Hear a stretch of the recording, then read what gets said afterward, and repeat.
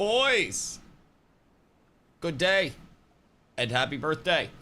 I feel as though I'm slightly too tall for the hat situation right now.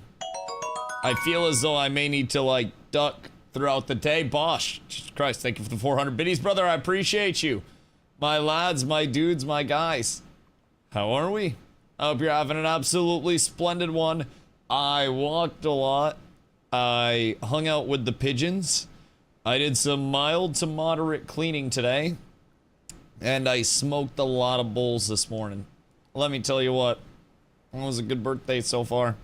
Carla's at work, so I've just been kind of chilling throughout the day, hanging out. I was gonna finish up recording my my Guild Wars video today, and I was like, I can do that tomorrow.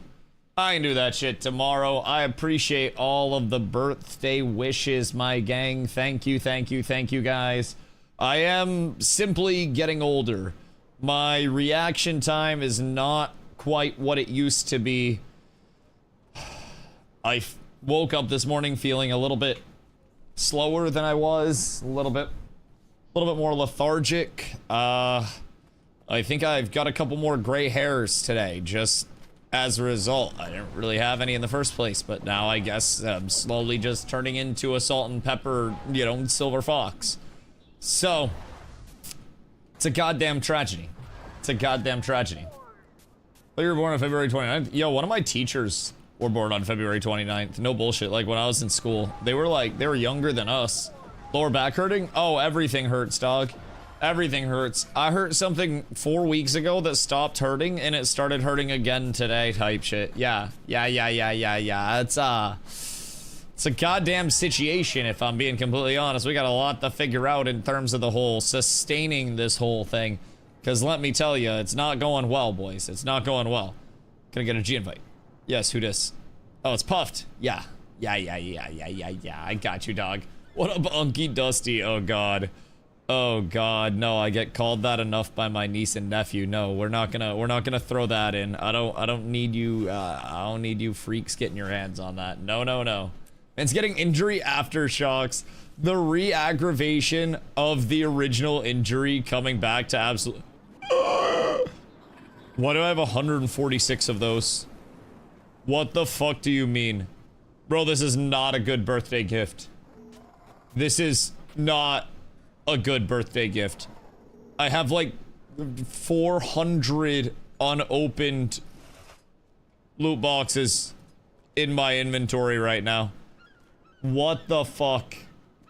This is actually the worst birthday gift in human history. This is the worst gift of all gifts. Now, I will say, I did have a really good gift come to me today.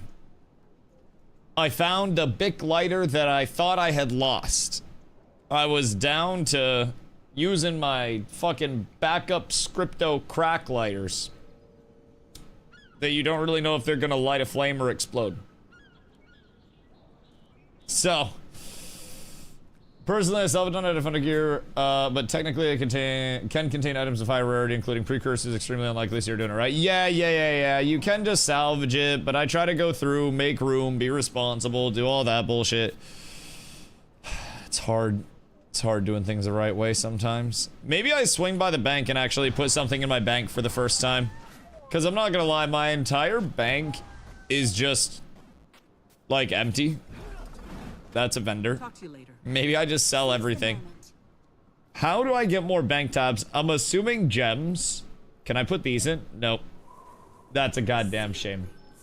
That's a goddamn actual shame. We really hate to see it. Hoofsy, what up, my goat?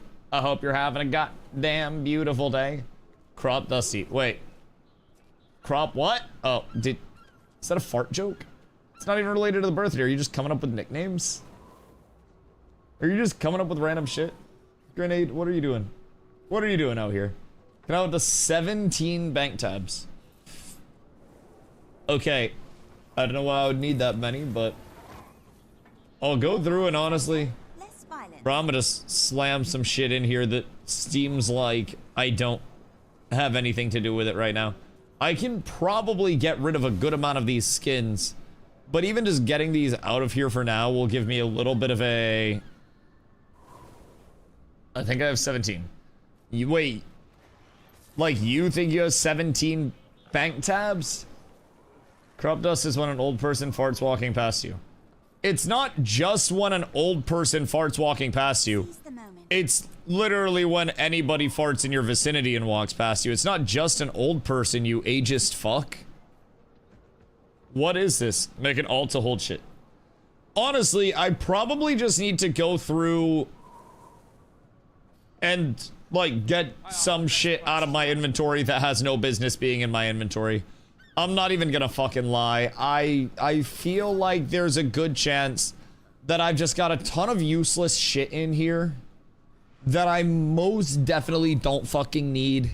So you know, it is what it is. Like the armor reinforcement canisters, writs of XP, I don't need that shit. I should probably get more resource tab storage, because without that I'm gonna be a little bit down bad. Let's see, Emblems of the Avenger.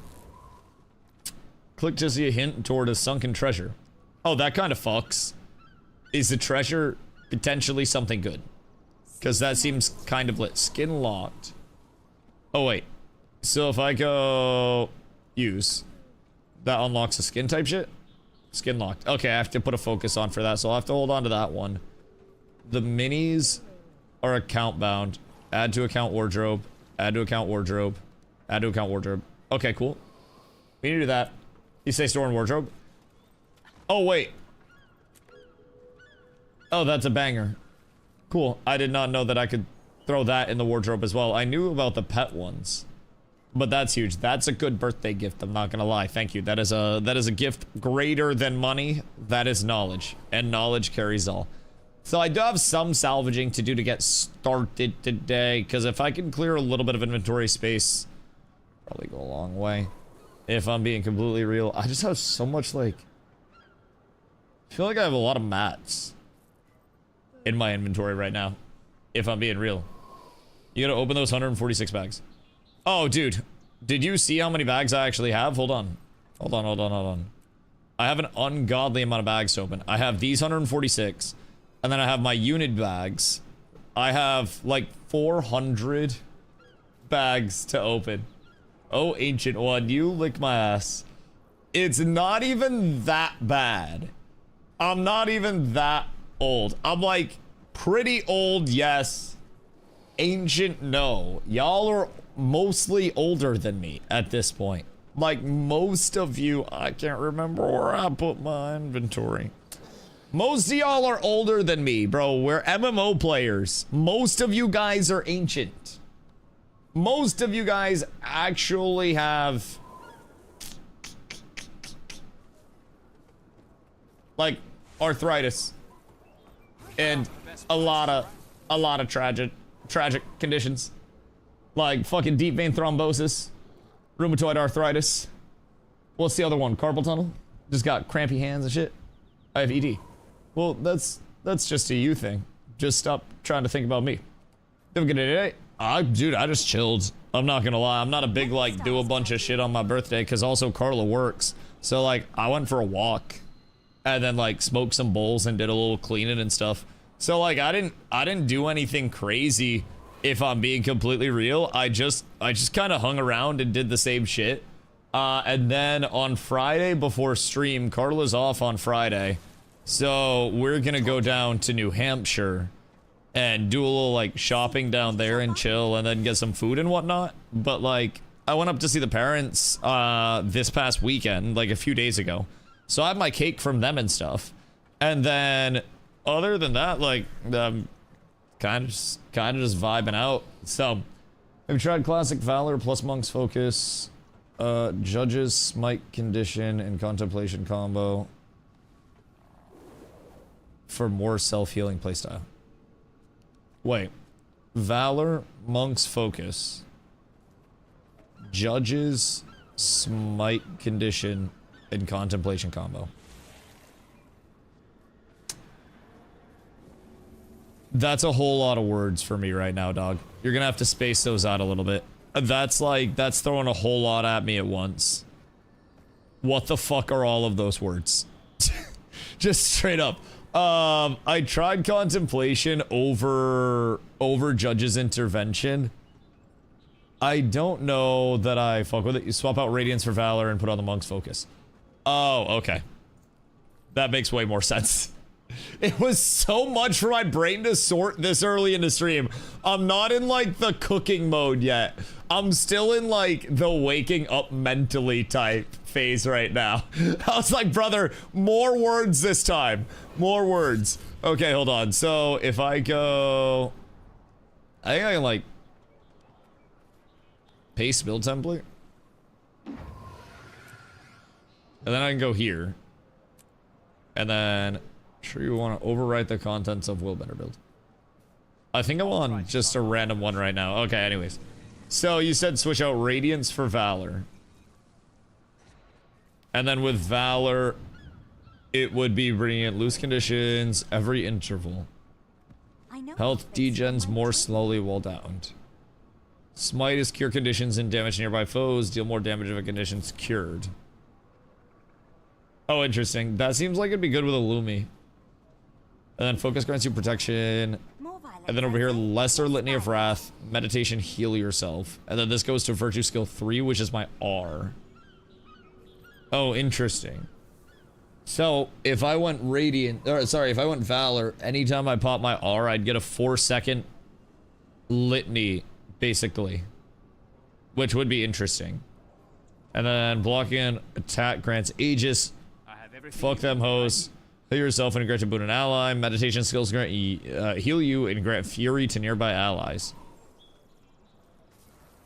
So do I know your face from my dream. Basically pop this on my skill 3? So Zealand keep radiance.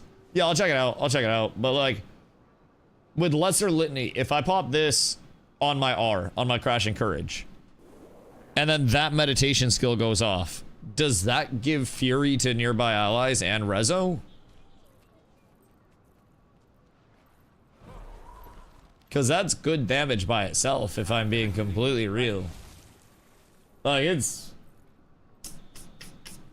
definitely not bad. Not bad. And then Radiance. I don't even remember what I had. I think I had this. And then 10% strike damage with rezo really isn't bad. And then I think I had this one. Yes, this one. This one. Yeah, and heals you 2k passively. Interesting.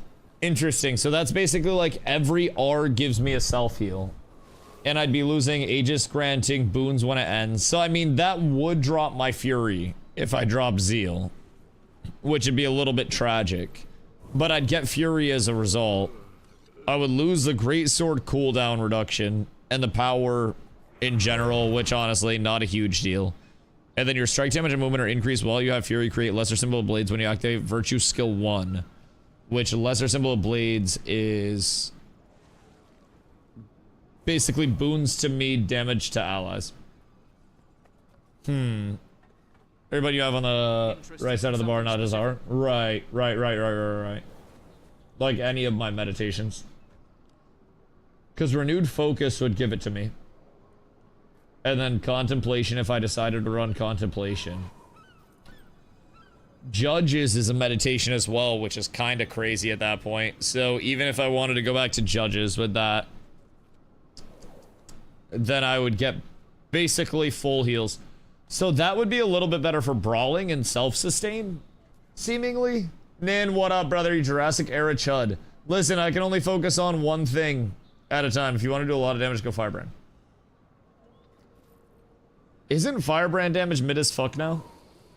And like all the Guardian damage is usually... Oh, not all the Guardian damage. Willbender still does amazing damage.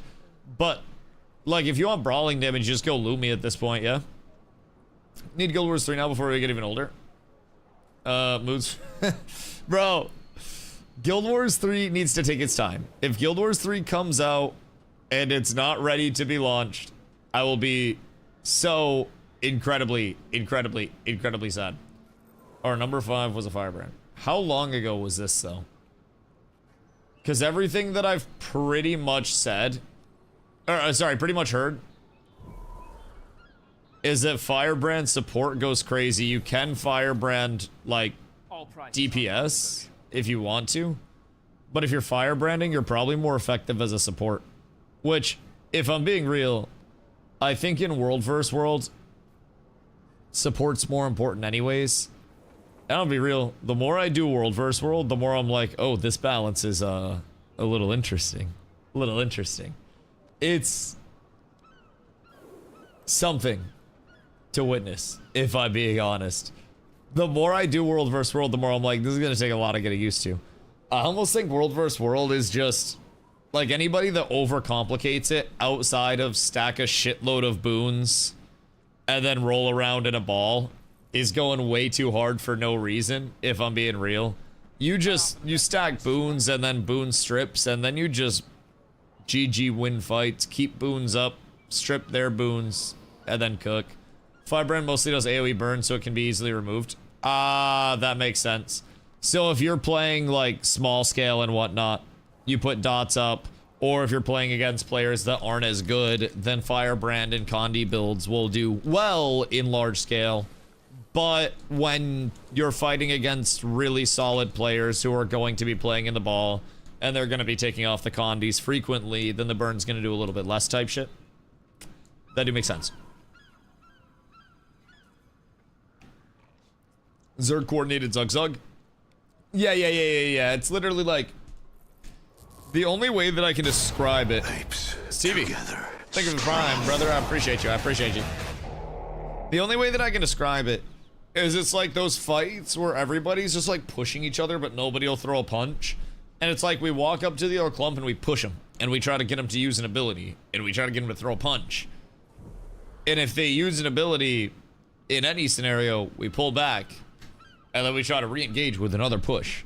And even if they're using shit, we're not really full sending a punch, and that's something that I gotta get used to. It's like an NBA fight instead of an MMA fight.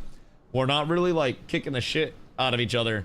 It's a lot more finesse than that, which is interesting to adjust to say the very, very, very least. Like, it's, I don't want to necessarily say like out of character for me, so to say, but it's definitely a good bit to adjust to. Has anyone taught you the extended dodge? What do you mean the extended dodge? Instead of just pressing dodge, you press space and dodge. So you jump and then dodge? Doesn't really seem extended, does it? I don't really think that... Does that just slow your momentum less? Because it seems like at most it would just slow your momentum. It's a further dodge.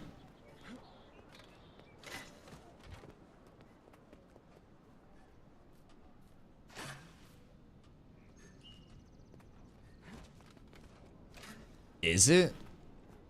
By how much? I think it might be a slower, a faster momentum transition. They're fucking cooked. Ni hao, ni hao, ni hao, ni hao. Yo, Neo Wrath, I appreciate you, dog. I appreciate you guys. Thank you. Doesn't really seem very distance-wise different. It seems...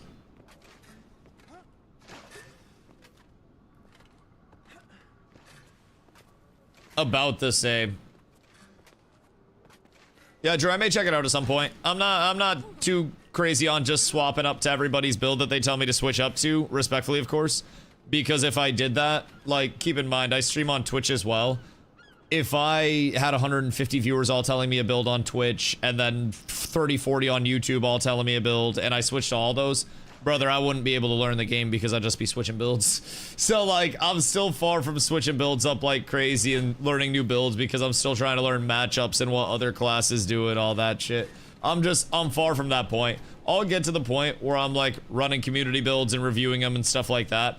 But I just have too much to learn right now. And that's a big focus of mine. It's part of the reason why I haven't gone to guides. Because with guides, you run into circular reporting, basically, where somebody comes up with a guide that they think is really good, and then somebody reads that guide, and then because they read a guide that seems official, they then parrot the guide as what's the best or what's optimal, and it kind of shuts off a train of thought for people of like exploring. And I need to explore more before I just go into the being told information and receiving that information and acting on it. Because otherwise I'm just going to be, you know, circularly reporting on everything. And I'll just be basically uninformed, giving feedback about stuff to new people that come in, you know what I mean?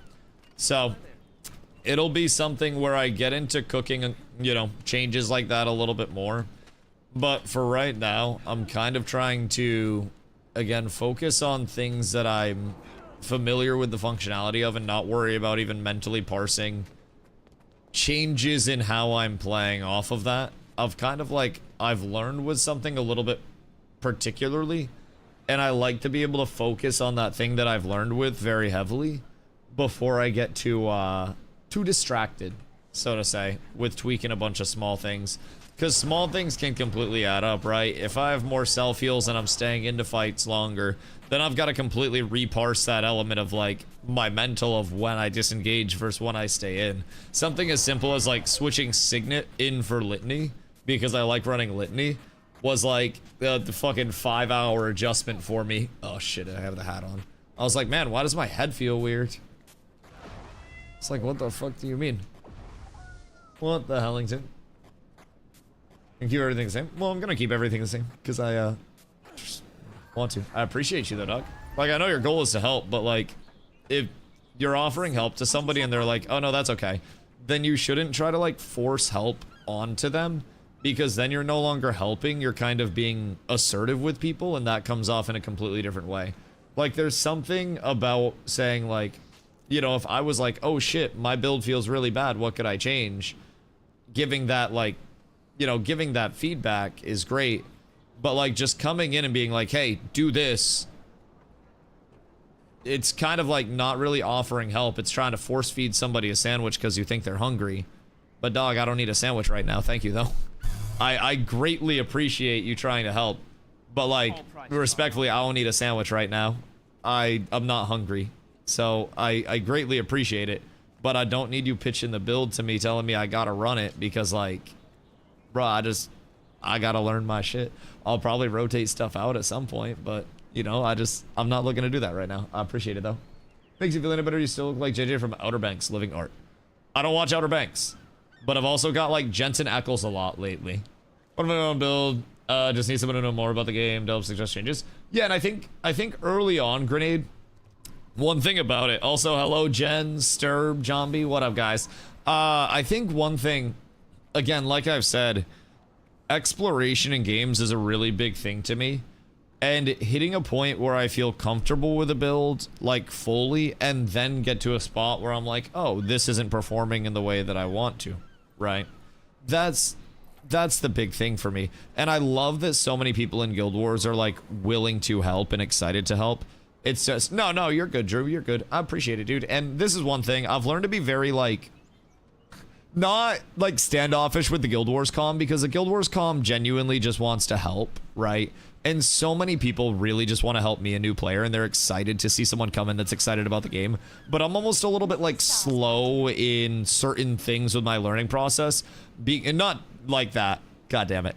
But I focus less on changing my build every day and focus more about like the larger picture in terms of like, okay, my build might not be exactly where I need it to be, but can I learn macro while I'm not worrying about focusing on the build? So while I'm not worrying about tweaking the Willbender side of things, you know, like you'll notice I still have 250 hero points that I haven't dumped into Lumi, because I don't want to be tempted to play Lumi yet until I know macro a little bit more. Because when I go into World vs. World, regardless of what I play right now, if I'm moving like an idiot, then I'm just going to die. So I'm almost challenging myself to be good enough at the game in a baseline and understand enough about like, oh, I click on somebody and target them and see the symbol on there, you know, the class symbol, and I know what that is.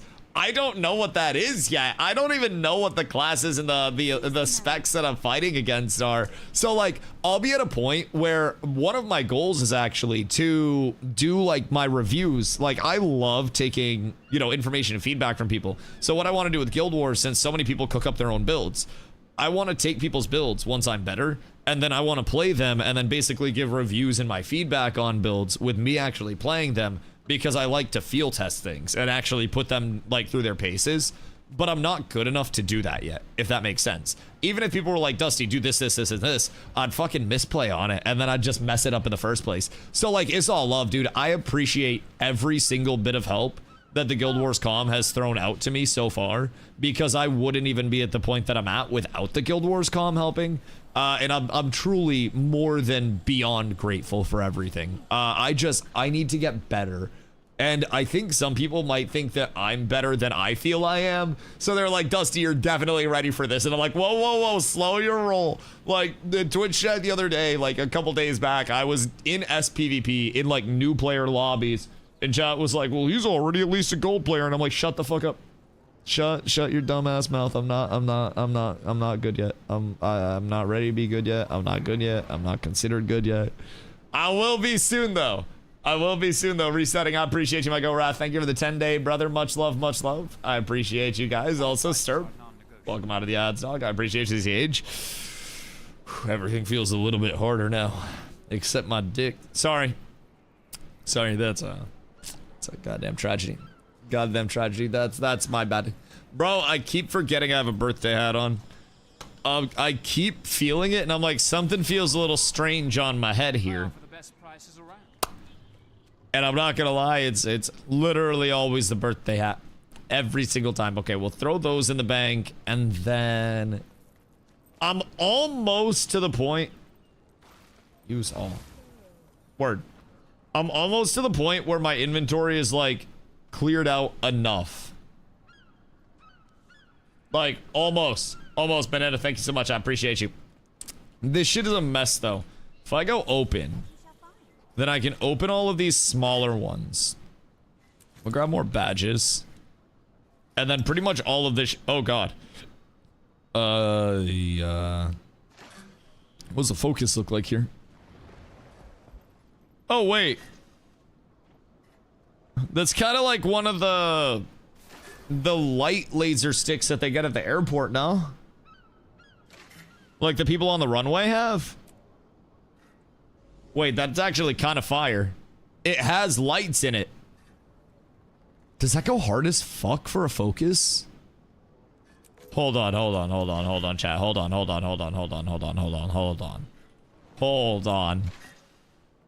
How do I unlock the skin on this bad boy? Do I already have it? I would like to soulbind it. And then I would like to... That unlocked the skin, right? Not that I'm even using a focus right now.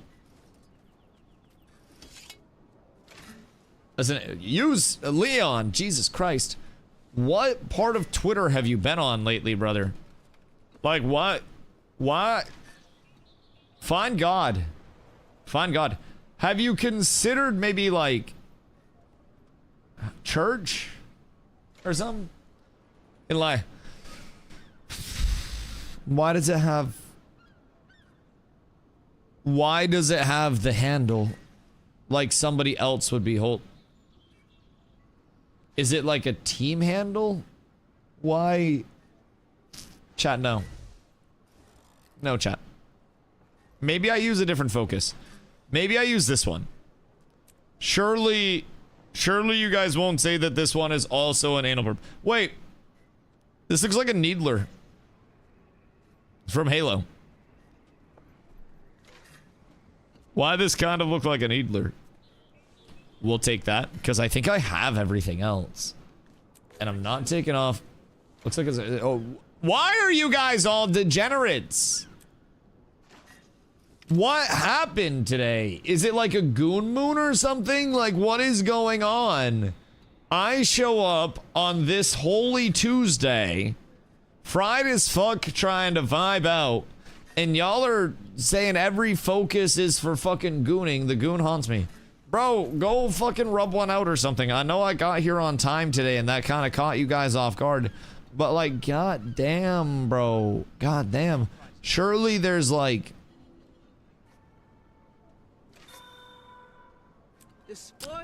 I don't... Something holy inside you somewhere. Skin locked. Unlock skin. Dope. we're gonna get rid of this. And then skin unlocked. Okay, we're up tremendous there. And that's account mount. So get rid of that. And then transmuted. This is my old greatsword. So that skin's unlocked. And I don't need the greatsword anymore. I like it. What is... How did... Oh, this is my other sword. This is my berserker sword. Not my Valkyrie sword. Okay, that makes sense. Wait. Wait a minute. I put on my berserker sword, not my Valkyrie sword. Oh, Jesus. Holy, that was close. Yo, Padinsky, I appreciate you. Drem, I appreciate you. Ark, what up? Had no idea you were on Guild Wars 2 now. I was playing randomly ran into a Cats Last player. That's how it begins, brother. I've been here for just under 2 weeks at this point.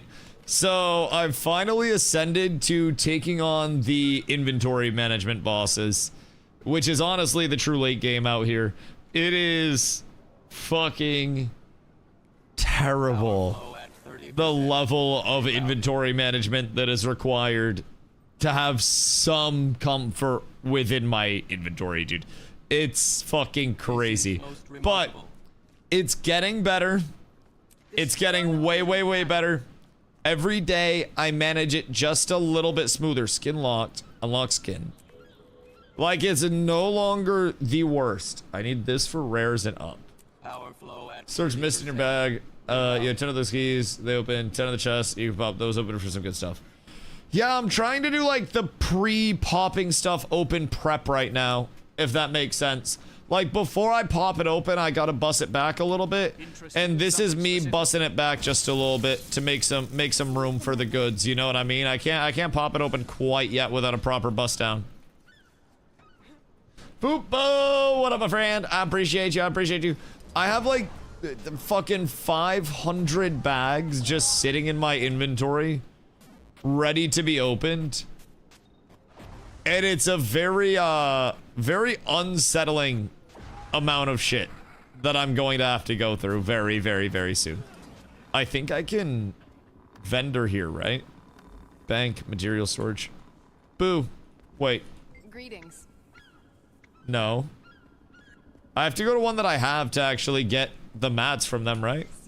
I need armor smithing supplies. Can I sell junk here? I can. Oh, we're so up. We're so up. World vs. World mainly. Okay, so my tech has usually been, if I'm being honest, I type consume, and then that usually filters literally everything that I could have. A growth tonic. Okay, we're gonna hold on to that for a rainy day. Personally, I disable the compact button, and then I keep persistent stuff towards the bottom of the bag, so new stuff lends us up. It's not a bad way to do it.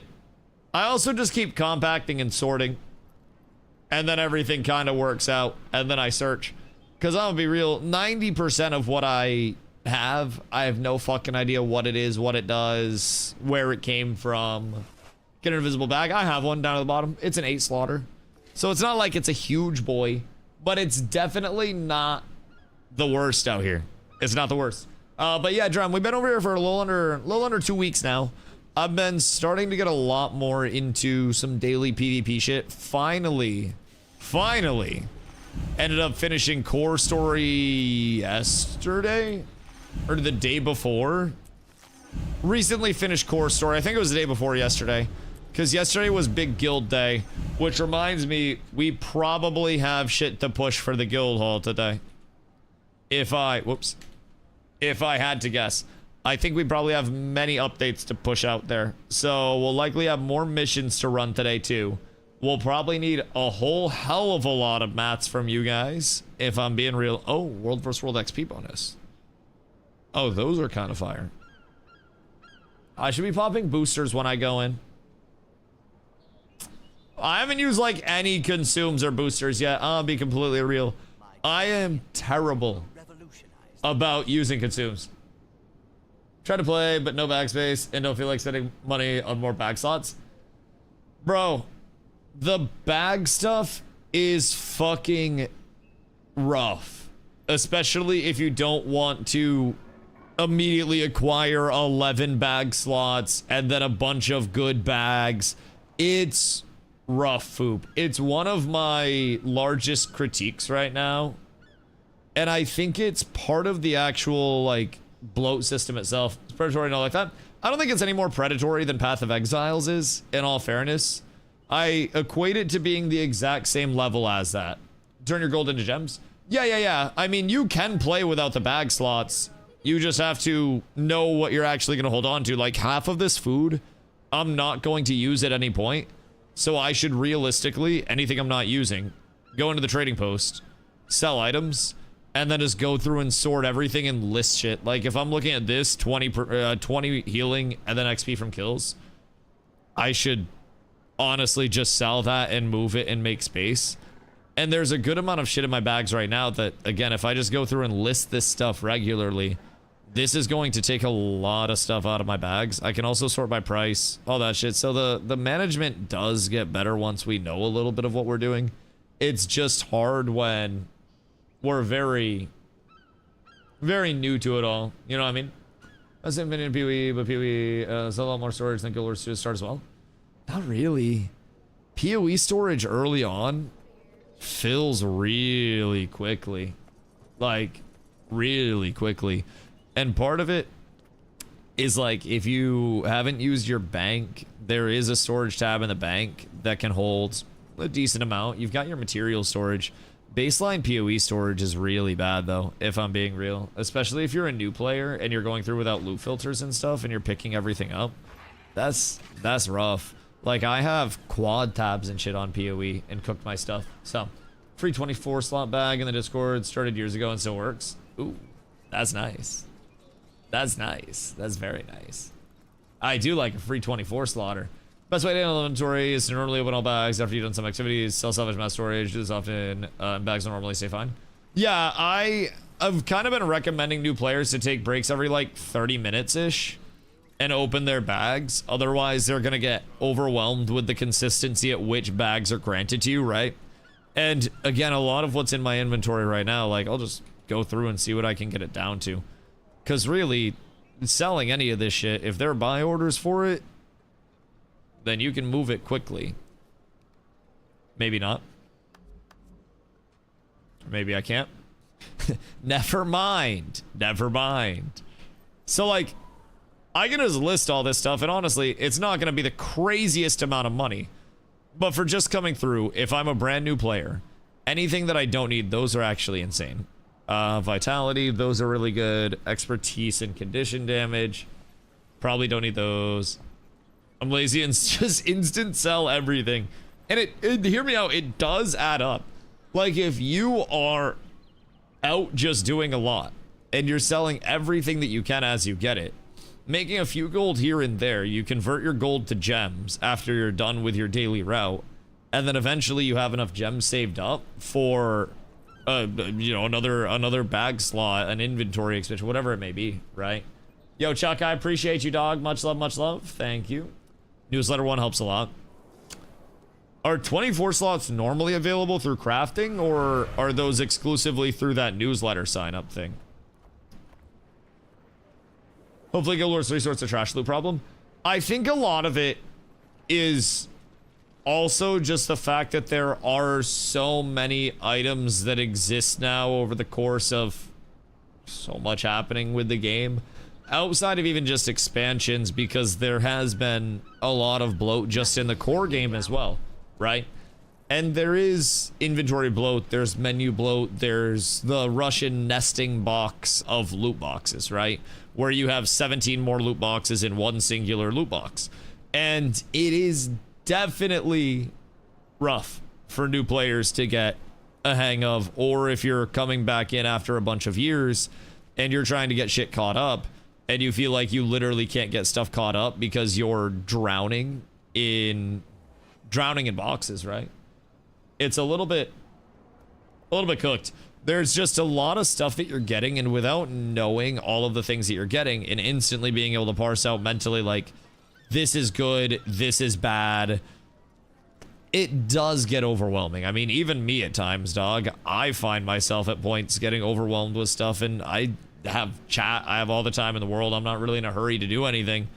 But even still, At points in time, I look down and I find fucking 30 boxes waiting to be looted. And I'm like, ah, shit, here we go again. Here we go again. This is gonna be rough. Yo, Wicket, what up, dude? I appreciate you. Do you need Runes of Supreme Holding that only drops through ecto gambling or doing convergences? Can we do convergences as a group or is it solo?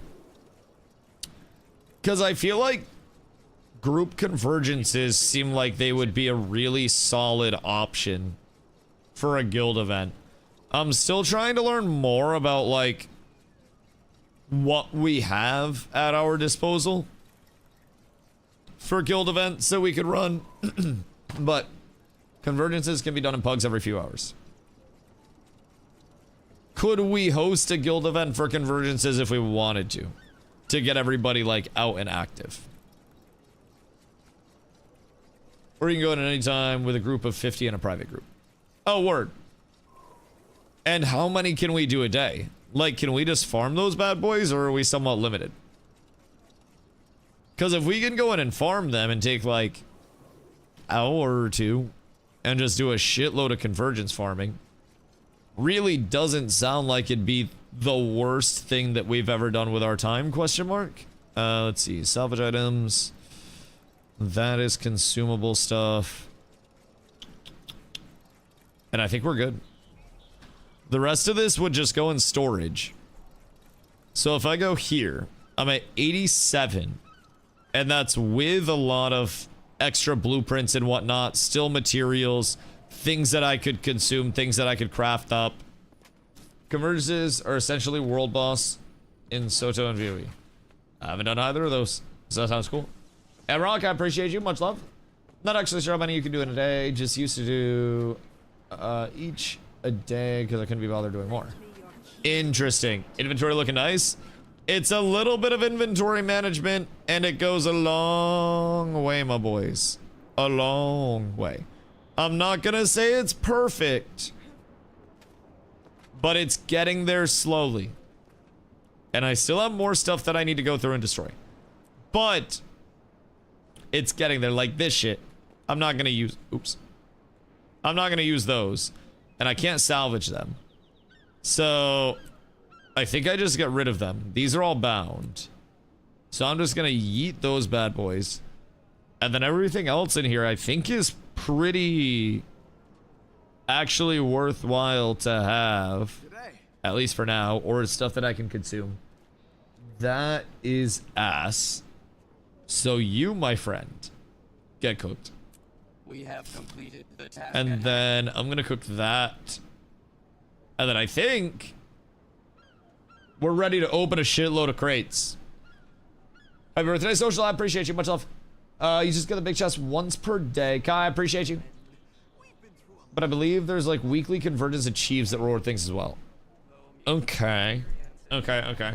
So we'd basically want to go through and do convergence loops each day. So say we don't need... Oh, I should check on the guild hall as well. So say we don't need shovels for a day and we don't need to go to Silver Waste. We could, in theory, do guild convergence farming for the day. And then we would go out on a loop, right? The amount of useless trophies is annoying. There's so much that's just like extra. There's so much. I was gonna finish recording my video today, but it's my birthday, so I said, fuck it, I'm going outside and smoking weed instead. So I went on an hour walk. I smoked some bull skis. I hung out with my pigeons and whatnot. It was a beautiful day. I fed them extra because it's my birthday. It's a cause for celebration. But let me tell you, man. Let me tell you. There's a goddamn lot. There's a goddamn lot that I'm gonna talk about in the video that are very simple pain points, if I'm being real. It's not like it's a complete deal breaker or anything. It's not like it's the worst thing in the world. But it's definitely slightly annoying. Rewards 1x a day for each convergence. Right, so we would want to go through and do a loop of them, right? Where we basically go through step 1, step 2, step 3, etc. So this is the market, right? So we have the market up. And then we grab PvE mission slot. Good. So now we need to save, and then later today, when we get 500 more Ethereum. Febreze, what up, Mygo? Bone, I appreciate you. With what they're saying here, I hope they don't have the back stuff in Guild Wars 3. Oh, I mean, they'll almost definitely have, if I had to guess. I haven't read that yet, Foop. I will check that out. I'll smoke Bolski and then check it out. Because I think they also, was it a blog or was it a video where they broke it down? But yeah, on that, like, I'm almost, I don't want to say like almost positive because I don't have any reason to be positive on things.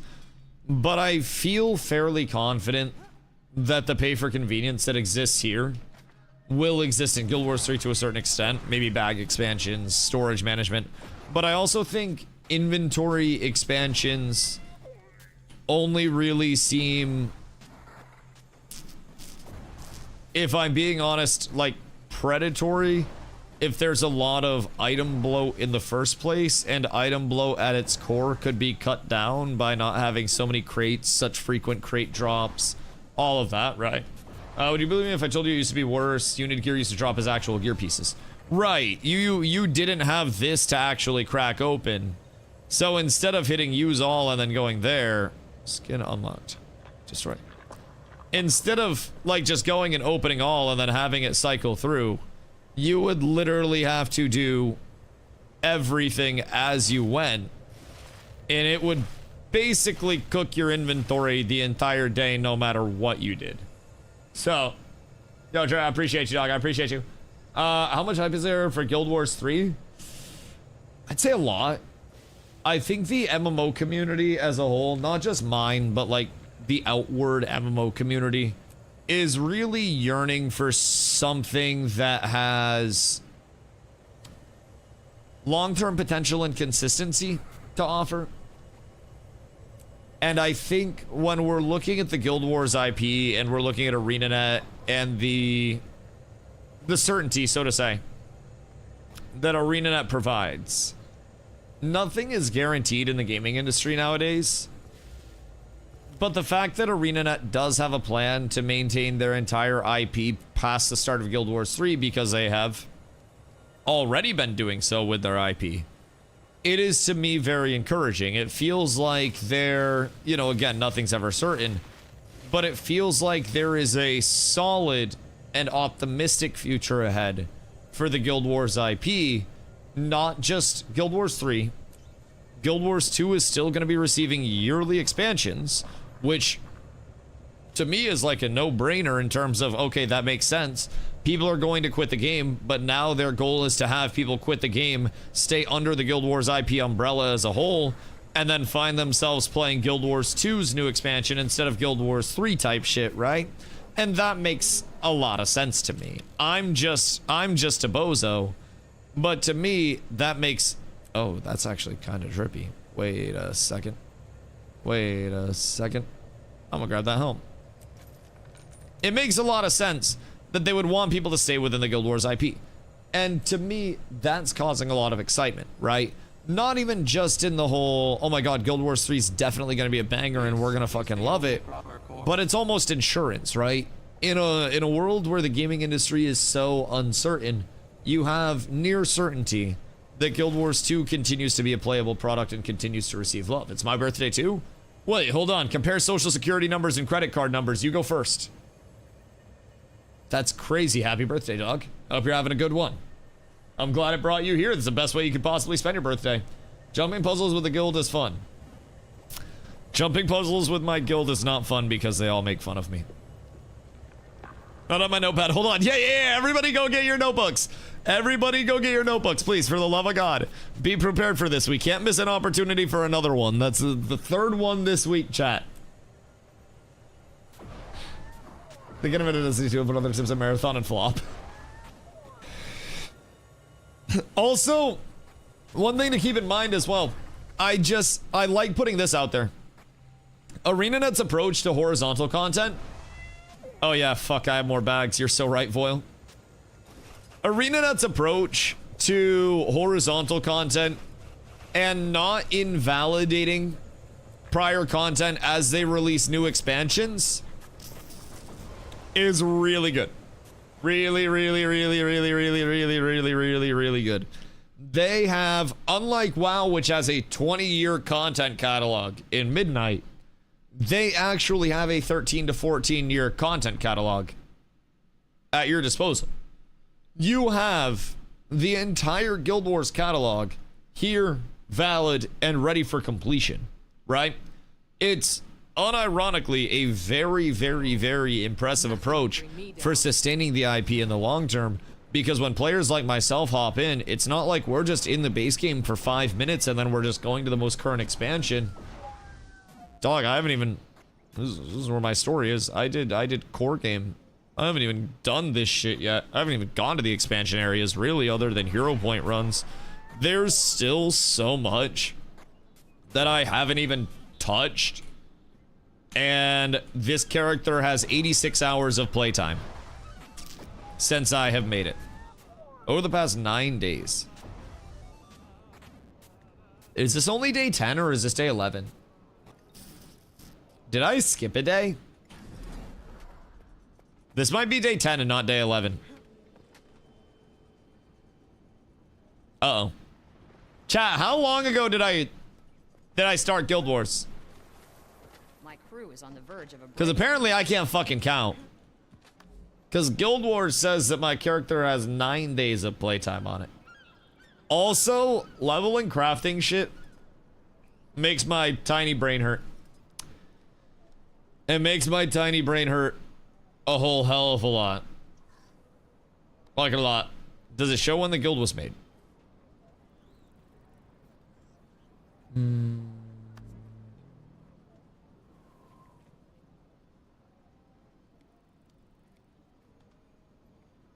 Nope. Nope. Isn't this your third day after you're able to use trading posts? I don't fucking know, dude. I don't remember.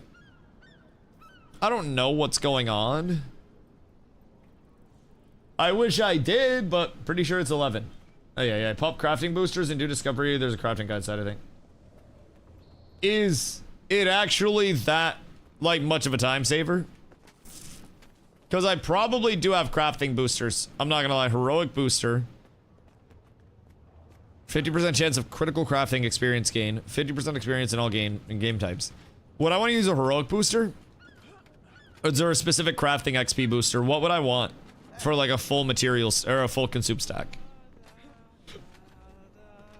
I got level 1 to 400 in about an hour using the website. Oh, an hour. Oh, fuck that shit. Fuck that shit. That's toxic as hell. And then what do you do at 400? You just refine everything and then just sell it? Because that doesn't sound bad. That doesn't sound bad. I would assume that that's probably pretty worthwhile. Once you have max level, you're able to craft Ascended. Uh-huh. Okay, that makes a lot of sense. That makes a lot of sense. And it's expensive. Okay, so fuck that. Because I can just... Hear me out. You want to know how I can also get Ascended gear? Just...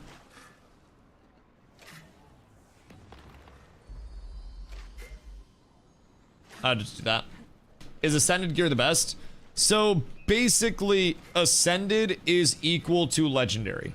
Your top 3 are Exotic, which is orange text.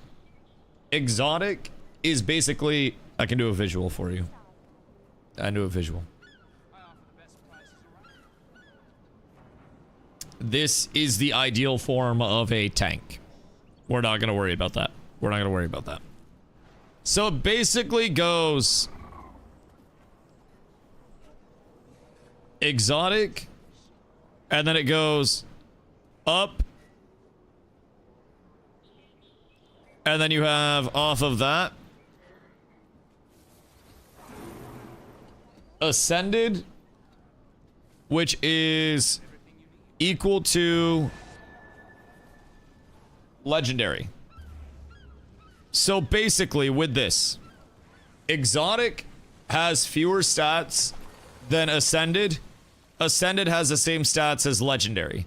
The thing with Legendary that makes it so worthwhile is that you can reroll stats whenever, and Get upgrades back instead of destroy. So if you have any runes or anything like that in your weapon, which are socketables, then you will get those upgrades back out of your weapon. So you can still reroll ascended stuff, but to reroll the ascended stuff, bitch.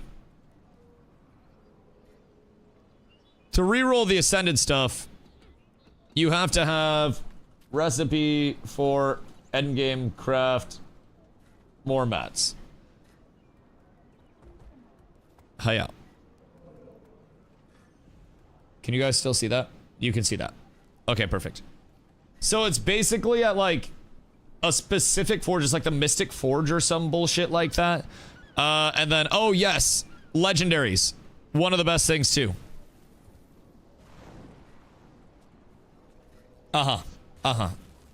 Yes. So you can basically equip, isn't it like 5 characters or something? Like, usable on, I think it's like 5 characters at once. Maybe I can hover mine. You can unlock 3 more of this item. Okay, so 4 characters. All characters that are able to use the item. Mine's a legendary armory. You can unlock 3 more of this item in your legendary armory. Oh. So is that limited or no? What does that mean?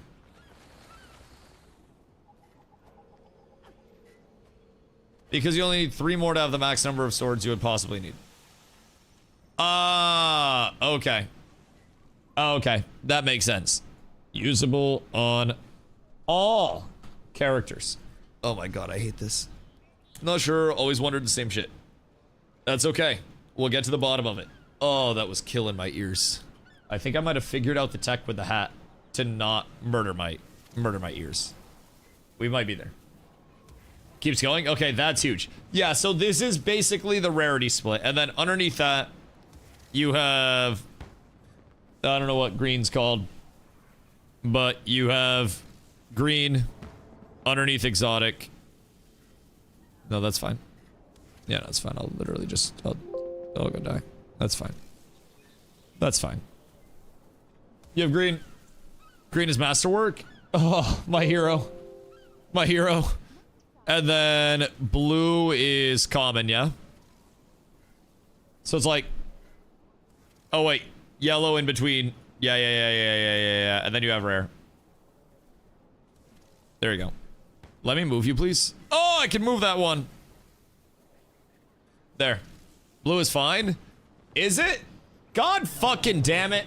This is not fine. This is not fine.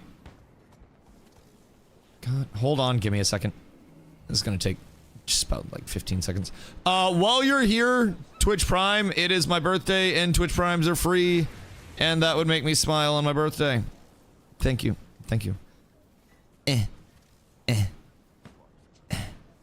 Okay. Okay. Fine. There. Okay, we're good. Use the brush tool. I like doing it like this. It's comfortable for me. And then you have actual common, right? Common's like gray or some bullshit. Kieran, thank you for the 4 months. I appreciate you. Common. You guys can tell I was an aimer. Common is white, trash is gray. Okay, I'll use a darker gray for poop. Trash. There we go. We're so up.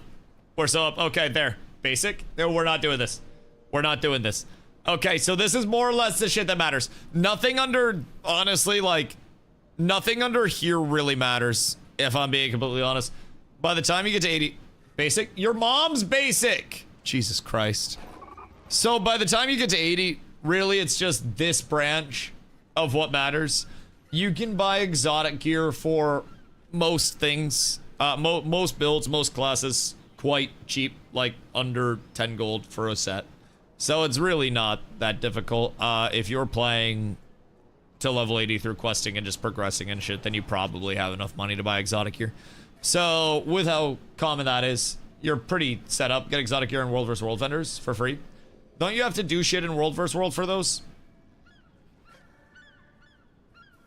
Like, don't you actually have to play WoWa? Just play it a little bit. I think you're underestimating. Just play a little bit of World vs. World and earn badges for a brand new player. But yeah, World vs. World's another option. Barely any World vs. World badges needed. Yeah. It's a great option. You can also just buy it. Technically, buying it's gonna save you time, and really, what are you gonna use gold for unless you're converting it to gems? Buying stuff on the TP. So, like, you know, it is what it is. It is what it is. Kieran, thank you for the Sunday. I appreciate you. Get all gear in PvP as well. Yeah. Rank PvP actually gives decent rewards. There'll be a good amount of shit. World vs. World's insane for stuff. Can you get Ascended out of World vs. World or just exotic? Because depending on which side you're on too, you can probably just go into World vs. World and you can find a commander to run around with and then get a decent amount of badges too.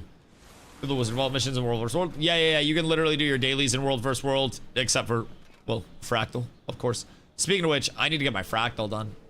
You can also assign all your World vs. World stuff. So, they all have their own legendaries as well. Pretty sure PvP and PvE Legos. Nice.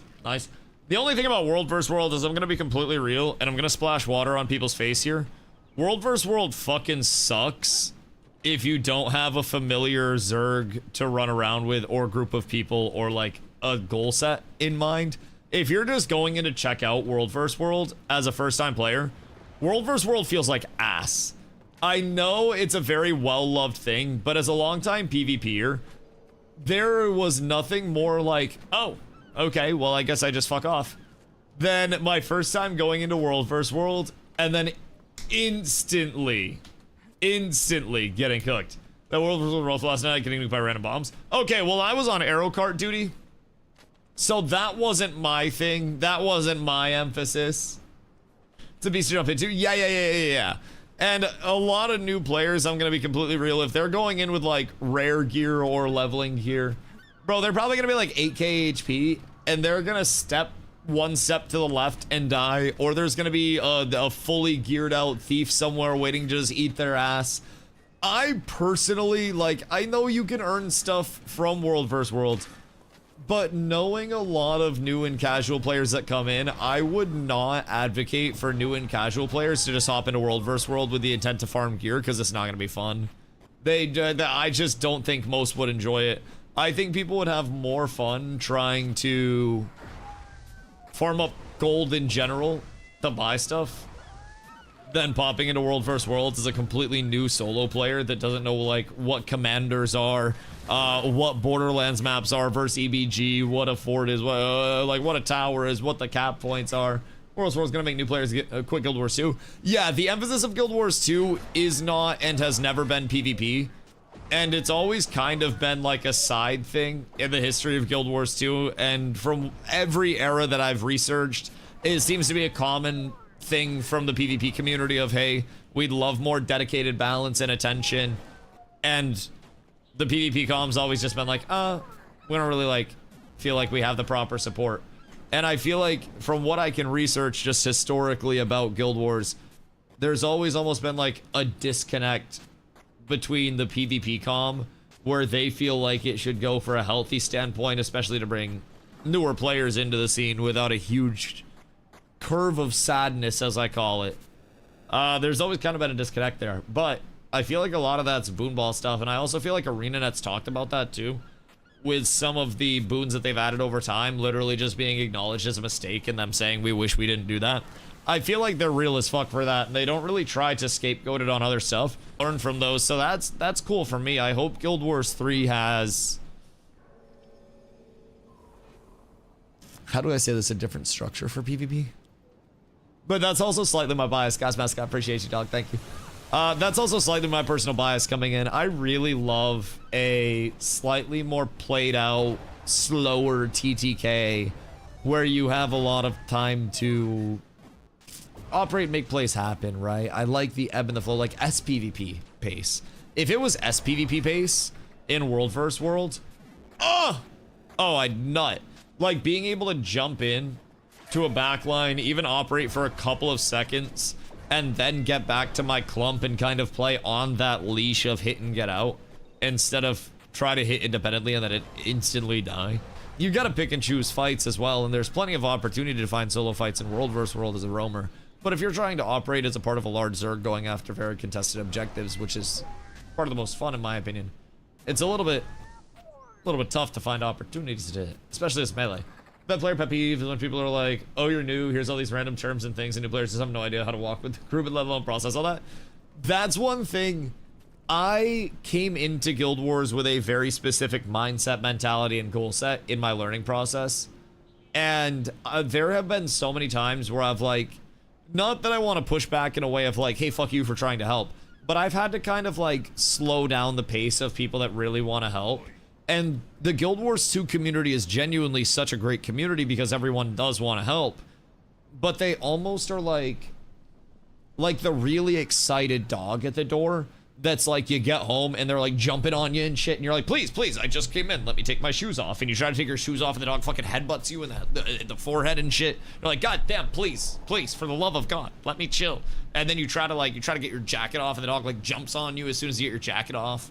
Like, it's almost one of those. It's like they're so excited to have a new player that it's like, hey, let me help, hey, let me help, hey, let me help, hey, let me help.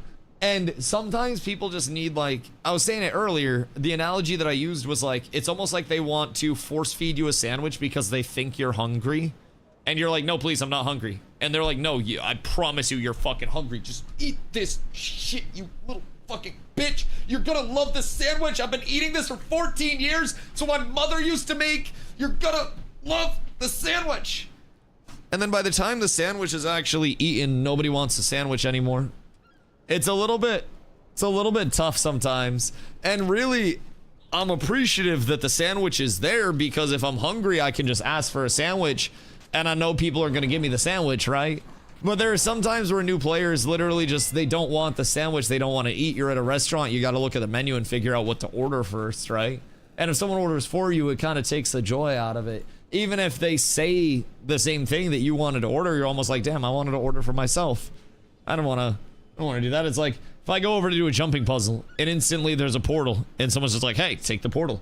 I'm like, damn, like, I know I'm still completing the jumping puzzle, but like, I kind of wanted to do that. All it does is ruining the learning experience. Ran a Mario Kart in World vs. World last night. It was great and funny peak on release. World vs. World gameplay, and the enemy team wasn't used to that, so it threw them for the loop. We won the stairs! Bro, my arrow cart went crazy. It was the most damage I did in World vs. World. It was cooking, I swear to God. People sleep on the new meta, old meta type shit. The meta always changes just based on what's happening. That's what I'm saying. Plan of World vs. World, gonna have people contact you about joining an alliance. Bro, I think if someone were to contact us about how we've played World vs. World so far, they would probably bribe us to join somebody else's alliance. I'm not gonna front. I wouldn't recruit us right now, based on our World vs. World performance right now. They're expecting Boonball got hit with arrow cart. Fuck yeah, you gotta keep them on their toes, brother. Listen, the way to split a Boonball is to drag out your offensive. So imagine if we had, say the stairs were here, right? And they're the stairs we're pushing up on. If we had an arrow cart here, here, here, here, here, and here, what are they gonna do? Take all of our arrow carts out? No. As they're moving around, our Boonball is gonna be able to hit them. If we have 6 arrow carts down, the fuck they about to do? Fuck are they gonna do? They can't kill all 6 of our carts without splitting. And if they split to kill our 6 arrow carts, then our Boonball just kills them.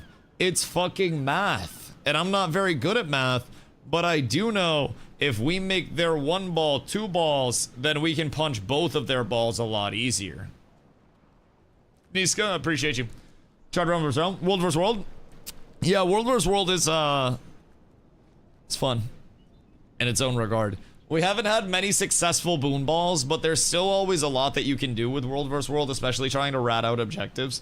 We did have some fun with that last night. I was cooking on the arrow carts because playing melee in World vs. World without a good, you know, Zerg is... I'm not good at math. I'm not very smart. It's rough. If I'm being completely real, it's... ahoy. It's not the most fun. Not the most fun. So, once we get better with the Zerg stuff, I'll obviously be able to operate, get some big spins and some whirlwinds and shit off like that. And you know, once that's in place, we're chilling. But I will say right now, it's not a lot of opportunity for Melee to actually hop in and do anything. How do we get the shovels in Silver Waste? Jub, you just kind of complete the events out there. So in Silver Waste, there are meta events always running. And you can just go through any of the events that are out there. And it goes through, excuse me, it goes through a cycle. So with the event cycle, you defend the camps. And then after you defend the camps, there are small bosses that spawn. Then there's, oh my god, wait, he lays down. Then there are larger bosses that spawn as well. So you have like the constant cycle of events throughout the day that you can keep doing called the meta event. And that's, a lot of people call it Rebas. So you can usually go out to Silver Waste and find a commander out there. If there's no commander, you can always post and look for a Reba group, R-I-B-A. And then you can usually get an invite for that and just follow people around, and then you get shovels from that. Happy birthday, Wix, I appreciate you. Thank you so much. Samurai, no! You don't have to fall on it. You don't have to fall on it. Okay, hold on. Let me go bring my coffee out and grab water. And then we're going to read the Guild Wars 3 blog post from today. Because there is new Guild Wars 3 information that dropped yesterday, technically. And I plan to figure that info out. Un momento, por favor. I'll be right back. Shrek 5, June 30th. 2027? Oh, I fuck with that. Hold on.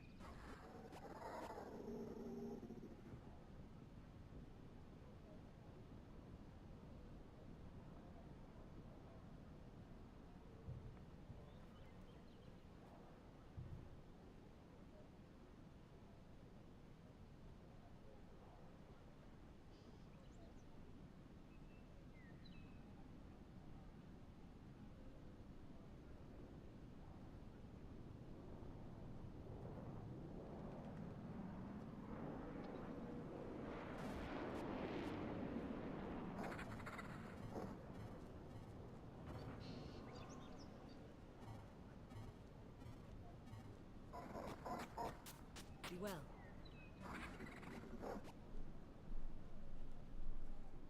It's Cher's birthday, too.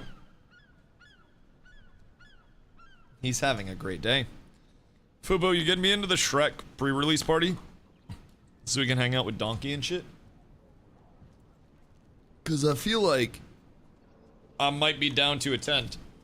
I feel like I may be. Pablo, what up, dog? Would you recommend this game and why?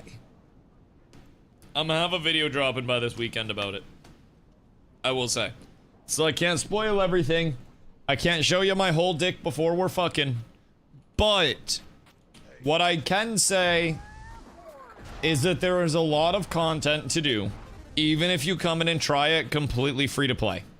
You can hit level 80.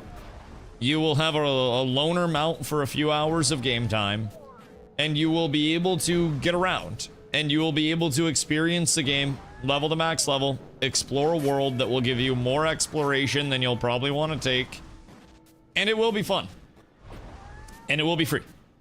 If you'd like to, you can get expansions, which will bring in more content, but they are not necessary for you to come in and experience what Guild Wars 2's vibe is going to be.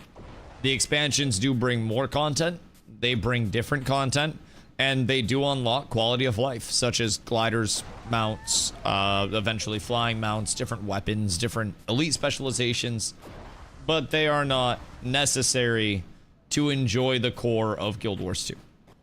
That's how I take it. So, personally, if somebody hands me a sample of food, and they're like, you know, I'm at Sam's Club, right? And they're like, hey, sample of this pancake. Even if I'm not in the mood for pancakes, I'm like, fuck yeah, free pancake. Pancake for you, dog? All you have to do is download the game. Take a bite of the pancake. If you like it more, pancakes are in aisle 6. You can go grab the rest of your pancakes. It's literally it. If you're the type of dude to walk past a sample at Sam's Club or Costco, then pass up Guild Wars 2. If you really fuck with free samples, and you like samples that actually give you a lot for free, then I would say check out Guild Wars 2 and see if you like it, because then you can just buy more of it. It's a no-lose entry, if I'm being completely real. Big ass thunderstorm rolling in a few miles out, and thunder already shaking the house. Yeah, I think we're about to get some storms in the next couple of days as well. It's gonna be a little bit quirky, if I do say so myself. I got some gold ready to pick up, I think. I got 12 gold ready to pick up, boys. We're fucking rich, actually. Holy. Just from clearing out my inventory earlier. And then I probably have mats out the wazoo, too. I went to the wrong place. Never mind. This is why you don't let me navigate, by the way. No matter where I go, never let me navigate. If you do, it's your own fault. And I feel as though that's on you, not me. What this? I appreciate you. Thank you. What's mislock? Strange Discern device provides permanent access to Mistlock Sanctuary, a place that exists simultaneously between Tyria and the Mist. Oh, interesting. Is this like world versus world entrance? Thank you. I appreciate you. Mysterious benefactor. Wait, where's this take us? Use. I almost destroyed it. Whoops. They should put a button in between use and destroy. If I'm being real. They should probably sort those out, differentiate them, maybe provide a buffer just a little bit. Oh, what the fuck? Oh, there are so many people here. Oh, this is more poppin' than, like, the actual towns are. And there's zero gravity. Well, not zero gravity, clearly, but, like, there's lower gravity here. So what are all these? Killed bank when we have that. This is skins. Brilliance weapons. So this is a bunch of different skins from Black Lion claim tickets. This is the best place for fractals. Wait, why for fractals? Ah. Because you just teleport here. And then you run into the fractals. Right, that checks out. That checks out. And then over here you have all of your merchants that are normally from fractals as well. So you can get accessories just from completing fractals. And I'm 2 away from having another ring, actually. So that's kind of fat. And then we have earrings. And you pick the slots on those, I think. Is this rings and earrings? That's just rings. You can scroll anywhere in the main world, then use it again to teleport back to where you were. Yeah, that's huge. I appreciate you guys. Thank you, thank you, thank you. And then these guys have a lot of ascended shit, right? Oh, yeah. So Grandmaster Armorsmith's Mark. And then Fractal Relics. And then Fractal Research Pages. Oh, wait, that reminds me. I have 2 of these. So I shouldn't get gloves. Primarily because we get gloves out of fractals eventually. Where's my heavy? It's at the top. Have you done housing yet? No, I haven't even done housing yet, dude. There's so much to do at all points in time. I haven't done housing. We are still upgrading the guild hall like absolute crazy as well. So we can try to get that side of things sorted. There's a ton that we have yet to do. So we're going to go here. And then we're going to go boots. So that way we don't have to worry about those anymore. So I can upgrade both of those. And then I go all the way down and grab Valkyrie. And Valkyrie. And then we're up 2 ascended pieces. So now I have 3 ascended armor pieces. I have 3 exotics. I have an ascended weapon. I have a legendary weapon. Then I need to get another ascended one-hander. And then I have 1 ascended ring so far. So like even with that, I'm still kind of pumping ascended gear out, which is kind of huge. Only have the Armistice Bastion Pass is best in dollars ever spent. Love the place. Like this one too. TBH, will get a 1 day.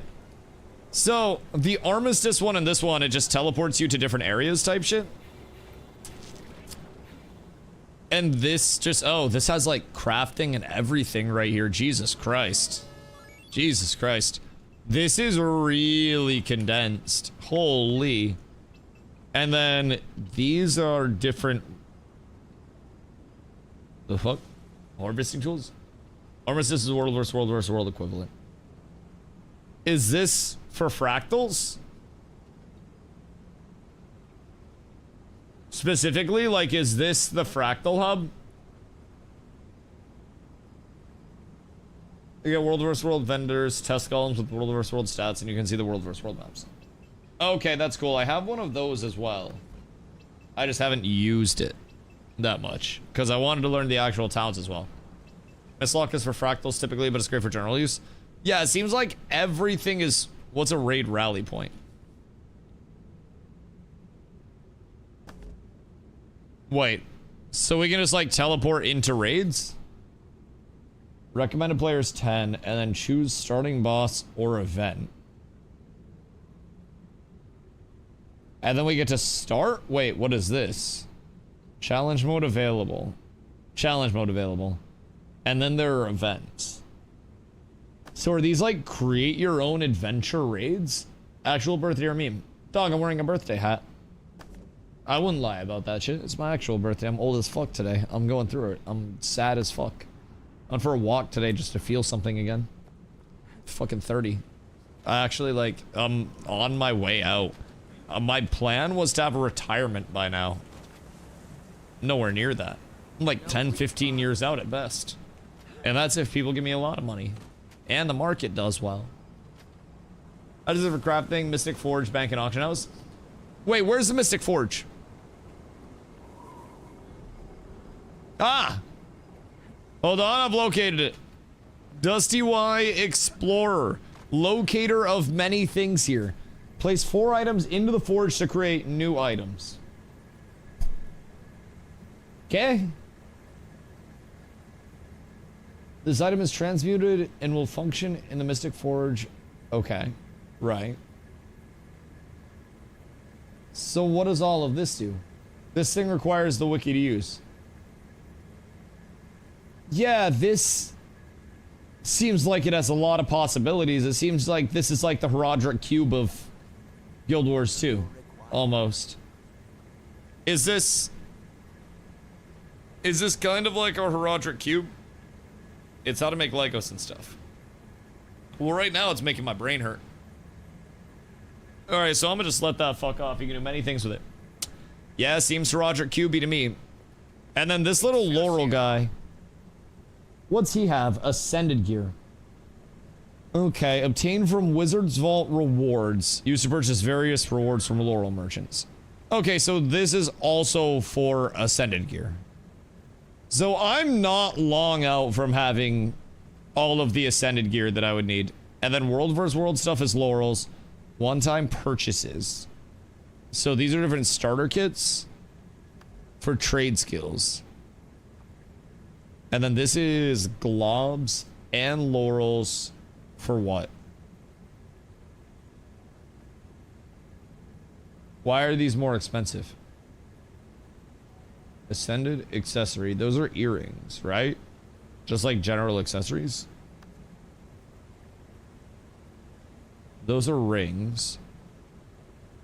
Amulets. Oh, okay. So the earrings are just more expensive. Boo! Godspeed, I appreciate you, brother. I appreciate you. My back hurts just thinking about it, brother. Literally is killing me. Okay, okay. So, I'm close to a lot more ascended gear as well. Like, if I do a few more fractals, then I'll probably have a piece from fractals. If I do my daily fractal, that's gonna get me another chest. Which, I don't get any laurels from that. That just seems to be from the weekly, which I've already done. And I bought out my astral rewards, so I can't get those anymore.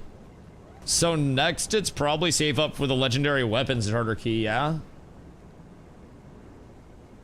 You own the stat changeable trinkets, you should get the missed ones with your fractal tokens. And those are the 100 ones, right? Are those stat changeable or just stat assignable? Wilderness World and PvP have stat selectable ascended accessories. And they can be reset. Yeah, I think Fractals has those as well. You can change them with the capacitor item here. At the Mystic Forge, because those are these, if I'm not tripping. They take 100 pristine relics. And then integrated fractal matrices obtained from vendors. That's all I needed. Where does... I'm so fucking smart, actually. Holy, I'm a genius. Oh my god. Like, I'm actually a genius. Yo, Flacco, I appreciate you, dog. Caring about my back. I couldn't do it without you, dog. I couldn't do it without you. Just the currency to buy them changes. Right. That makes sense. That makes sense. So more fractals also result in that. More or less, what I'm getting at here is for any new players, the important thing to remember is that this is just play game, get good stuff. That's literally how simple it is. Steen, I appreciate you, dog. It's legitimately just play game, get good stuff. No matter what, you are able to just progress however you want to. If you want to PvP, you can. If you want to do fractals, you can. If you want to do anything, you can. So, gonna get your free Lego gloves ASAP too. I think I started a quest chain for it or something, but I don't really know what I'm supposed to do with that. Repeatable world vs. world reward track that gives laurels. Oh, is there now? And that is... Where do I assign my reward tracks? Reward tracks. Haha. So, this one's almost done. So I should leave this. And then what's the one that gives laurels? That's not laurels, that's Mystic Clover. Where are my laurels at? I know, see them. World vs. world reward tracks. I'm in the right place. At least I'm pretty sure. Is it in one of the boxes? Or is it just a standalone, like, give me laurels? Siege blueprint case. Doesn't seem to be any of these. Unless I'm tripping. Get a battle item reward tracks are what I usually do. Right, because a gift of battle you need for a legendary craft, right? So I'll have to do this at a certain point in time to get my other legendary weapons. Which will be very important to do. That's repeatable as well, yeah? From boxes, you get a battle one for clovers as well. And clovers you need to combine... To create the Gift of War Prosperity, combine this in the Mystic Forge. What's the Gift of War Prosperity? Is that the direct mat that you use with the precursor to make the legendary? Or what are we looking at from this bad boy?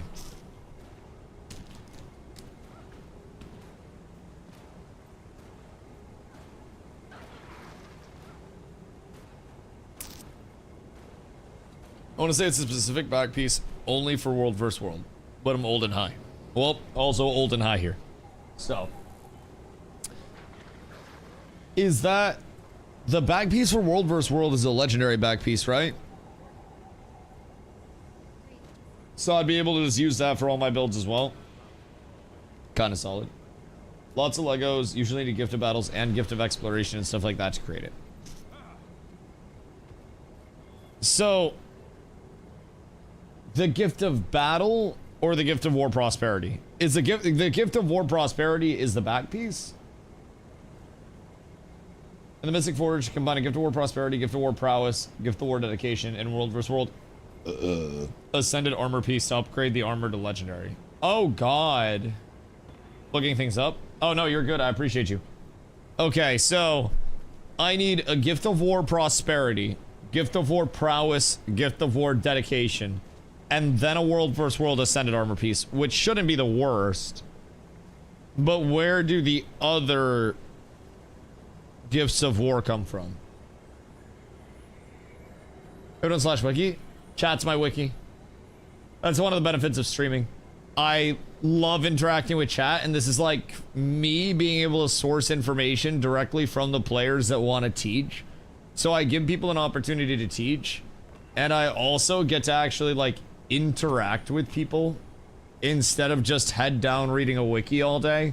And if I want to read a wiki all day, like, then I'd do it before stream and I wouldn't ask chat any questions. But one thing about like asking questions and getting them answered and stuff, a lot of people just kind of learn by proxy too, instead of just listening to a read along, which I think is kind of nice. What are you gonna raids in this game? Or are we doing a blind? I mean, it's gonna be kind of hard to do them blind because so many of our community knows what they're doing to a certain extent. But I'm not watching any guide content or anything like that. I'm playing the game as if it were brand new, and I'm brand new to it because I am brand new to it. So for me, I can't devalue everything that every other player went through that got them hooked on the game and just skip it and expect to keep myself hooked in the same way that other players were. It just isn't realistic. So I need to fall in love with the same things that everybody else did, which was the exploration and the build crafting and the PvE content and all the various forms of PvP content. And I've got to figure out what my route of falling in love with it is. Because I like a lot of things in the game right now, but I'm not an expert on anything. So I still need to keep working through all the systems. I don't really know the integrations of crafting. I don't really know much of what's going on at all. So, doing World vs. World, Ascended Rings drop. Might not be the ring you need, but you can scrap them for currency. Yeah, I also got an Ascended Ring just from doing fractals too. My daily fractals. Which honestly, does anyone want to do daily fractals real quick?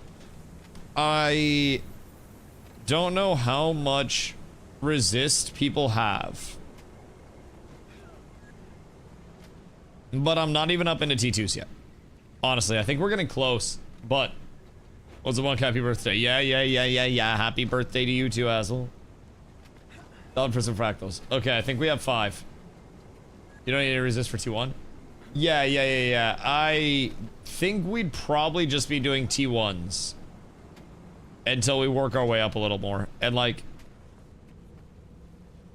I ain't gotta worry too much because I do have 24 resist already. I have an infusion slot here. I have 2 infusion slots here. So that's another 36 because I have 12s. So I have another infusion slot here. Another infusion slot here. So that's 60. So I'll have 84 at that point. What do I need and at what threshold? Sincerely, Gramps. I appreciate you, big dog. How old is Unk? Dog, I'm 30. Like, I want to die. It's fucking tough. Godspeed, you're showing us offline. Cooked? Yeah, nah, honestly. Like, if there was a soccer ball that was rolling out in front of me and I went to stop it and kick it back, I'd probably tear 3 things. I woke up this morning and I had to give my body time to boot up before I moved. It felt like I couldn't really do anything. No more jumping out of bed. It's just not supposed to happen. Maybe you try inviting me or like request to join on me. Try to squad join me maybe. And then two, we can get 1 hour loading process before leaving bed. No, I mean, hear me out. Jokes aside, I actually feel great. I feel great. Based on what people have described 30 to be, I actually feel phenomenally healthy despite the amount of bong rips that I take, which I might go take another one right now because it's my birthday. But I feel absolutely wonderful. I went for a nice hour-long walk before stream today, got outside, got a lot of sunlight. And honestly, part of why I feel great, I think, is because this whole thing, right? The fact that I just get to chill all day, yap about video games, hang out, and stream all the time is such a blessing, and I live very stress-free as a result of it, right? That's a huge thing for me that I'm immensely grateful for. Like, I just did a lot of hanging out today. Carla's at work, so I cleaned a little bit, went for a walk, fed the pigeons, smoked some bowls and stuff.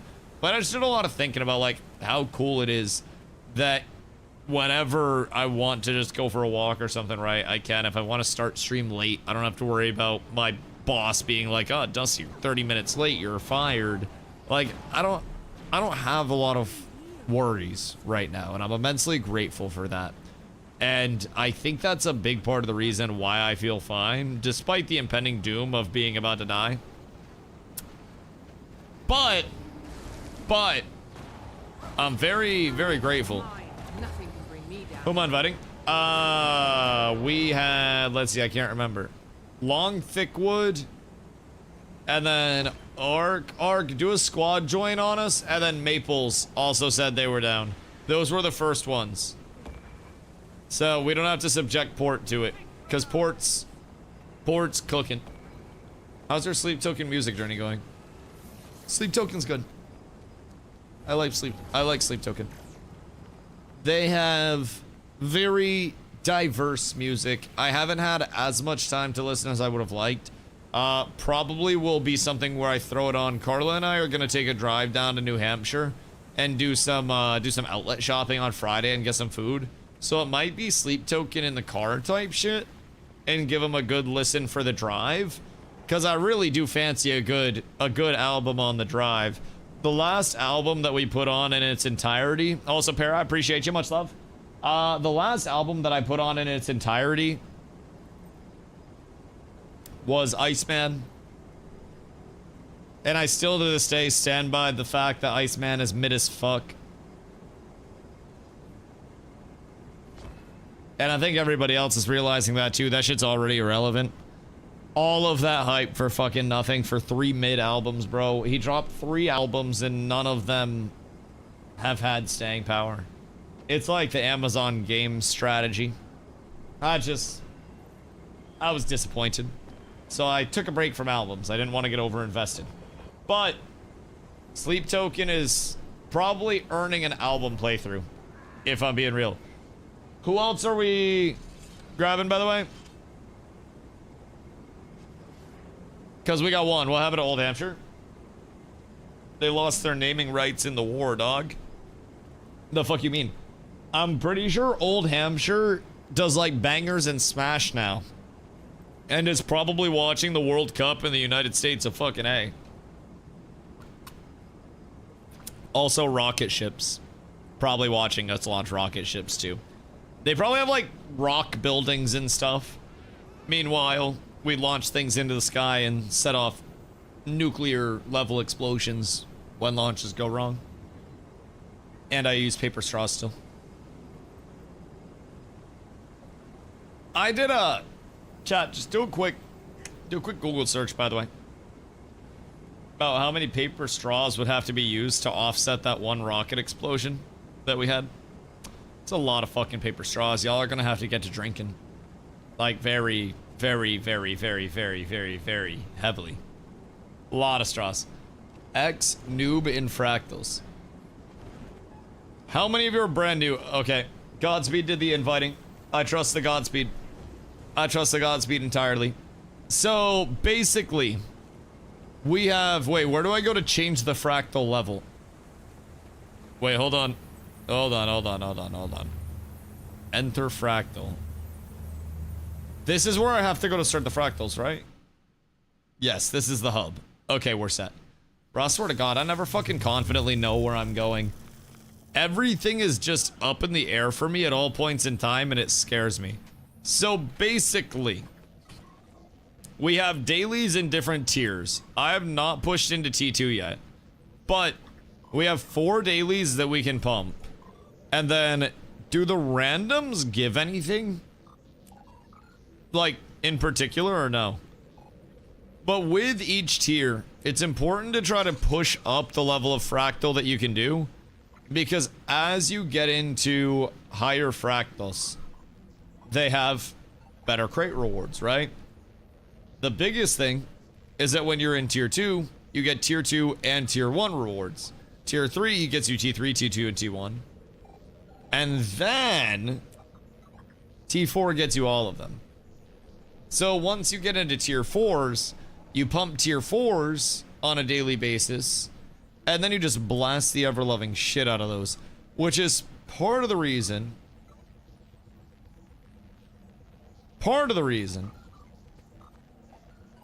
that I want to get into higher tiers. So not you, Catboy. No, it's okay. We'll rotate people in. Godspeed did the inviting. I didn't do the inviting. Necro good in fractals too.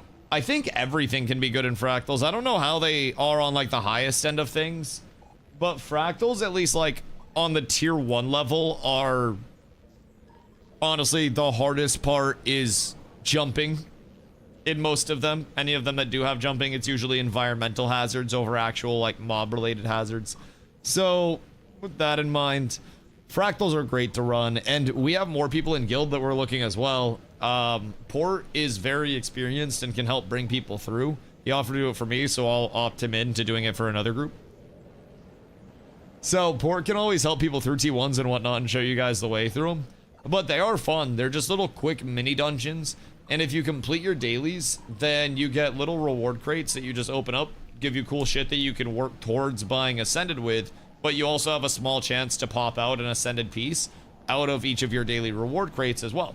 So there is good reason to run these bad boys. I actually got an Ascended ring out of my first set of reward crates when I was doing these. Like, literally my first fractal that I did. Oh no, my transmog changed.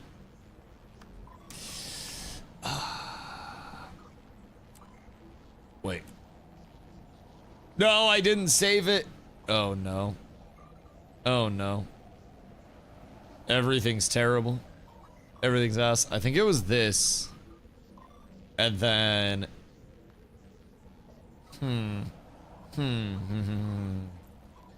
It was...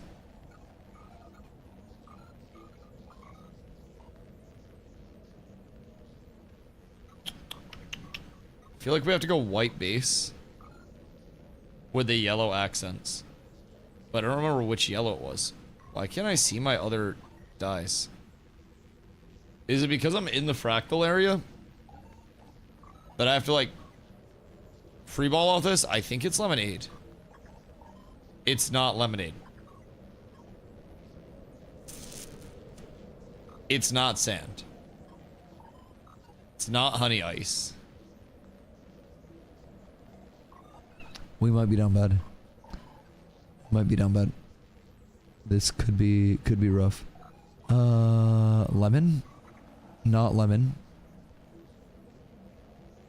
Not buttercream. Use the color picker. Uh-huh. Uh-huh. What'd that do? What is this? Do I click on something for it? Or how does the color picker work?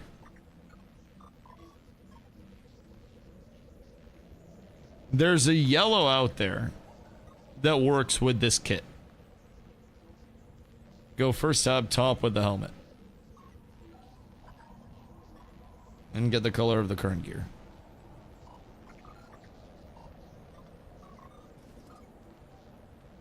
I think it might just be because I'm actually in the fractal area. Hold on. Let me just leave real quick. Let me leave real quick. And then we'll be fine. Because once I'm out of the fractal area, it'll just show me my dice. And I won't be cooked.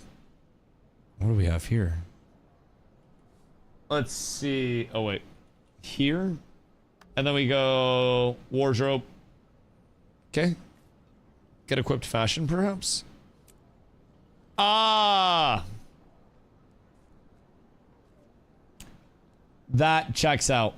It's pastel lemon.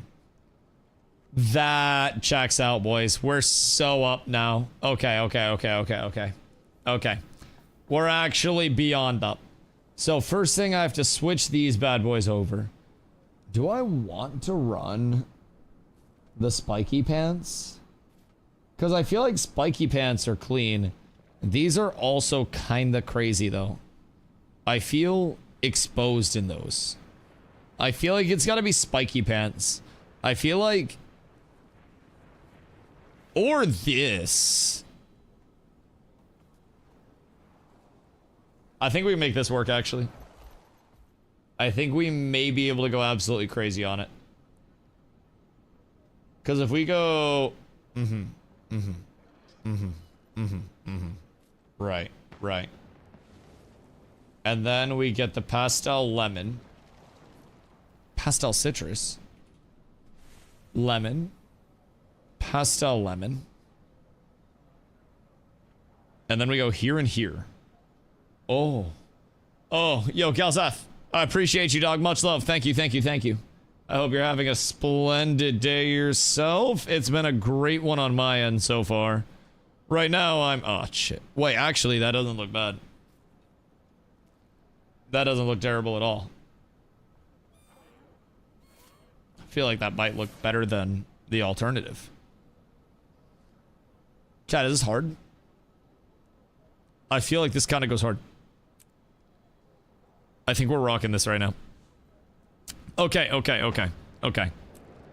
Wait, Dusty Mistward leggings. Oh, those are clean too. I do like those. Girl, getting a sweet 60 party? Bro, I got 2 of those bitches coming soon. Jesus Christ. Fashion Wars is life. I'm not even in Fashion Wars. 2 people just said Fashion Wars. Oh no. I'm not even like, I'm not red carpet ready yet. I don't have enough transmogs gathered. There's still so much more that I could do to get my drip up. But I will say I'm slowly making my way there. This is paladinly. I do feel paladinly off of this, I will say. If I change the transmog of my legendary, does that get rid of like the lightning effect when I pull it out? Or do I still get the lightning effect if I change the transmog?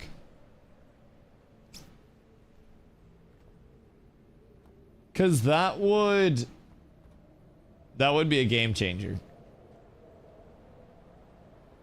But I have a feeling I don't get the lightning effect. That seems like it would be too good. Zap looks cool as fuck. What the hell? Zap looks cool. Ebb looks cool as shit. You don't. Okay. Only applies on the legendary itself. Dang, yo. That's a little sag. That is slightly sag. So we gotta keep that one at least. And I feel like mismatch just doesn't really look that good. If I'm being completely real, I feel like mismatch swords just kind of don't look the best. Maybe there's a greatsword skin that would look cleaner than what I have right now. But I also think I've got the best looking greatsword skin right now, at least. Because it gets larger when I pull it out. I think we're actually cooking, chat. I feel like for right now, this is the largest vibe that we could get. I think Eternity would look pretty good. Yeah, you want to send me one? Listen, I won't say no. If you want to send me an Eternity, I'm not gonna be out here saying no to that, looking to gift Eternity in the mouth. But I'm not buying one of those shits myself. I can't afford that shit. The hell do you mean? Let's see. If I were pastel lemon. Uh-huh. Uh-huh. Wait, we might be up. Small changes that have large impact, boys. Oh, beautiful. Beautiful, beautiful, beautiful. Alright, I fuck with this. Okay, hold on.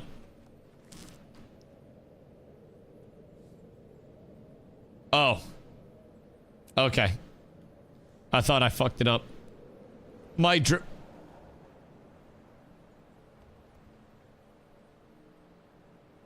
well, hello there. Plenty nice of you to come through on this fine day. Just, whoa! Golly! Who is this? Goodness gracious me, oh my. Alright, Maples, your turn. What you got back there, big dog? Ooh, wait. Is that Eternity? That's the legendary greatsword, right? I wonder if I can see my house from here. That's kind of cool. Does it just show sunrise? So this is the one.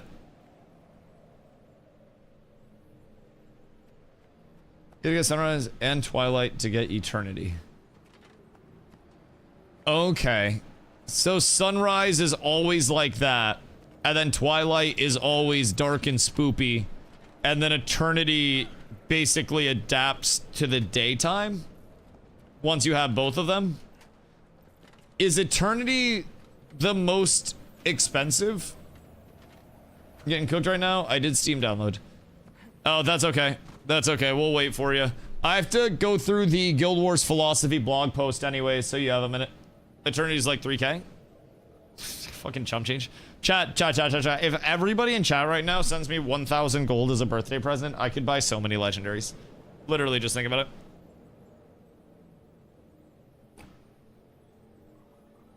The term transmog makes me cringe every time. It's a WoW term. Okay, my defense is that I'm a New World guy. It was transmog tokens for us in New World as well. So I don't know if that makes it better than WoW or worse than WoW for you, but there's not really an out for that. It's just owning up to it. But yeah, it's New World for me.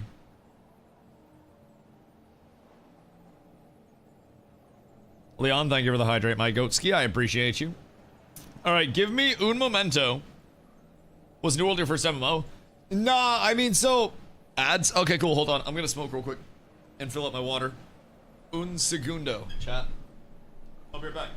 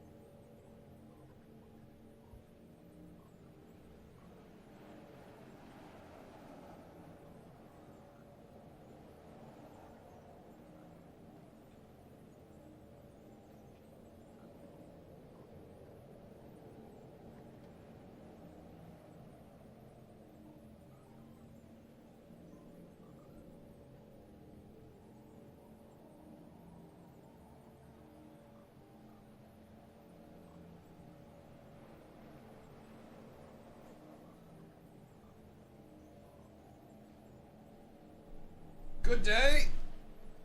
I outlasted the ads. I think. Getting an invite to the guild? Exclamation guild. For the Discord that I think should still have the right custom link. My Discord. Ow. Everything's bad.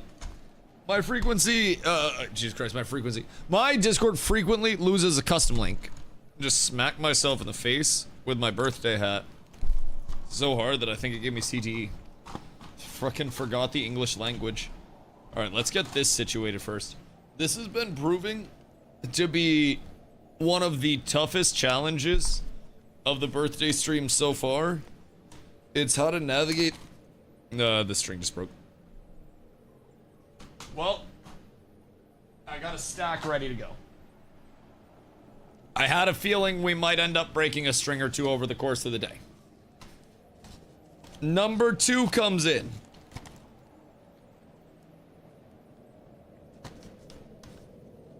Alright. Always have reinforcements around, chat. You guys think I'm kidding, by the way. I have a stack of birthday hats ready. I have an entire stack. I didn't know if it was gonna get wacky and wild up in here. I don't really know what was gonna start happening. So I got a lot of birthday hats on this fine day. I will not lie. Cry, I hope you're having a beautiful day, dog. I appreciate you. Much love, much love. So, put them all on. Not last year. I think it was 2 years ago. I think it was 2 years ago. We did a birthday hat for every 10 subs. And that stack ran out. Like, very quickly. Very quickly. It was a glorious day. I also had a daddy board for people that were gifting the most. It was a good ass day, that's for sure. But I don't like digging into people's pockets. So I'd settle for 25 subs per hat this time. I said we were gonna get into this about an hour ago. And we did not. Because I am a dirty fucking liar. And I'm dragging this content. So, with that being said, let us get into it. No salad. Yesterday, I saw it today. There was a deep dive into their Guild Wars philosophy. Solving player problems. A deep dive into how we build games at Arena. What are the plans for today? Read this while we wait for Godspeed to have his update done, and then run some daily fractals. And then we're getting closer and closer to having enough Ethereum to get another big upgrade in at the guild hall. And then we also have more guild missions to run for more favor today. So we got a lot to do, if I'm being completely honest. Wait, did our favor cap reset when we unlocked the new mission? Because we have 2 more missions to do today, which is kinda sick. Kinda sick. So, I wanted to check this out. This is our Guild Wars philosophy. Me, I'm on the team. Yes, yes. Real, organic team player, DustyWhy here. Solving player problems. A deep dive into how we build games at ArenaNet. Hello, Guild Wars community. Just check the UI and it says weekly favor cap 0 out of 2000. Yeah, that's what I noticed as well. So that may have been why our favor was being a little bit strange. So maybe we should have waited on that until we had more favor farmed up. Either way, we'll be chilling in the long term. But that's interesting to know. Not that we can necessarily undo it, but either way. So, today's Guild Wars 3 update is a big one, as I'm going to be talking about the core philosophy that defines the way we make games. So grab a cup of your favorite drink, sit back, or lean forward and relax. It's reading time. When we set out to build Guild Wars 3, we didn't start by asking what a sequel would look like. I'm going to turn the music off while I read. Hold on. We didn't start by asking what a sequel would look like. We started with something more fundamental. The core philosophy that defines how we have built games at ArenaNet over the last 21 years. Shit's almost as old as me. Our philosophy is relatively simple. When we make a new game, we take an inventory of the genre at the time, the good and the bad. Then we identify player problems, frustrations, and limitations, and we ask, how could we solve them? Not really unk. Man, I'm gonna just wear it today. Like, y'all can't hurt me. I literally walked miles today. In the sunlight, by the way. Didn't even get a sunburn. I'm just putting that out there. Like, I was fucking cooking. Today, I'm gonna talk about 4 core elements players have come to know and love about Guild Wars. Oh, I don't want to give spoilers. That arose from this approach to game development. These are expectations we know players have of any Guild Wars game as a result of the innovations we've delivered on over the years, and I want to share how we're applying those expectations to Guild Wars 3. Number 1, no subscription fees. From the beginning, one of the defining ideas behind Guild Wars was simple. Players should be able to buy the game and play it on their own terms. When Guild Wars launched in 2005, that wasn't the norm. Subscription fees were a core part of the MMO model. Choosing not to have one wasn't just a pricing decision, it was a statement about accessibility and long-term value. We carried that forward into Guild Wars 2, and it remains just as important today. Guild Wars 3 will be a buy-to-play game at release. There will be no subscription fee. That model matters because it puts players in control. Our goal is for players to feel like their time in the game is something they choose, not something they owe. Want to take a break and go play other games? Great, go for it. We'd recommend trying out Guild Wars Reforged and Guild Wars 2. We hear they're awesome. Ready to come back when the next Guild Wars 3 expansion comes out? Wonderful, we'll be here waiting for you. This is what I've been talking about when I say that they're building a very consistent and very dependable IP umbrella. When you quit one of their games, they want you to bounce to another one of their games, and they're going to be seemingly staggering all of their content releases through each game, which is something Blizzard is notoriously bad at, which would also be them solving a pain point that they hear and have heard over the course of the last 13 years, that Blizzard is ass at staggering releases. So if you wanted to check out more than one Blizzard title, a lot of the time there isn't really time to get your, get your fix from each drop before you move on to the next. Sometimes it's clustered a little bit. Sometimes you have a little bit of a hasty drop cadence.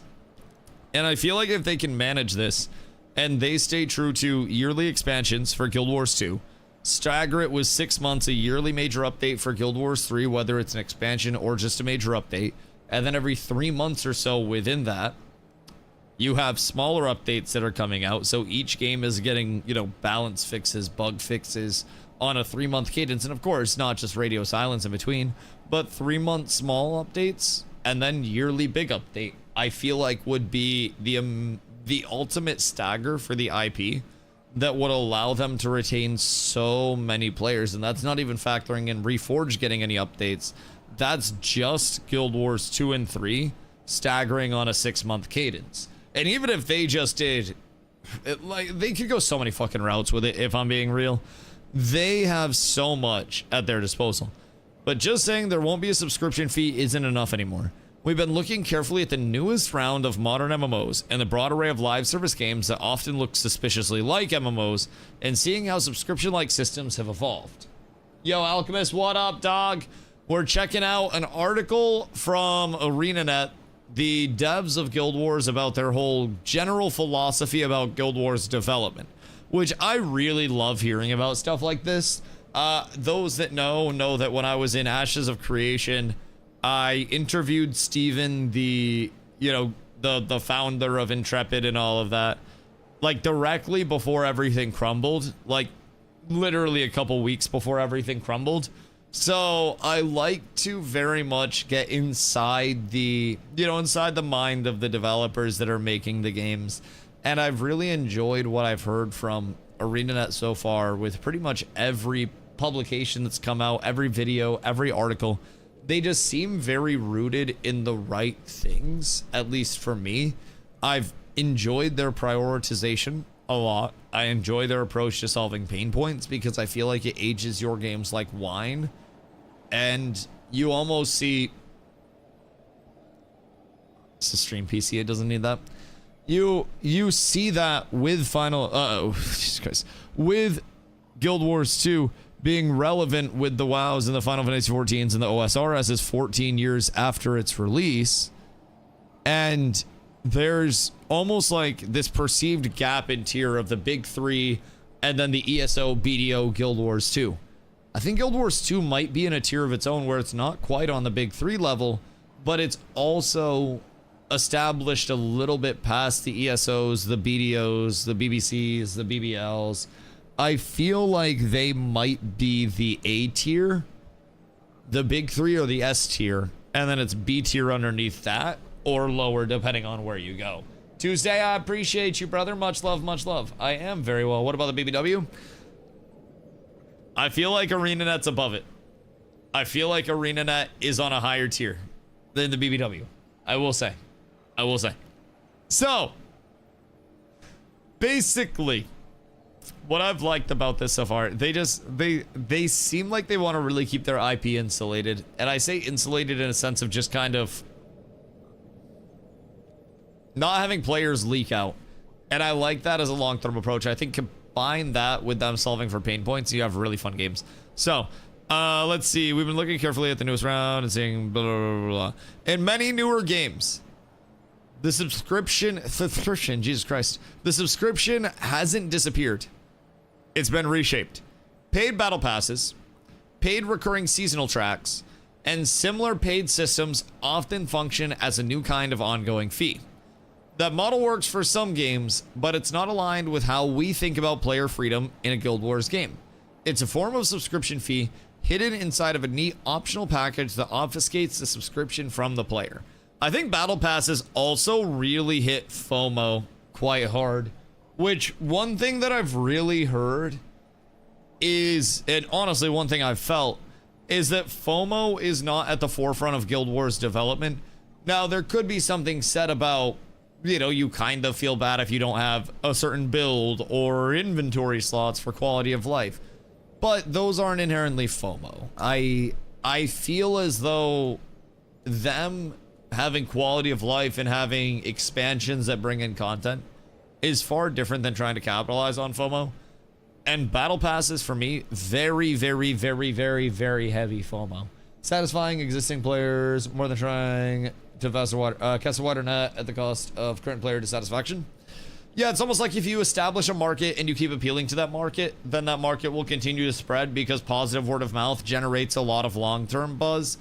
It's almost like if you start a barbershop and you give very affordable haircuts, but it's also a phenomenal haircut, then the people that you cut are going to interact with other people, and it's going to be like, oh, hey, I like your cut, G. Where'd you get that shit? Same thing with gaming. It's, hey, man, what have you been playing lately? Oh, well, I've been playing Guild Wars 2, right? You have that retention, and you have that value in retention because of positive sentiment and word of mouth as it spreads. And I feel like a lot of AAA devs right now in live service are very much focusing on almost, like, you can see the corporate side of them because they're treating gamers as they would treat entry-level employees, because it's just like, it's treated like turnover. It's okay, we're gonna lose this many players, but we're expected to appeal to this many players with the newest marketing push. Let's run it. It's a net positive, good bottom line, because we're making more money on a new customer than we are a repeat customer, because new customer has to spend X amount of money and they're likely to get X, Y, Z cost or quality of life. There's a lot of power in new customers as well. And some things that ArenaNet does aren't necessarily like the popular options within all of gaming.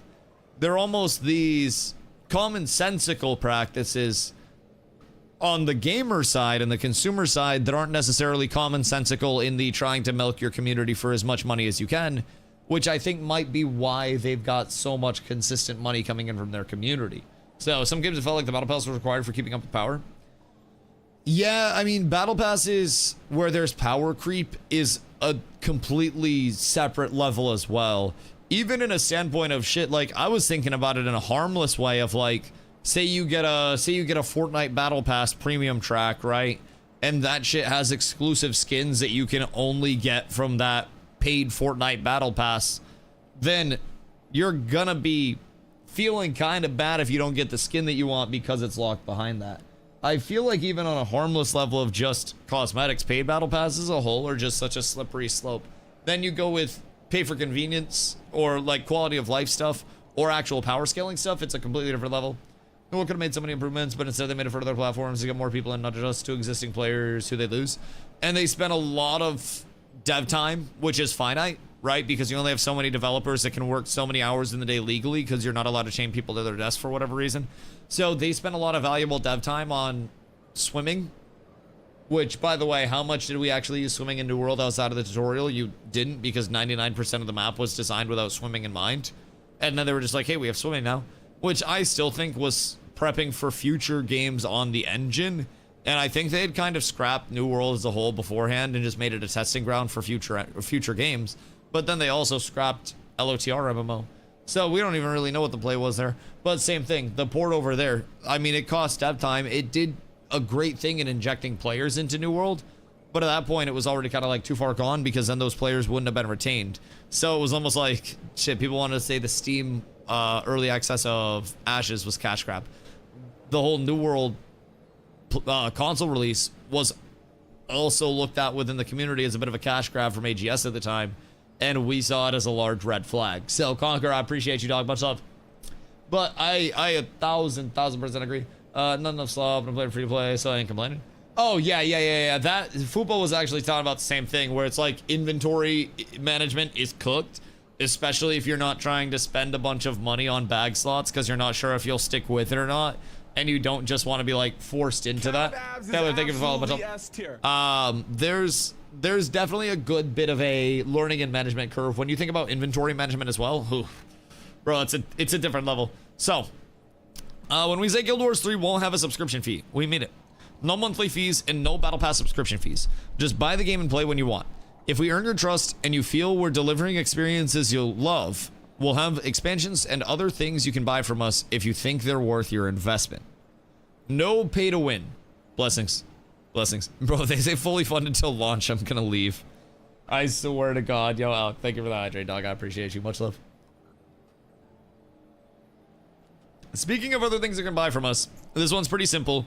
And the statement we made before the release of Guild Wars 2 about our philosophy in this area remains true to this day.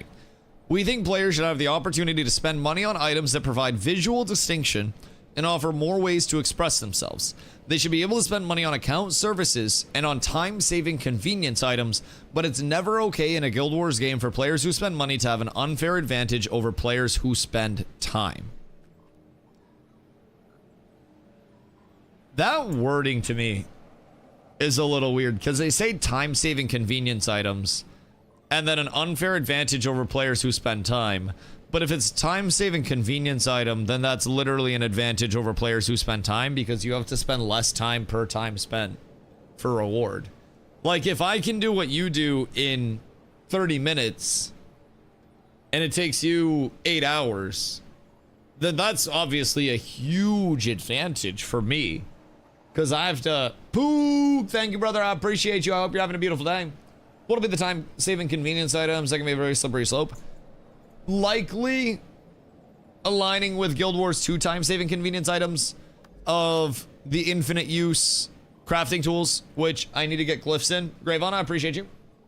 So, like, you have the infinite use gathering tools, and then you have in the inventory a recharging teleport to a friend. And then you have your infinite use salvages. Well, not infinite use, but based on your gold. So you have different salvage kits that don't have a finite use as well. So those would probably be time-saving convenience items. I don't know. Boosters probably could carry over. Gravon, goodness gracious, thank you, brother. I appreciate you. Thank you for the 5, dude. They don't have time-saving convenience items. You can buy every hero point from the DLCs with gems. It's annoying that's even a thing. Yeah. And I mean, honestly, for people who do want to go free to play, Gravon, I appreciate you, brother. Thank you. For people who don't want to play free to play, it can definitely feel a little bit bad, even with time-saving convenience items. And they could go cosmetic only, but I also think cosmetic only is very much a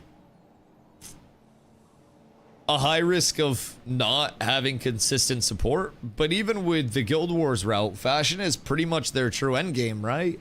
So if they carry through with that to Guild Wars 3, you could see them sustaining off, you know, a Fortnite monetization model with skins, but even Fortnite has Battle Pass and shit like that.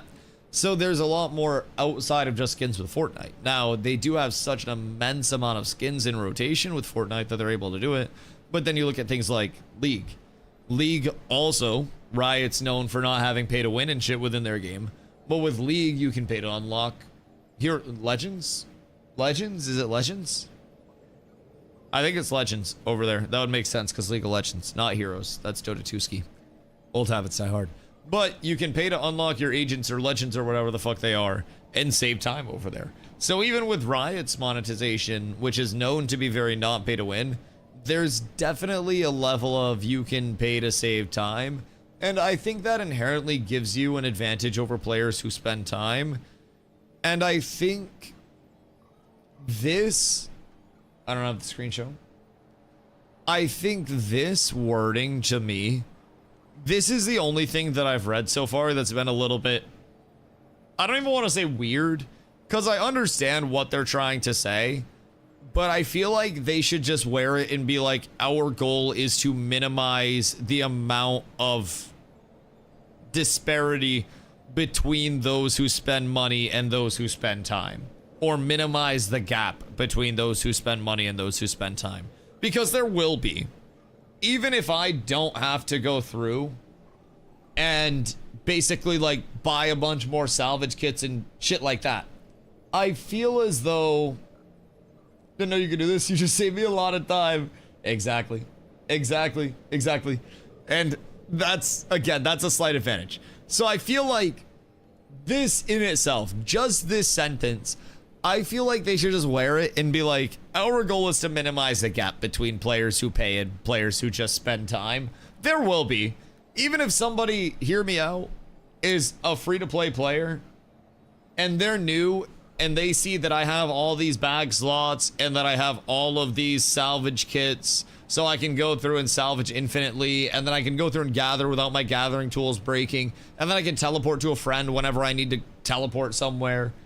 That is definitely an advantage over somebody who spends time. It is.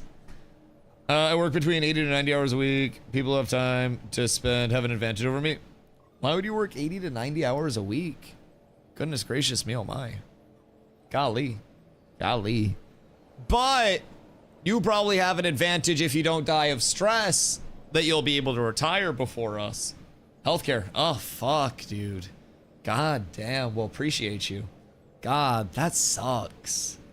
That's rough. Healthcare is fucking ass. Yeah, those amount of hours, it's basically either healthcare or car sales. Those are like the only two things I know that would put in that many hours, bro. I put in like 60 to 70 on sitting here yapping, playing video games. And even then, sometimes I get off stream and I'm mentally exhausted. I can only imagine, dog. That shit's cooked. Are you like important healthcare, like surgeon or something? Because remind me to catch you early in your work weeks if I ever fuck myself up and need to go see you. I don't know when you get a day off, if you do or anything, but the day after you sleep, I'd like to schedule any of my appointments. So, they're gonna be with Eddie D. Okay. And you are basically tired of shit all the time. Are you important? Healthcare is a crazy question. I'm going to be upfront. Some people definitely don't pull their weight. Some people in healthcare are definitely just saying they work in healthcare to say they work in healthcare. And they're not doing too much. I'm looking at you, that one doctor that sent me home when I compound fractured both of my arms and was just like, yep, nope, we'll just put him in a cast.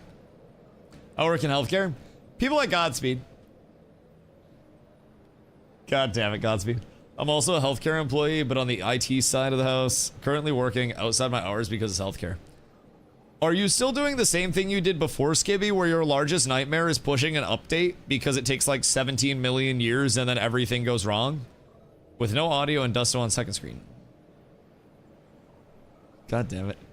No audio is crazy. Ni hao, ni hao, ni hao, ni hao. Ni hao, pair. How are you, brother? You could be talking shit, and I never know the shit eating grin. I was asking him a question. I was literally asking him a question. You really fucking hate to see it.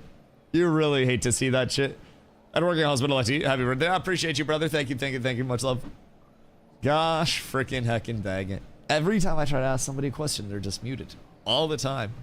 So, anyways. I feel like just the wording on that, if I were writing this, and keep in mind, I'm not even a Guild Wars expert. I've been here for 10, 11 days, somewhere around there. And even in that time, I can damn sure tell you that if I spend money on gems and I buy shit with gems, I'm going to have an advantage over myself if I had just spent time on the game. I would be far less progressed, not necessarily far less progressed, but I would have substantially less and would be spending more time on things that aren't actual gameplay if I had to inventory manage with finite salvage kits, if I had to gather with finite gathering tools, if I had to actually go through that route of true free-to-play, I would definitely be at a disadvantage comparatively to me right now. I think that's the only thing that I've seen so far, though. That's like, I understand that they don't want any direct power scaling, but there's an advantage. It's pay to advance, not pay to win. Well, it's not pay to win, right? But what I was saying was particularly like this one message. They said it's never okay in a Guild Wars game for players who spend money to have an unfair advantage over players who spend time. This is me being pedantic, but I think you do have an advantage over players who only spend time the second you spend money. Like, inherently being able to buy gold could be considered pay to win. They could argue that you could do the same thing through just farming the gold and then converting to gems and whatnot as well. But I'm on your side here. I do feel as though that there is an advantage there. And it's literally just like, it's just this one sentence for me. I've loved everything else in this article. But like I've said, I can dang sure tell you myself that there is an advantage over just time invested players. Yo, Fitzy, I appreciate you, dog. Thank you, thank you, thank you. Much love. Legendary weapons are Gen 1 and Gen 3 only. Even outside of legendary weapons, though, like, quality of life does save you time. And then saving you time does allow you to spend more time on meaningful progression. And if you don't have to cycle through and manage a bunch of, like I said, just think of it on the baseline, right, Conk? Just on the baseline of a recharging teleport to a friend, instead of us doing a hero point run and me having to run everywhere or have somebody turtle taxi me, then like I can just recharging teleport to a friend and pop my way over. If I spend money, I'm gonna have that way sooner than somebody equivalently in progression who would be spending their time. Therefore, I would have an advantage because I could get basically ahead of the race sooner. If I can spend a little bit of money to start a race, not that everything's a race in Guild Wars, but a little bit further down the track, then that definitely means that I have an advantage. Just my opinion with things, right? And it's not really like a complete pay to win. I'm not contesting the no pay to win or anything. But just the wording on this, I feel like minimizing the gap would be the best way to describe it with their goals. But it's like, if I have a recharging teleport to a friend, and then I have infinite use gathering tools, and then I have infinite use salvaging kits, not infinite, but, you know, copper cost, there's definitely like, there's an advantage there, and there is a time save there. And if you don't have those, if you don't have bag slots, which you can earn in time, right? But what if with your time, you don't have to necessarily focus on earning bag slots because you already have your bag slots, and then you can focus on other things. It's kind of an advantage. That's just my 2 cents on it. I'm not gonna get like too caught up over it, because I don't really like, it's not that deep. I'm personally digging a little bit too deep into it, and I think it's just one sentence that could come across a bunch of different ways. But I do feel like there is inherently an advantage.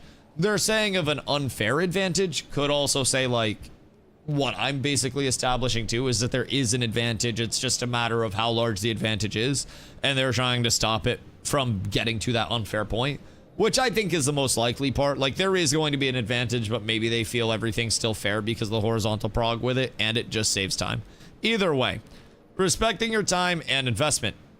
Respecting players' time has always been a core part of Guild Wars, and that's more important today than ever before.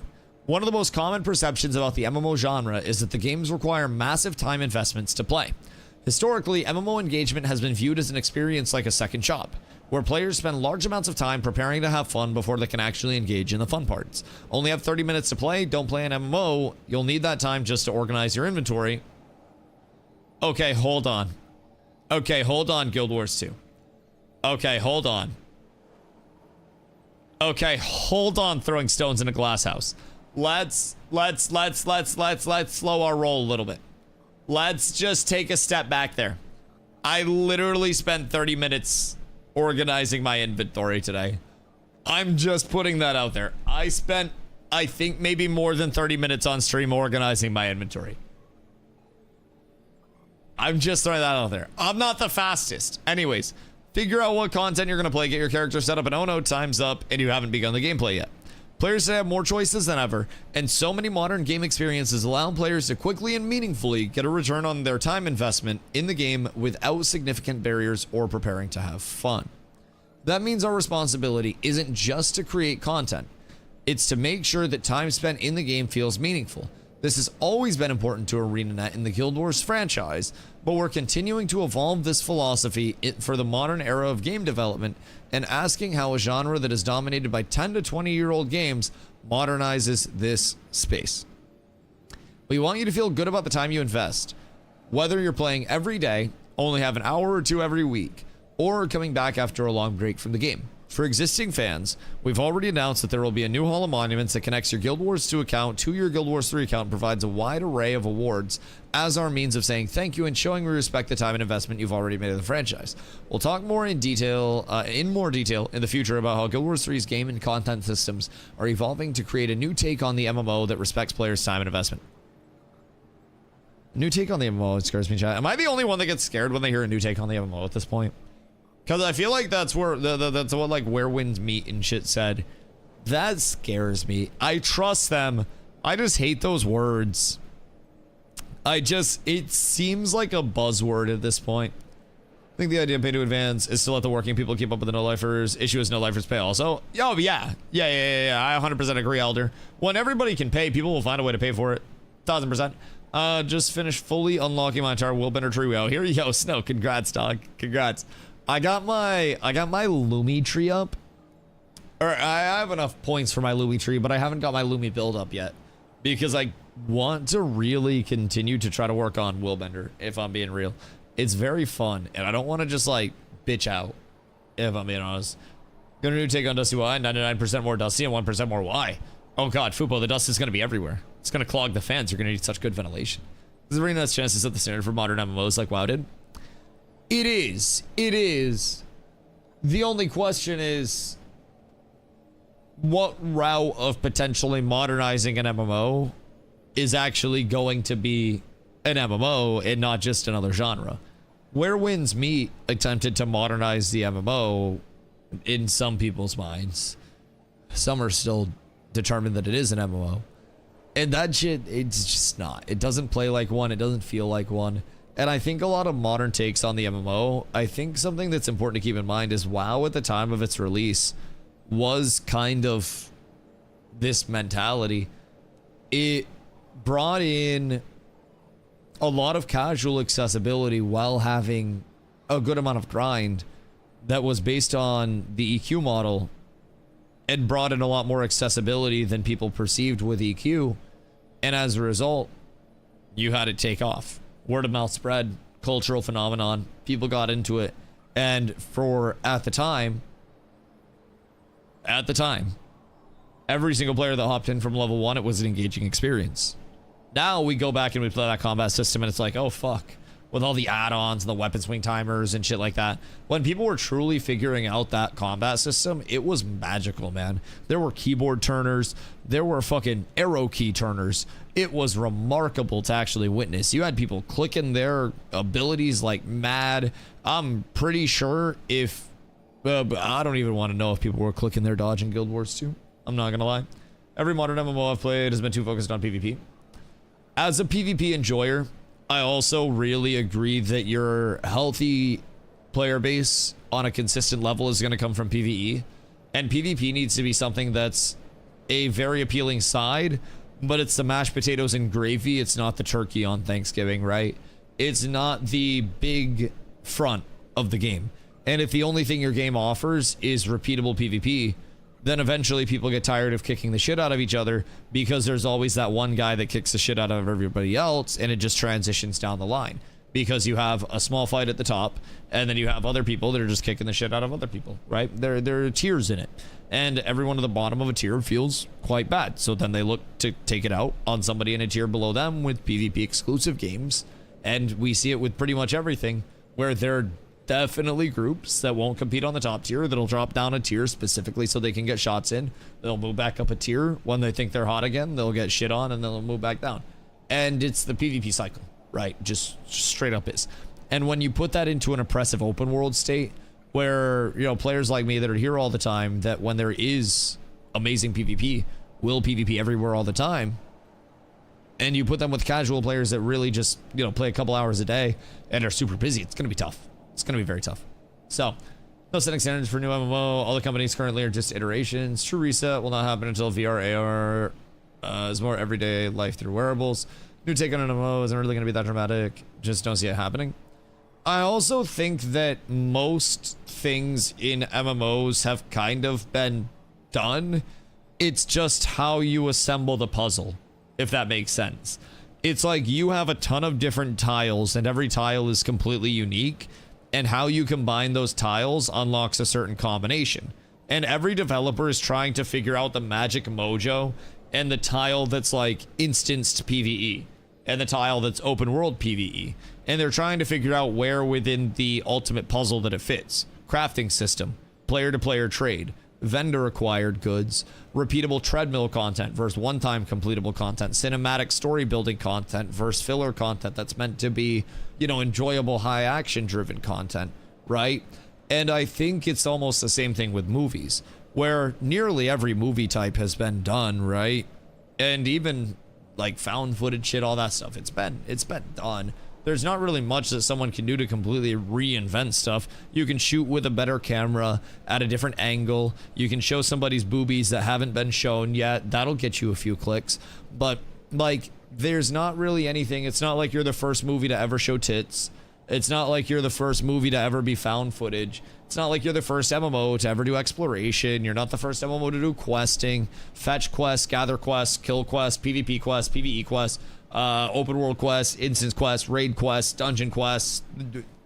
It's been done. What are you gonna do? Have me do a quest where I have to fucking actually learn how to hit like a Dougie in game, and then I have to teach 5 other players how to Dougie, and then after teaching 5 players how to Dougie through a mocap system, I get a daily reward?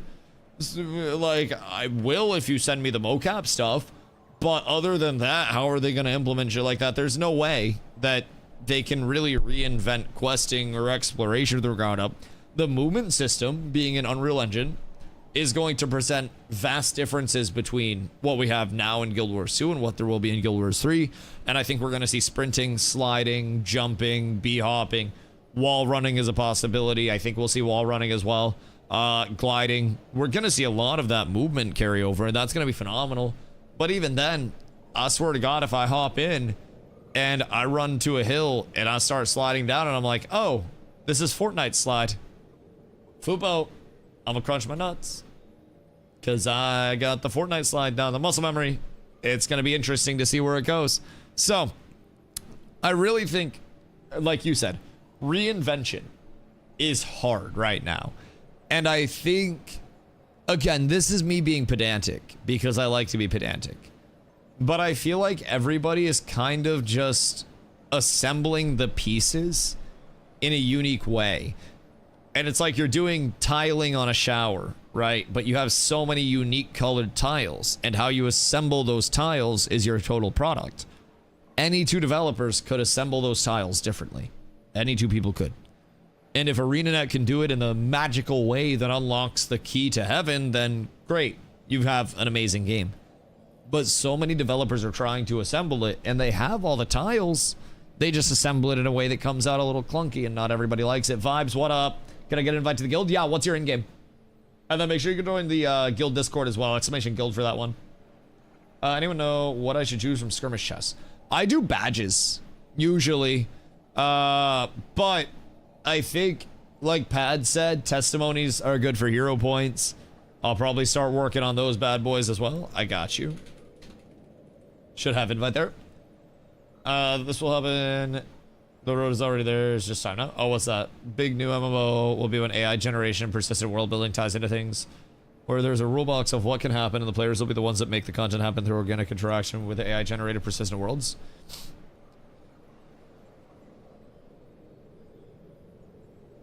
Like a living dynamic world. I clicked ignore. I got egoed. What the fuck? God damn. Hold on. Oh wait. Whoops. Hold on. Already exists in the group. It says you should have another one, I think. Got no idea what I'm doing in this game at level 80. Bro.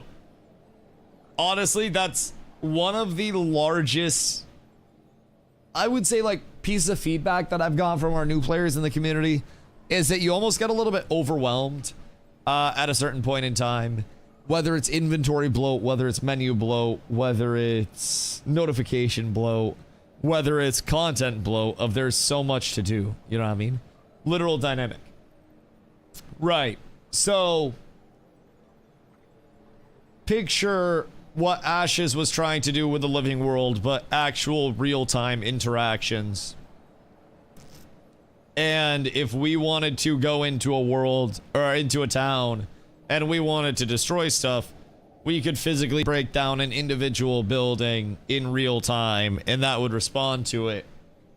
And everything would adjust as it goes. The land could be raised by fire if there was, you know, if there was a fight that had a lot of fire that would stop like gatherables from growing there. Grass lights on fire on a fire ability and then becomes scorched so you can't light it on fire again. Shit like that would be interesting. Just going through the story, hoping I'll figure it out, but may need to watch some videos. If you have any questions, I'd love to help. Like, love to help. There's so much to do. And honestly, the story really isn't a bad idea. There are a lot of systems along the way that you'll kind of encounter too. There's so much though. I'm about to do fractals after I finish this article. Fractals, especially lower level ones, you can hop into just with any group. And those are a great way to work on getting better gear. You can get ascended gear from fractals quite easy. I got a spot for fractals. We have 5 in this group, but I might run some for a little bit and try to like push up today. I might do more than my 4 dailies, if I'm being honest. Was still building the world, and small interaction changes. Everything will be affected by actions. So you think completely, like, no static guideline whatsoever. Instead of town is in the node court, you're talking like full, you put a town where you want a town. Somebody else can start a town somewhere else type shit. Run fractals for room, drew spec for healing, but I don't know what I'm doing yet. We should be able to get 2 groups going. There were quite a few people who were looking for low-level fractals. Tropical Storm heading my way tonight tomorrow. I think we're supposed to get slapped with that shit in a couple of days. I think. Still tier 1? Yeah, primarily because we're getting people worked up. I mean, I have enough resist to push in, but I also haven't pushed up my fractal level at all. So I'm gonna maybe push up with this group. I don't know how much resist people have. I got blessed up with like plus 12s. So I gotta slow my roll there a little bit, but I can definitely get into T2s and beyond at this point. It's only a matter of getting other people up, and I don't really want to leave everybody behind because I got blessed up. So, innovating and evolving the MMORPG genre. Are you 30? I'll be there in a month. Yeah. Yep. I stood on my porch today and yelled at passersby. I felt myself a little grumpier than normal, and I think I'll be in bed by 7. Bunk. Or I'm about to die soon. I swear to God. I swear to God, chat. You better check your primers, because soon, oh, you'll have to give them to, like, Tyler Blevins or something. It's a goddamn shame. Won't be many of me left.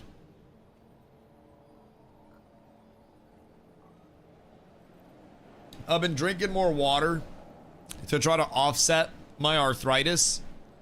Surely it's, you know, it's gonna rear its ugly head at some point in time. I've been looking at motorcycle purchases, but I have no intent to drive it.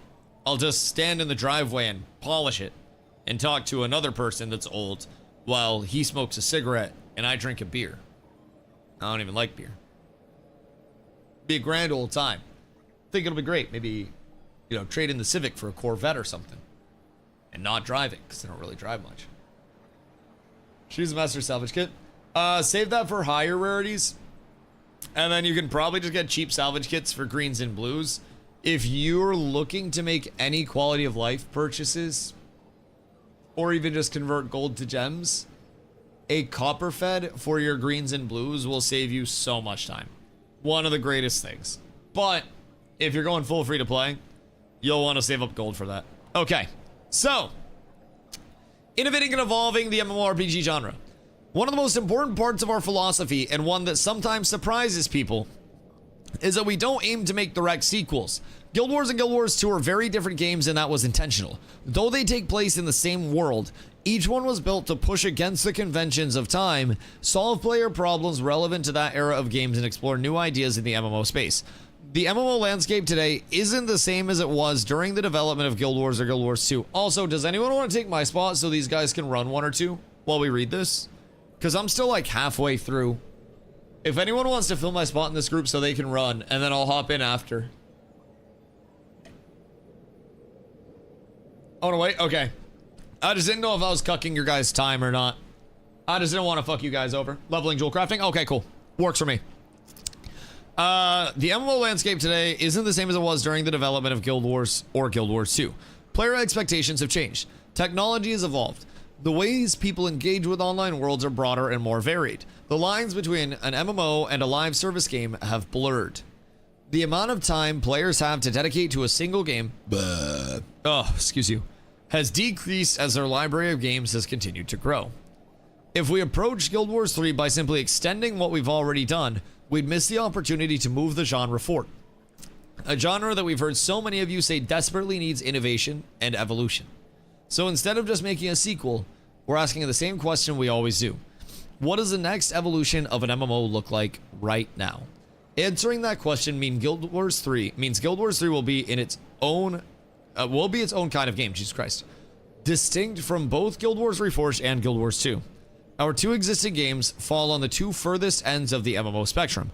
Guild Wars Reforged is at its core a game about a small team, a player and their assembled team of henchmen or hero NPCs, or other players they want to bring along with them, overcoming challenges in a predominantly instance game. Unless you invited them along, you never saw other players except in a game's social hubs. When we released the original Guild Wars, we branded the game as a CORPG, Cooperative Online RPG. However, the branding never stuck, and everyone informed us we'd released an MMORPG. We even won multiple MMO of the Year awards. We gave up on the CORPG angle since it didn't stick with players, and we simply embraced what everyone told us. We'd shipped a unique kind of MMO. Guild Wars 2 is the opposite. At its core, it's a game about giant-scale experiences in an expansive open-world setting. Giant world boss battles, map-wide meta events, and PvP on a massive scale are what Guild Wars 2 is most known for, although the game offers a wide array of different experiences. Unlike other large-scale MMO worlds, there are no servers or worlds you join that restrict the players you might meet within that giant setting. Instead, the game is organized into maps using our mega server system, and players are able to play with anyone who chooses the same region of the real world they play the game from. Guild Wars 3 lands near the middle of the MMO spectrum. Oh, fuck yes. Which supports the goals we have for our movement and combat systems. While it fits the definition of an MMORPG significantly more than Guild Wars Reforged does, it doesn't try to replicate the large-scale gameplay pillars that so uniquely define Guild Wars 2. This ensures that all three of our games can coexist as different experiences on different timelines, telling different stories about the world of Tyria. Yo, Devils, I appreciate you, brother. Thank you so much. I realize this is intentionally somewhat broad and vague, and you all want to know a lot more about the specifics of what all of this means right now. But we've got a very long campaign ahead of us between now and the launch of Guild Wars 3, and there's plenty of time. We'll discuss the specifics in much greater detail in the future as we share information on the various game systems, content systems, and concepts that make up Guild Wars 3. This kind of looks like Steel Bloom. I miss it. Everywhere I go, I see her face. Looking ahead, as we continue development, these pillars are our foundation. They shape not just individual features, but the overall direction of the game. You'll see us come back to them often in the future when we discuss the game in more detail. And as always, player feedback will be a part of that process. We only know we've solved player problems when you tell us our solutions are working. Guild Wars has always been a conversation between developers and the community that doesn't change with Guild Wars 3. We invite you to join that conversation, blah, blah, blah, blah, blah. Okay, Colin.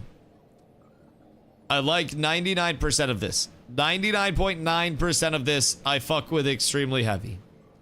And the 0.1% is just me being slightly pedantic about wording. This is nice. Now, them saying that Guild Wars 3 falls in between, and it's not about the large scale pillars. This is interesting to me. This is interesting. Which wording? In terms of the wording that like was a concern to me, not even more of a concern, but it was just like, oh, well, actually, they had a line about here, it's never okay in a Guild Wars game for players who spend money to have an unfair advantage over players who spend time. I feel like in Guild Wars and in anything that's pay for convenience, you do get an advantage over players who just spend time and play free to play. But that's also just, that's me being slightly pedantic on things, if I'm being real. I do feel like spending money does definitely give you an advantage over those who are completely free to play. But that's also just like, you know, it's a very unnecessary stats, if that makes sense. It's very, very nitpicky, if that makes sense. 2 days in, level 40. Let's go, brother. Took me 20 hours, roughly, to hit level 80 of gameplay. And I was going pretty, like, distinctly at leveling. But I was also exploring so much, and I was taking my time with it. Hope they keep World vs. World. What if, instead of World vs. World, they bring in servers? So there are servers, and then it's almost like a New World-esque structure, where you have, like, smaller scale Guild vs. Guild Wars instead of World vs. World Wars. What if we see them get out of that massive scale and then roll into a Guild vs. Guild structure? True Guild vs. Guild, like in Guild Wars 1, would be nice.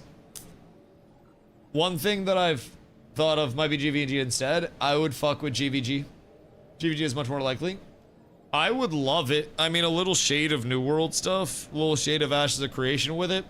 And then the large question is, how is the Guild vs. Guild structured? Is it off in an instance somewhere? Is it an open world feel within the instance? Or is it my guild attacks your guild after something? Because the New World structure, for those that didn't play, for those that hadn't played, the towns were owned by a guild from one of 3 factions. And through those 3 factions, you had basically competition. You had an influence race where you could run PvP missions from your faction and complete those to raise your faction's influence. If you fully, you know, filled up the influence bar, then you were able to declare a war on the territory. That war would then take place after a period of time, and it was 50 versus 50. You could bring in mercenaries or use in-house players. Eventually, they added a mercenary limit to stop, you know, one person from declaring and just bringing in 49 mercs. But it was an interesting concept that lacked a lot of accessibility and had flaws at its core, but it would also lean into something that Guild Wars 2 does that I feel like a lot of MMOs haven't done for me really well lately, which is actually objective-based PvP gameplay. It seems like even in World vs. World, right, there's a good amount of just fighting and scrapping in World vs. World, but a lot of the fights are over something with intent. And I really have grown to not like PvP that just feels like it has no intent. If I'm playing a Willbender in SPvP and I'm jumping into a fight against somebody, why am I jumping into that fight? Well, because I want to kill them so we can roll into securing the point that we're fighting outside of, right? If I'm rotating, I want to have intent to my rotate. And that's one thing that Guild Wars 2 has done really well for me so far. I've actually had a lot of fun with that. And that's been something that I really haven't had since New World. I think even Ashes of Creation's like objectives were a little bit lackluster because of the objective like capture system that they had with it being a flag channel, which was, you know, a little bit tragic. But Guild Wars 1 was structured in a manner of your guild had chosen an aesthetic of the world that would determine the physical battlefield of your guild hall. The attackers would always play as the invading force. Oh yeah, that fucks.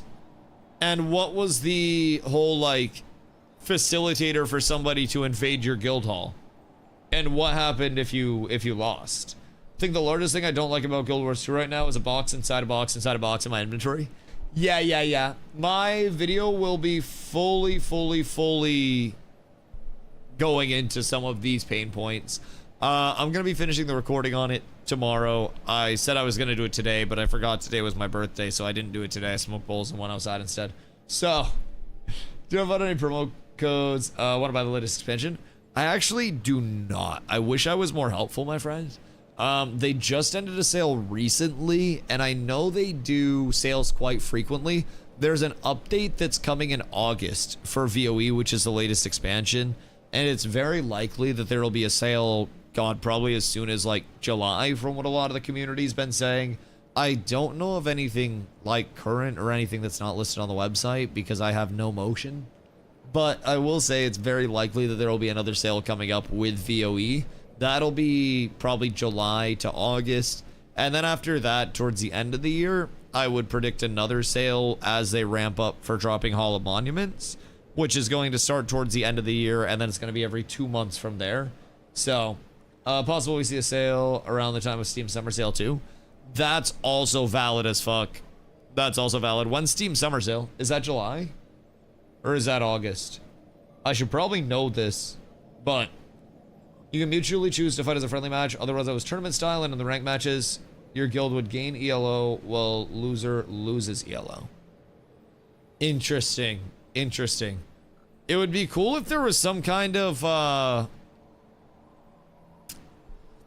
don't know how they do it, but almost like an open world guild hall type shit, where the actual PvP was instanced off when there was a siege on the guild hall, but there was a large buildup that had to happen to siege the guild hall, and you were trying to build your guild hall, and upgrades could be basically taken out of that guild hall. Some of you may say Ashes, also New World, but I would love that personally. I don't know Guild Wars 2, but happy birthday. Yo, I appreciate you, dog. Thank you for showing love regardless. Listen, a couple of weeks ago, I actually didn't do Guild Wars 2 either. I was doing some variety. I played some other MMOs that are now dead, and I was bouncing around checking out a lot of in-development games. I actually hit a week of Path of Exile Solo Self-Found, like PoE 2, with their 0.5 update. It's fucking banger. And I was just bouncing around a little bit. And then I finally hit a point with the Guild Wars 3 announcement. They announced at Summer Game Fest that Guild Wars 3 would be coming out. And that's another like year and a half until beta. So I and my community hopped into Guild Wars 2, and we were just vibing out. It's been a blast in the 2 weeks-ish that we've been here. So if you have any questions, please feel free. I appreciate the good vibes, though. Good luck. I appreciate you, dude. Much love. In Guild Wars 1, winning against guilds gave currency to buy special gear, some abilities, and titles. A ranking board, too. Interesting. Interesting. Yeah, they can go a million different routes with it. It's one of those where, again, the systems at their core exist in so many other games, but it's how they assemble those tiles, right? And the way that they assemble those tiles is going to be extremely important in the total feel of what Guild Wars 3 is. And they have nearly infinite tiles at their disposal. They have so many tiles that they could put in so many different systems with the goddamn game that it will feel bloated to all fuck, like there's too much to do. They could go so bare bones that it feels like there's next to nothing to do. Any possibility could be true with Guild Wars 3. And we just have to hope that they don't take the route of bringing in way too much fucking bloat. That's personally my largest worry with modern MMOs. Sometimes they have like too many tools at their disposal.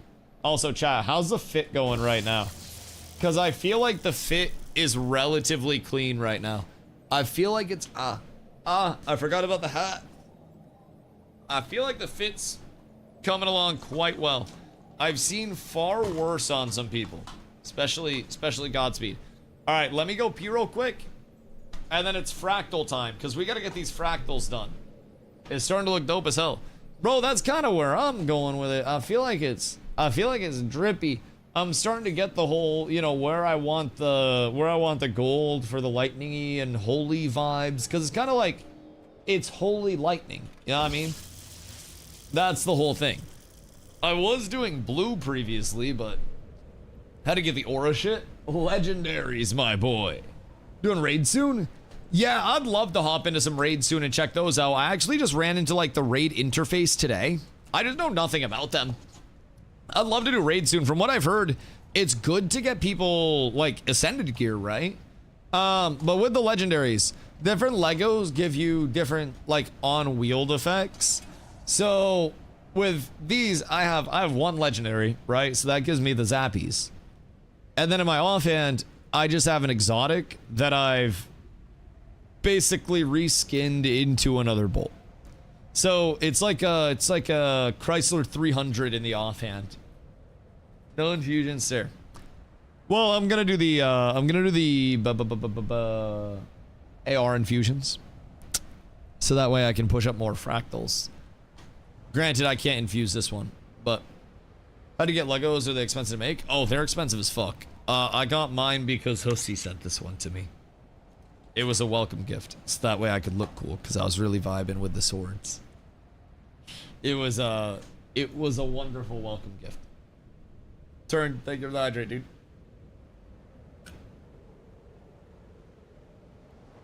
I'm gonna fill up my water, I'm gonna go pee, and then we're gonna pump real quick. We have dailies to blast, and we've got much more after that, lads. I will be right back. I'm about to explode.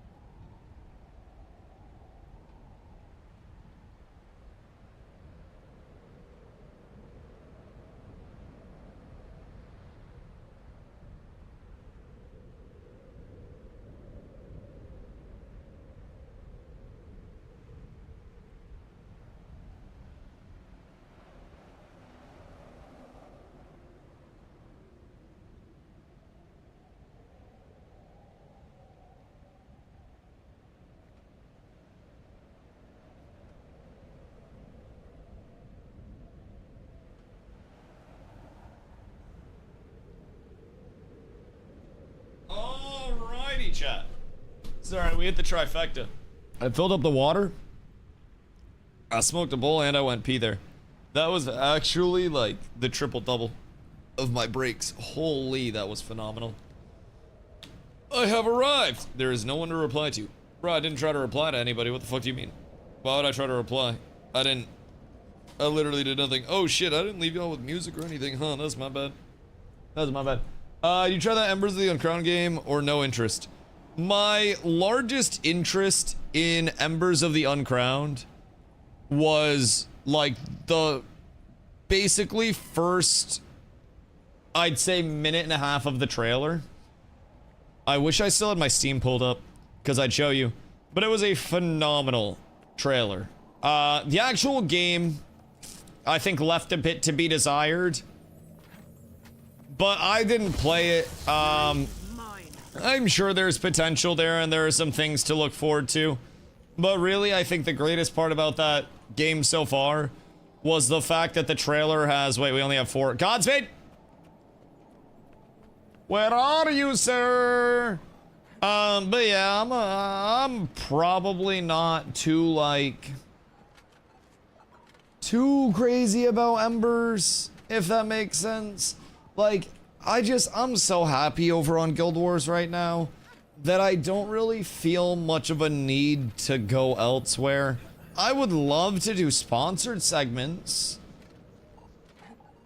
but like, I don't really think that I'm relevant enough for a lot of developers to want to do sponsored segments with. I don't really get many offers for that. That typically goes to like your canons and your larger content creators, you know, that are kind of like larger than I. So, you know, I don't really get too much love there. But if any of those games did, I would definitely check them out. I'm just so happy with Guild Wars right now. I literally feel no reason to rush off the Guild Wars, no reason to go elsewhere, no reason to take the comm to another place, make the comm panic. And I think one thing is anytime that I play something else, there's it's like a panic that people feel. I think the move's a little wonky on MK compared to controller, but I think it's decently promising. Oh god. Oh no. Yo, Lock, thank you for the follow on top. Smaller streams, sponsored streams all the time, maybe to reach over the bag. Okay, well, smaller streams have sponsored segments, yeah, and hear me out. I can get sponsorships, but are they sponsorships I'm going to be happy about? That's the big thing. Like, it's possible to get sponsored segments, but then it's like, are you being compensated for your time at market rate? Which a lot of sponsorships just won't compensate you for your time at market rate. Which, build up sponsorships first and then have somewhat of a rapport. But if you've got good previous sponsorship metrics and everything, then there's not really much of a reason to, you know, freak out about that type of shit. So, like, there are a lot of sponsorships that come my way that I haven't accepted. Not that I'm out here, you know, turning down zillions of dollars or anything, but, you know, I probably could have made like, I don't know, $100. Probably could have made a little bit of money if I just like yeeted every single sponsorship that was offered to me every single step of the way. But it also kind of feel bad. I would feel like I'd cash grabbing, like I would be cash grabbing, you know? Arena partner is an article for what it's worth.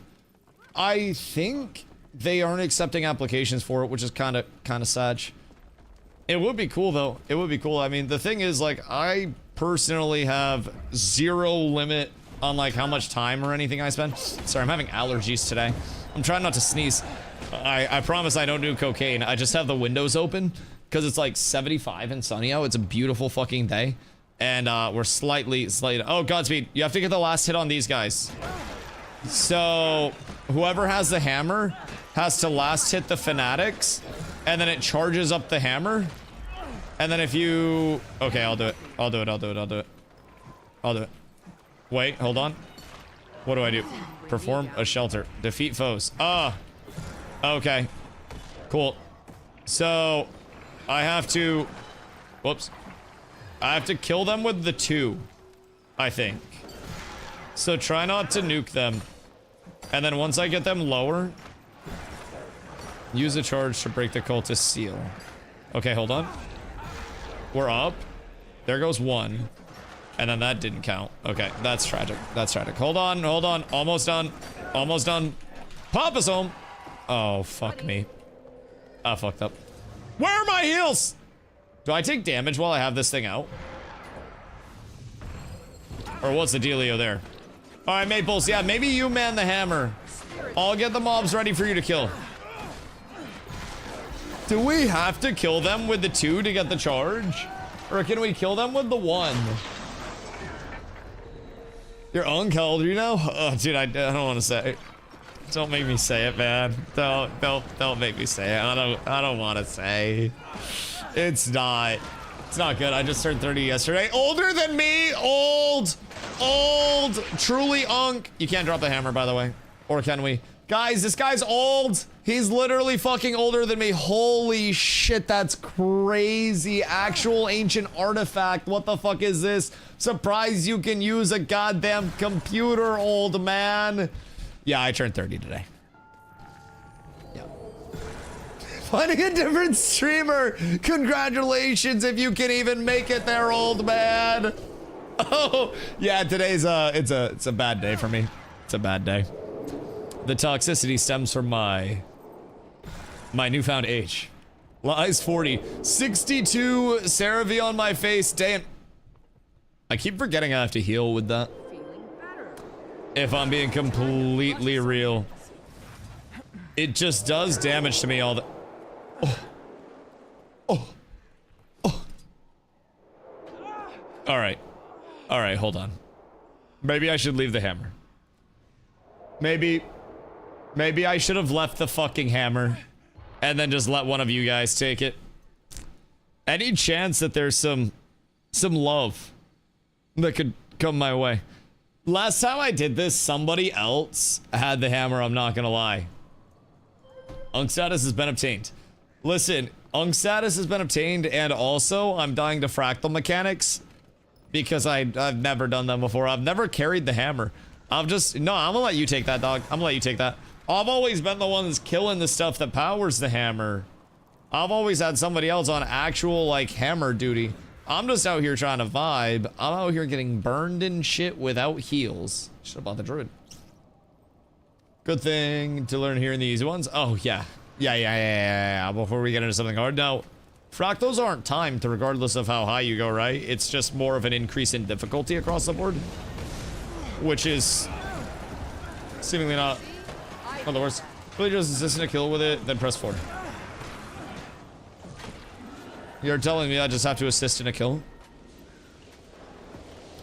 Dog, I swear to God, I fucking deadass thought that it was like I had to get the kill. Ain't no way it's assist.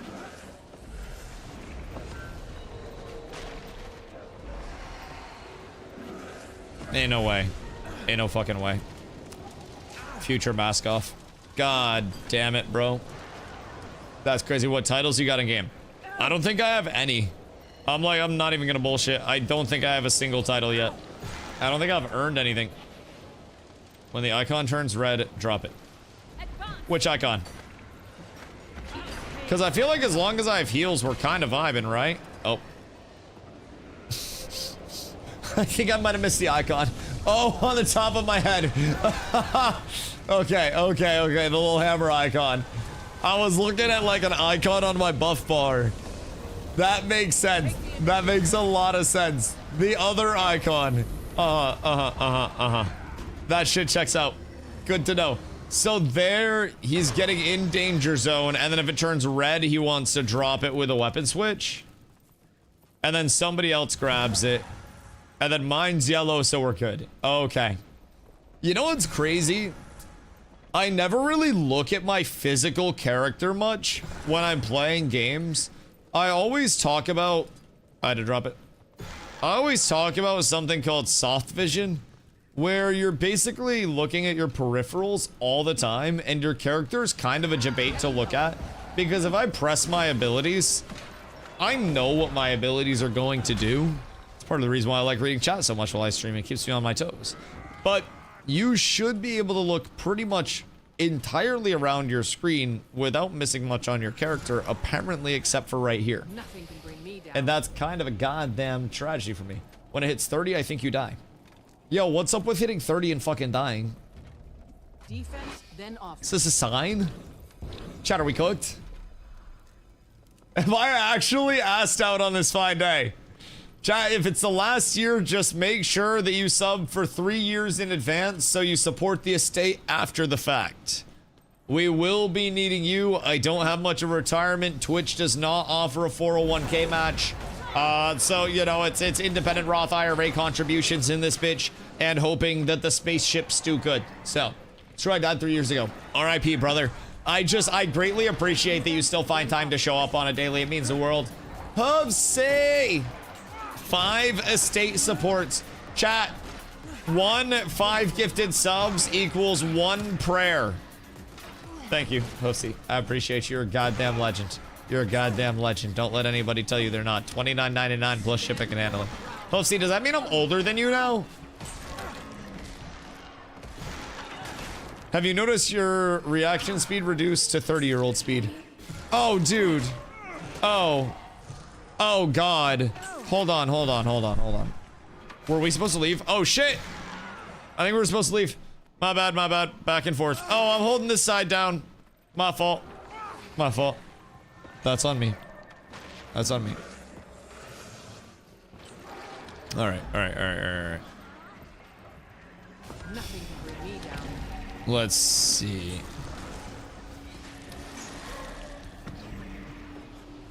All right, hold on. Quick test.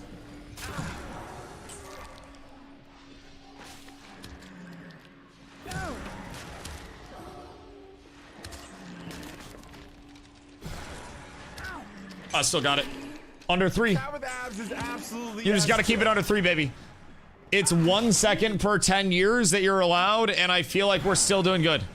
I feel like we're up tremendous. I was ready. My palms are sweating after that, bro. Jesus fucking Christ. Holy shit. That's great. Let's see. Your median reaction time is 273 milliseconds so far. Does that keep track of me? Let's see. Well, an average human reaction time may fall between 200 to 250. Wait, is that actually true that a human reaction time is 200 to 250? Wait, is that actually fucking true? Because I feel like that's getting a car accident. Isn't that a quarter of a second? Can't you physically, like, hurt somebody at 250? Just in the 29 club now? I don't know if I get it in the club, dude. Something just fall. So, well, keep in mind, average is also average for a reason. Like, average is complete middle. Complete middle. Quickly.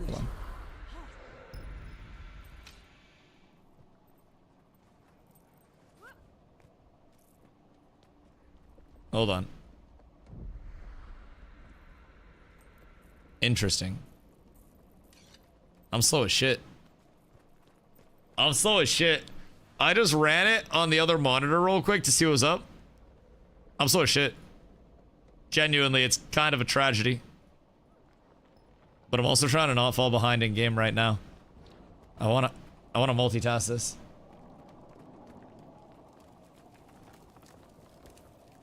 You play shooters without reaction time. Oof. Well, it's under 3 seconds. So we're fine there.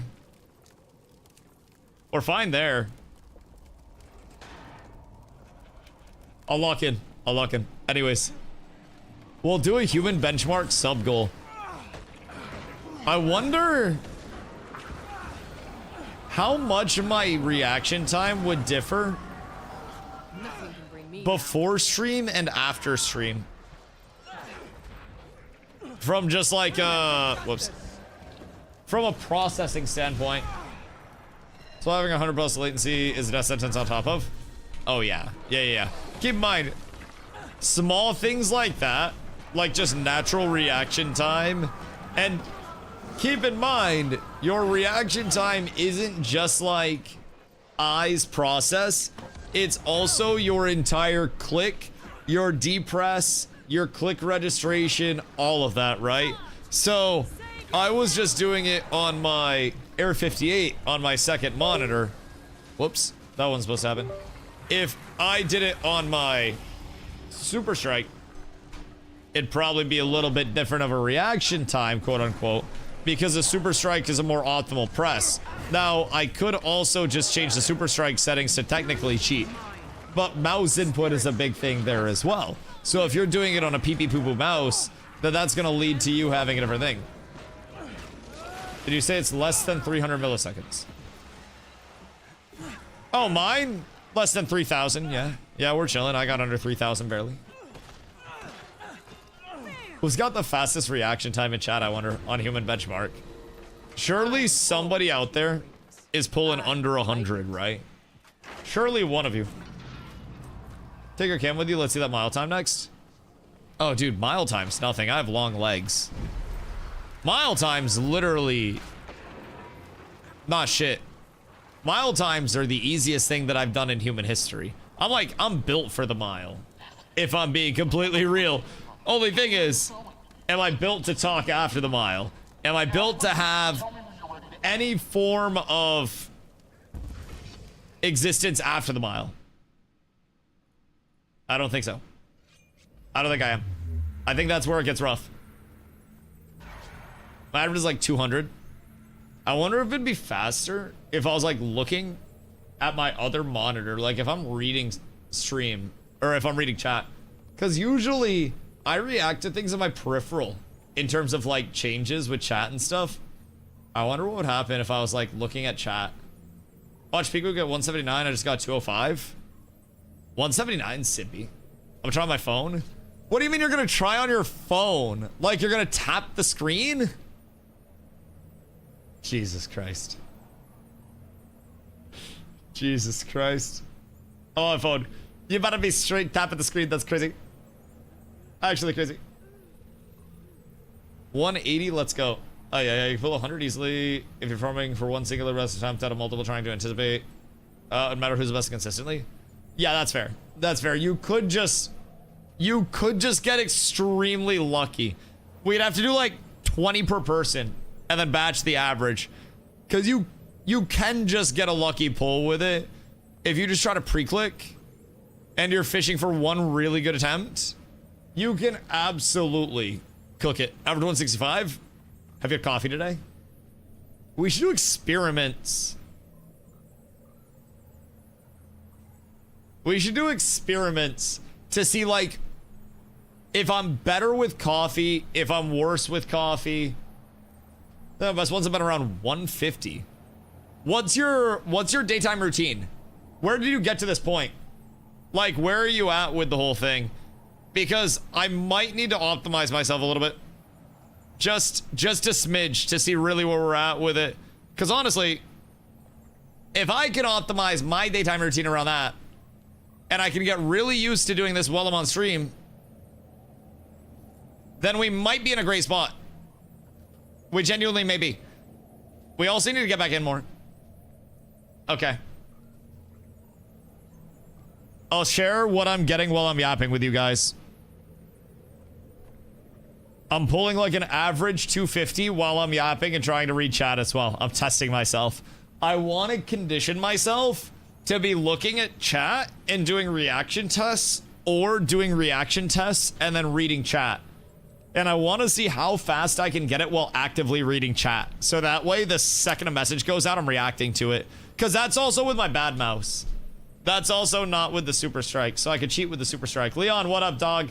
Not fuck with all the other sick as fuck. Yo, I hope you feel better, big dog. Yeah, being sick is not fun. Not fun. One reaction test on left eye, one reaction test on right eye. We gotta see which eye is optimal. We've got to catalog my reaction time with different strains along the way. Goodness fucking gracious. We may be cooking a little bit too much with it. Because this mouse, like my Super Strike, is definitely a bit more optimal.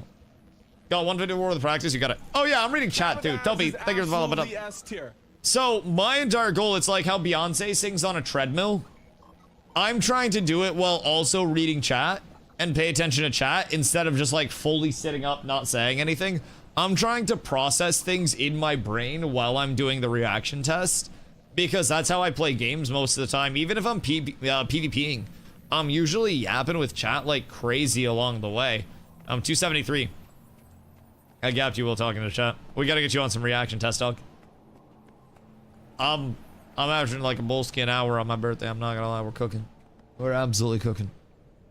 We gotta up the ante a little bit there, big dog.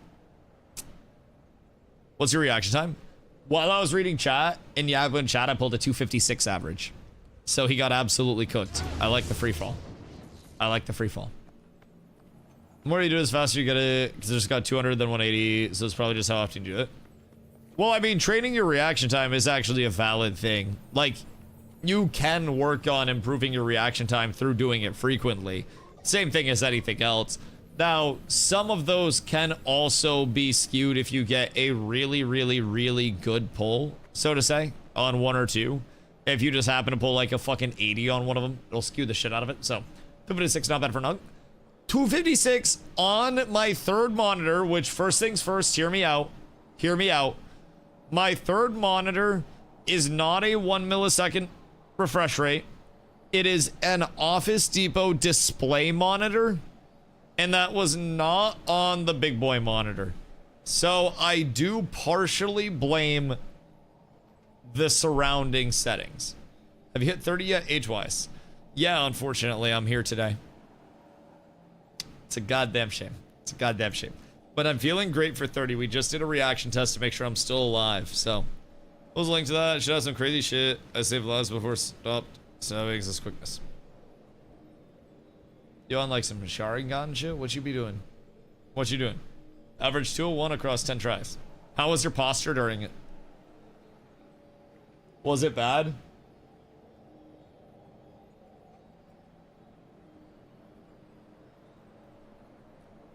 God damn it. Hold on. Hold on. Hold on. I'm gonna have to do it, aren't we?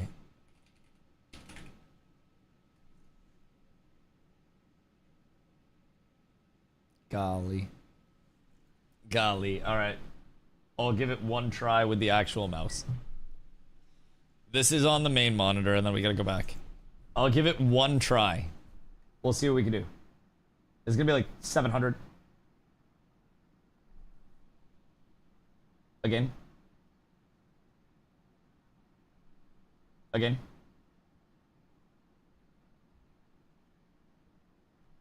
Again. Oh shit, that one caught me so off guard. Again. My cursor went different and it fucked with me. The ads caught me so bad. Oh my god. Fucking hell. The ads caught me so bad. The ads. Yo, I just got cooked by the ads.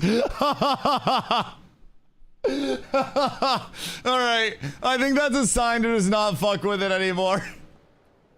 I just got my shit rocked. 230? Okay, hold on. That 230 was bullshit. The ads cooked me. I was on my third attempt, all sub 200, and then the ads on the screen went bro. I got fucking rocked. Ay, ay, ay. We'll do one more. We'll do one more. I'll do one more. I will do literally one more for you. Using a wireless mouse, no idea. Making friends on wireless mouse, wired with my Lightspeed mouse instead of my MMO mouse. Yo, hold on. I could do some crazy shit here. Just on a real quick. Next. So on my mouse, I have like the hits calibration basically, which is the actuation point of my mouse to make it actuate basically like very fast into the D press. So I'm gonna change that real quick.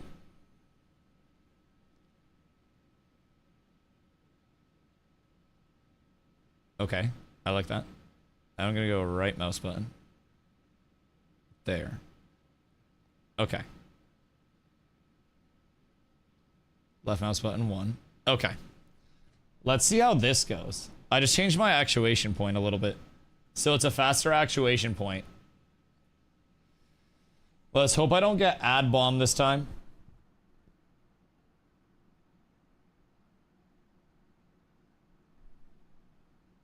Let's see. No ads, please. Oh, no. Bro, the ads! I hate the ads. They're right under, and the quick ones are getting me. I'm tilted. I'm so tilted. This is a determination against Unk. I will break 200. I will do this. I will get under 200. I feel like the ads just distract me so hard. And then the quick ones get me. I don't give myself time to recover.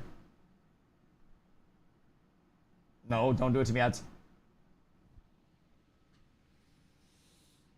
We're not falling off! All right, let's go. One more.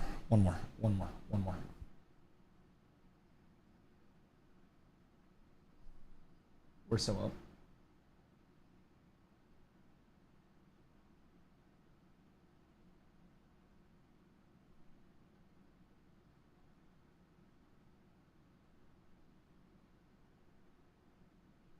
Fuck! The ad changed.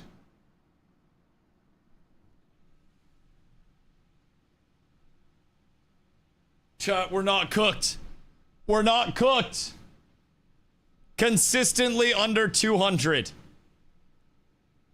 The Logitech G Pro X2 Super Strike is the single greatest mouse. It defies aging. I'm on my LeBron shit with this.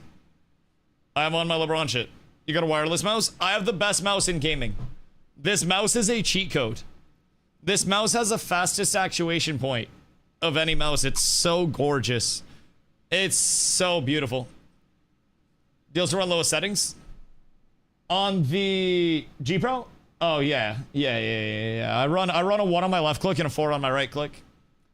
My mouse has 12 buttons on the side. Beat that. My hands work. So basically, this mouse, it doesn't actually have. Did that mouse improve it? So 116 with a wireless mouse. What the fuck? Consistently?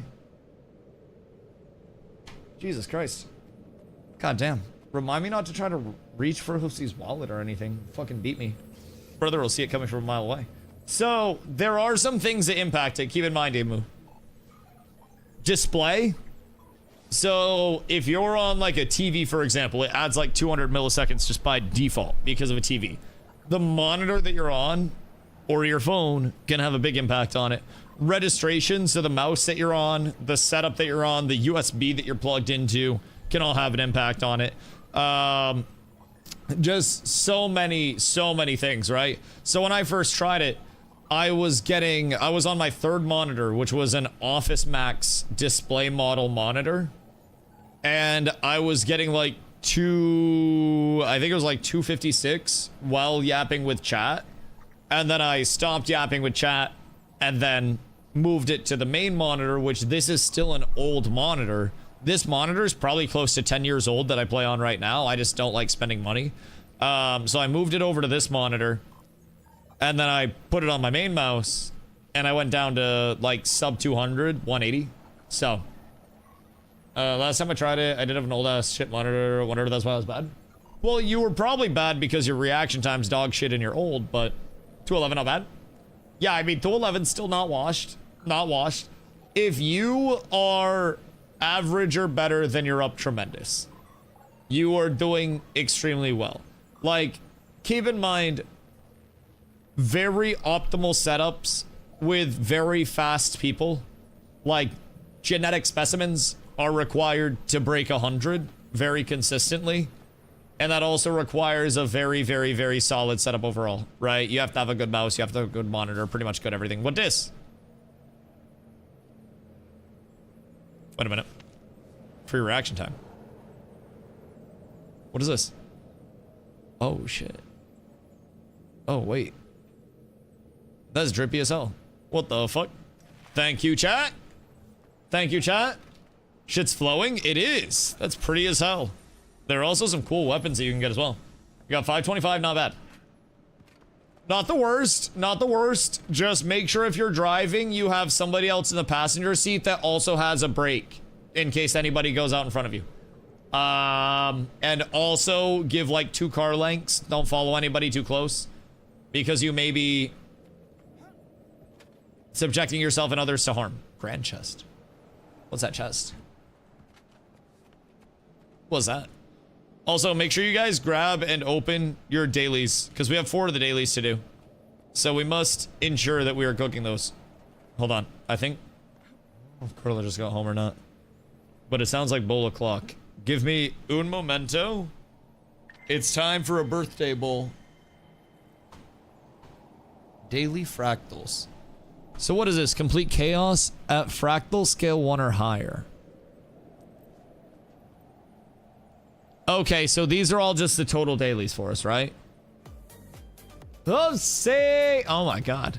Oh my god. Going crazy. Hoofsy, thank you, my good man. I appreciate you very much. You are truly a legend. Goodness gracious. Birthday subs? I even put on a 35% off birthday discount today. 1 Essence of Luck, 1 Gold, 20 Astral Acclaim. Another Which, proud Astral Acclaim is this, like the wizard bucks, right? And I've already bought my Ascended stuff. So we have to wait for that to refresh for more Ascended stuff. But it looks like I have a lot of general shit to buy. A lot of cosmetics. Which I fuck with very heavy. Very heavy. Alright, hold on. I shall be right back, chat. I'm gonna fill up my water. Momentum.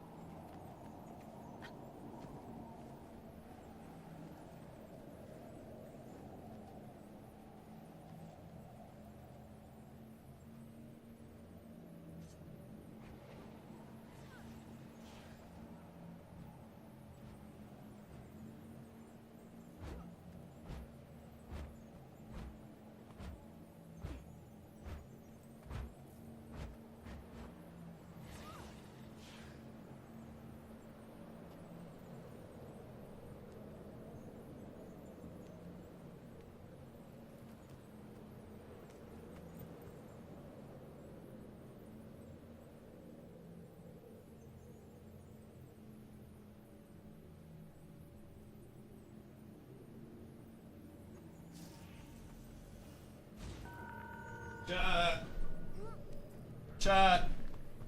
His birthday sucks. Look.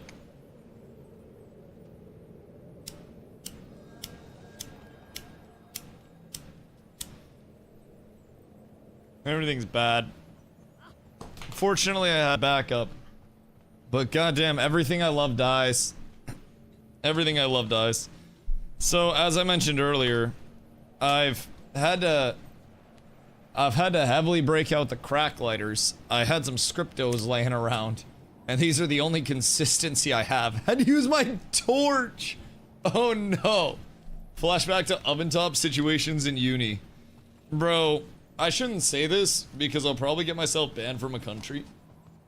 But, Kush, I appreciate you, dog. Also, Phoenix, thank you very much for the 260. Much love. But, in Iceland, I witnessed somebody who was given Ouija basically roll up a fat doink and light it on an Icelandic native stove because the Icelandic native didn't have a lighter but had weed for whatever reason. I witnessed it and it was hilarious. Like, actual hilarity ensued. I can't say specifics, but it was wonderful to see the improv in real time going through technically a European's mind of good old American ingenuity. It was wild. Slap it like a Game Boy cartridge. I tried tipping it upside down and everything, dude. She's cooked. She's cooked. I got one rip out of it at the start of my bowl, and I was like, damn, this thing's kind of running low. I go for a second rip. She gone.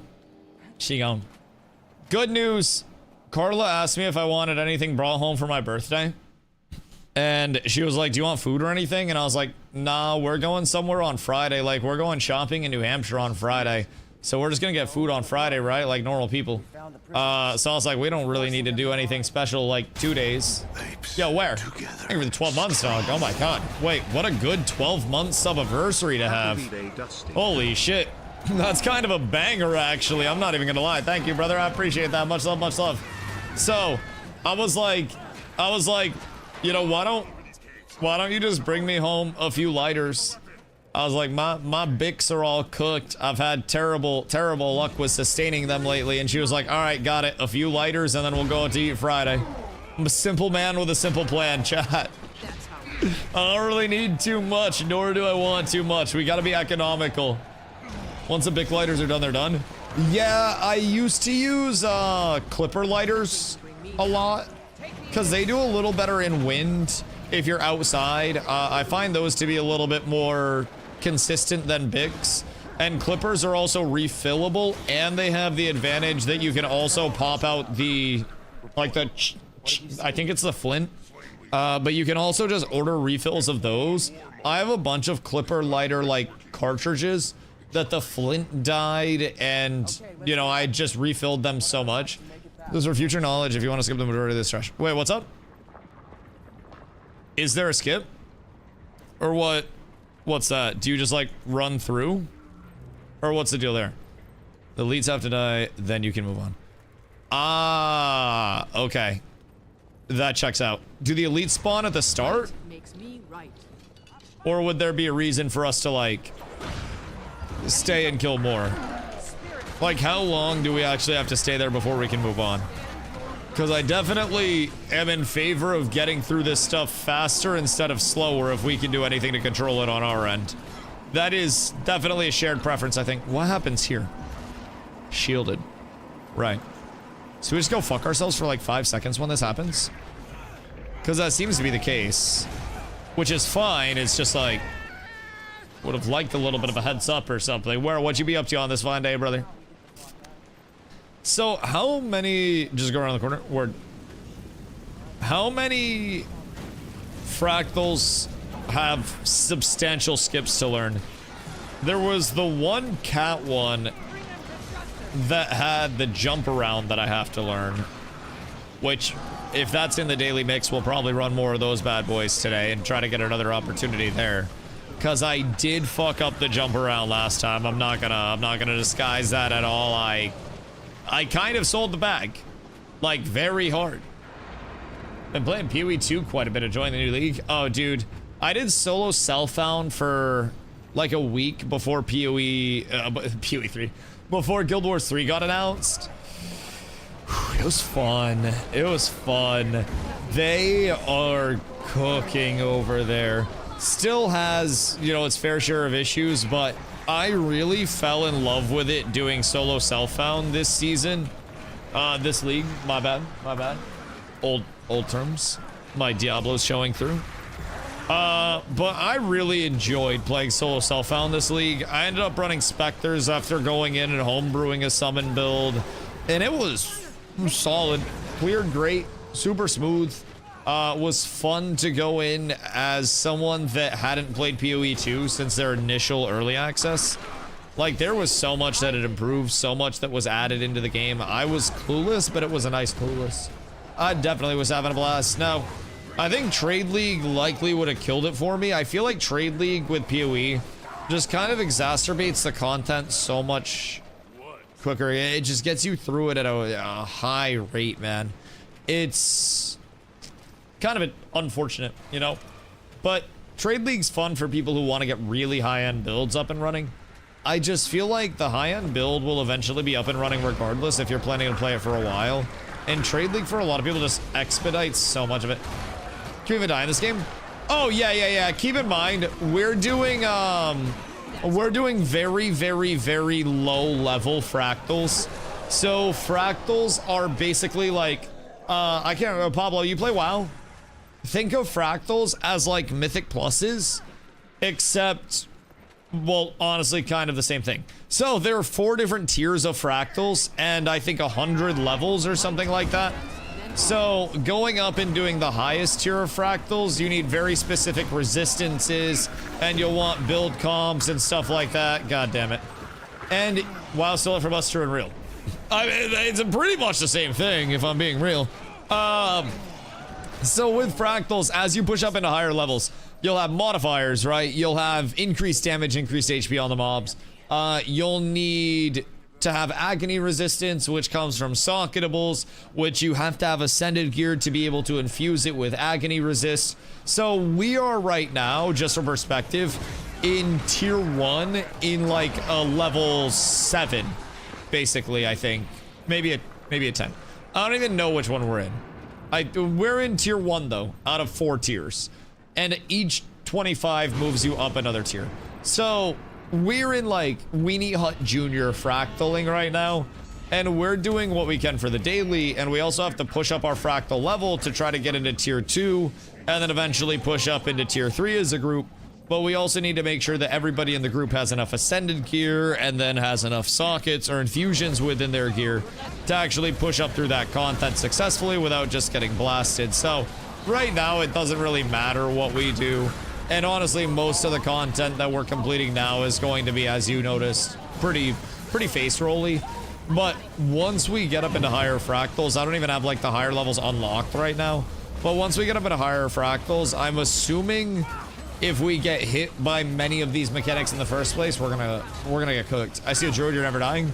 Yeah, we also have a healer in the group too, which very much helps. So one thing about Guild Wars 2 that's a little bit unique, especially from like a DPSing and PvE standpoint, is that you stand in front of the boss in a boon ball, basically, no matter where you go, PvE, PvP, anything in between. You stand where all the circles are, and you don't leave where all the circles are, because those circles are life, damage, protection, sustenance, everything that you need, right? It's all just standing in the circles and not getting out of it. If I stood outside of the circles, I could definitely find myself getting cooked, but there are fights that force people to spread, but yeah, boon balls better. Yeah. Even in the fights that force people to spread more, like in those more punishing fights as well, you want to kind of like minimize the spread time to a big extent. Make sure you guys get your chest, by the way. It does not auto loot for you. But yeah, you want to like minimize the spread as much as possible. You want to spread, and then you want to reclump, get back together, and then boon ball again. PvE, PvP, like the most optimal scenario is boon ball, boon ball, boon ball. The buffs are so meaningful over here. So when I was first coming over, also Wolves, hope you're having a good day, dude. We can go higher. Yeah, we can push up. I'm more than down. I was just going through the dailies, and then right meow, we have a 13 and a 16, and then after we complete that, we can start pushing up towards 25, because honestly, you only need 17 resist for a 25, and then once we get into T2s, we can start pushing for T2 dailies, because as you get into higher tiers, the big thing is that if we do a T2, we get a T2 and a T1 reward. If we do a T4, we get a T4, a T3, a T2, and a T1 reward. So it's very impactful if you can manage the higher tiers. You just kind of get it all at once. So that's the large thing that we're trying to shoot for when we push up. And if we can push up even into T2, we effectively double our rewards. And these initiate chests that you get, or like the fractal chests, they have a higher chance to give you an ascended piece of gear, which I found one ascended piece so far, but agony infusions are great. You can upgrade those so you can save your low ones and then upgrade those bad boys. These chests that you get, if you have keys to unlock them, will give you junk that's worth a good amount. Can give you some crafting mats and shit as well, but have you tried any of the raids or raid encounters? I've done a lot of the open world stuff. Like, we've got on open world boss rotations and whatnot. We haven't got into any of the raids yet, but planning to get into that as a guild relatively soon. There's just so much to do over here at all points in time. It feels like with the amount of time that we spend in a day, there's almost like no possible way to do everything. It's almost like it's great, but it's tough at the same time, because I want to hit raids, I want to get more reps in World vs. World, I want to do pretty much everything. Zara and Doom will push your shit in. Didn't Doom get his shit pushed in the lore? Is he back? Wasn't he like the first one to die in the this current form of Guild Wars lore? I'm getting caught up, but I basically didn't play Guild Wars 1 yet. So like the whole 250 years prior to this, I completed the core story. So I'm really infatuated now with like ore and the whole, like, as we call it, the lore. Sorry. My bad. That's on me. But honestly, kind of a fucking banger. So I'm really infatuated with ore right now. That playing into Guild Wars 3 is such a heavy part of it. Really has my attention. I'm kind of a lore fiend secretly that masquerades as a sweaty min-maxer. And I take my time to get to the point of min-maxing, but... Valkrone, what up, dude? Hope you're having a beautiful day. Just because doesn't mean you can't go to hell. Fair, yeah. Doom did the whole you go to hell thing. Yeah. Definitely not such a dirty ore.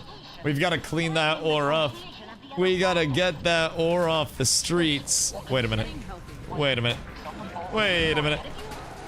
So, I'm real excited to figure out more about Guild Wars 3 and kind of like the journey into the past. I've already heard tinfoil hatting that, like, bro, we're not actually in the past, we're secretly in the future the entire time. And I'm gonna... Piece of shit. I'm gonna let people cook there. Like, I'm gonna encourage that. But also, schizophrenia is a thing. And I feel like there are ways to kind of minimize the effect of it. So we must be aware at all points in time that we might be overreaching, sorry. That one was bad. That itself was an overreach. Just a little bit in some of the theory crafting. I've heard some crazy fucking shit. But I'm just excited. I also like that with a year and a half before Guild Wars 3 beta, I'm gonna have plenty of time to go back to Guild Wars 1, which I'm almost like I'm really intrigued by Guild Wars 1 with it being pretty much entirely instanced. Because we could go in, I could go in entirely solo, or we go in, I thought Dusty was back there falling. Bro, I've been here the entire time. Fuck do you mean? Who? Are you guys getting cooked by the jumping puzzle? Guild Wars 1 is very fun. I have one memory of Guild Wars 1. And as I'm gonna kill myself. Quickly.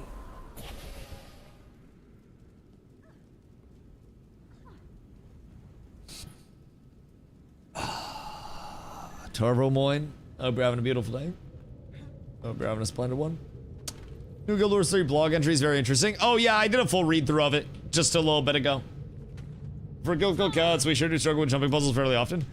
Okay, I blame. Okay, hold on. Who the fuck was that?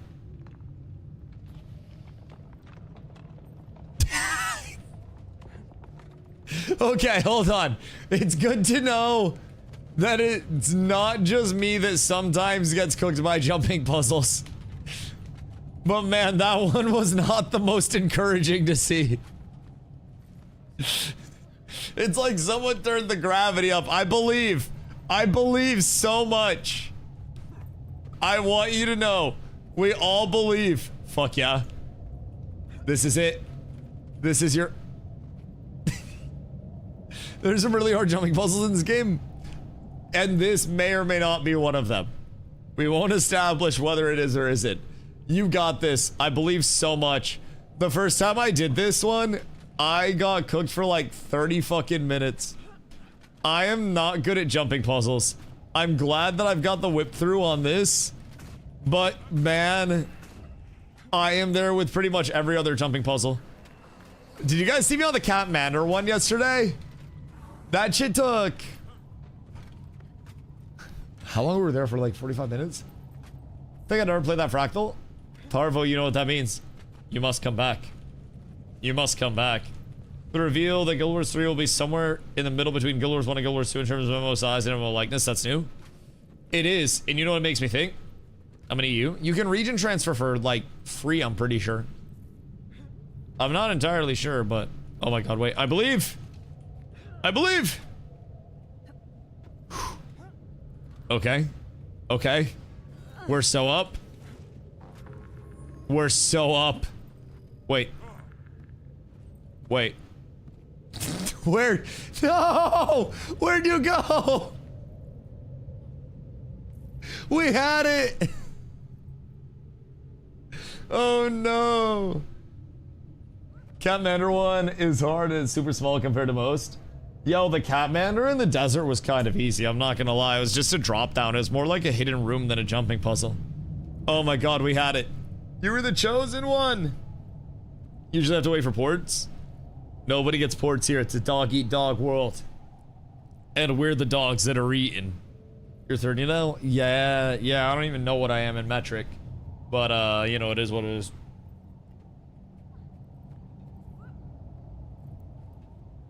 I find myself closer to the brink of death every single day. And I hope that I have a pleasureful ride on the way there.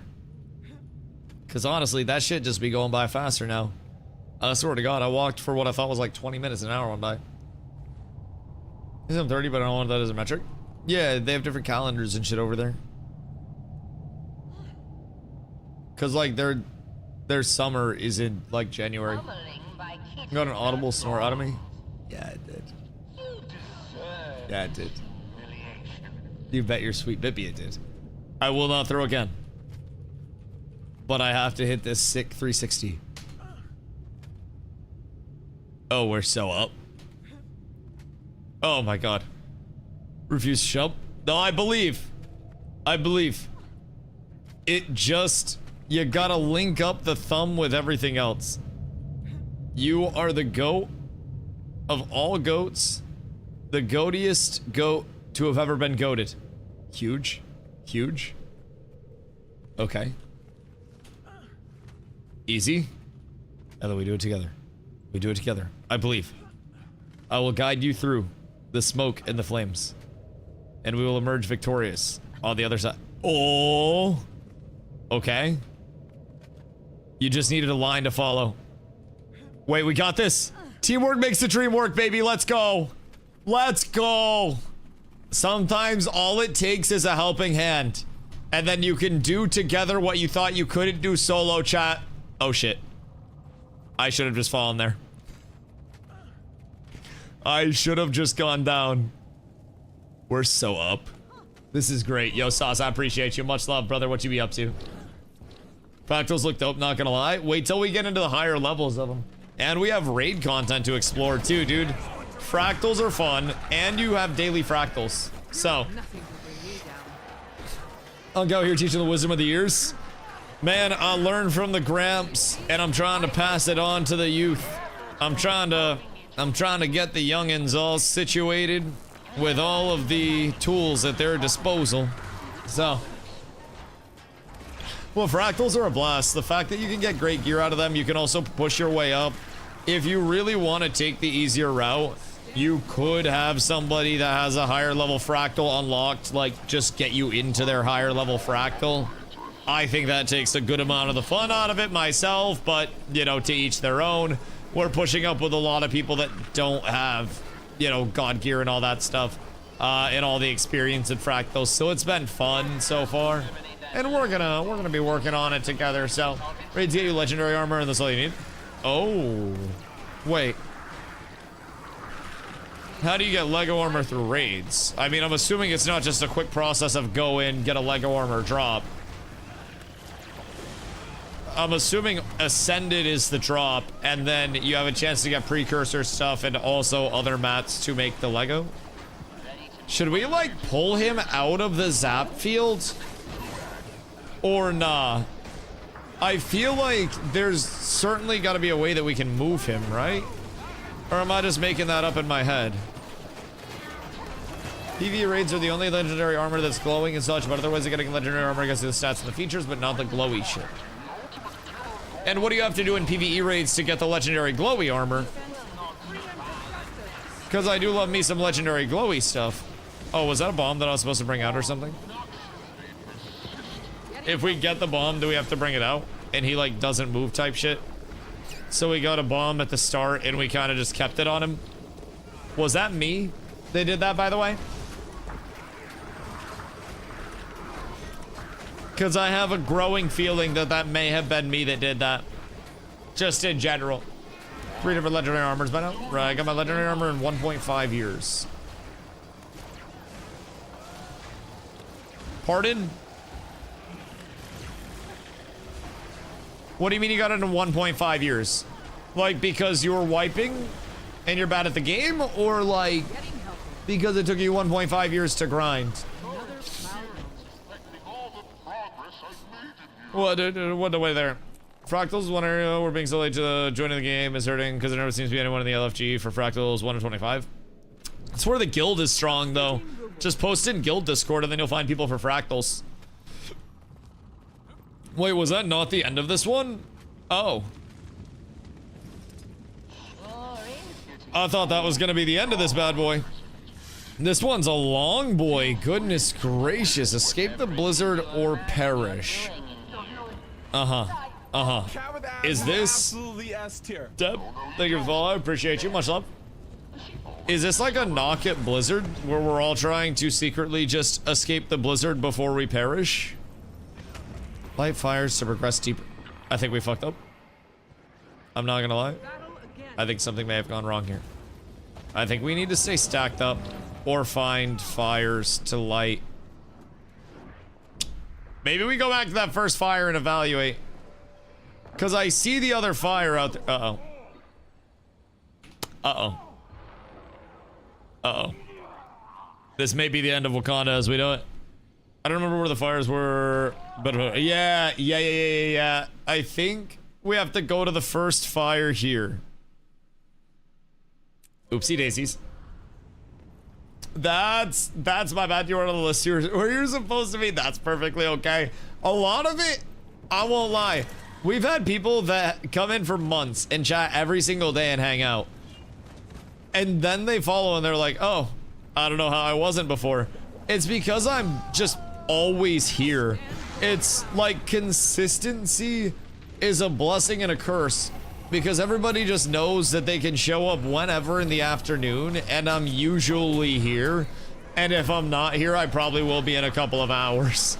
There's a certain level of that. Your daily programming. Yeah. It's like the daily Dusty Talk show featuring some video games. It's kind of sick. Consumes flame. Oh. Well, he's a little bit of a dick, isn't he? So we have to go up here. And then we have to top off. And then we have to move fire to fire. And I think we have to go this way next. Uh-oh. I fucked up. I fucked up.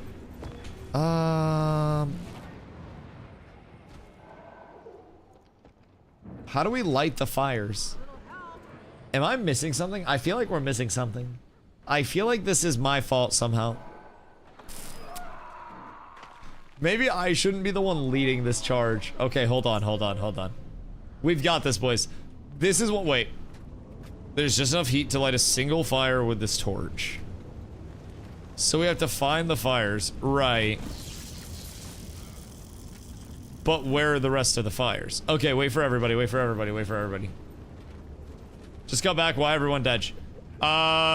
Because we are 5 pieces of a brain trying to collectively be one. Okay, wait, that's, nope, that's an ice elemental. Oopsie daisies. That's my bad. We definitely do not want to stay and fight any longer than we have to. We get to the fires, kill stuff real quick, top off, and then the flame asshole is kind of an asshole. So now we go to the next fire here. Okay. We're up so tremendous here. Come up to the next one, and then I think we have everybody. And then we go up to the next one. Oh, it literally shows us where the fires are. Right. Right. God damn it, chat. Dusty killed them all. I might have. That last one, that actually might have been me. That was way easier than I think we were making it out to be. We just did the reaction time test, but...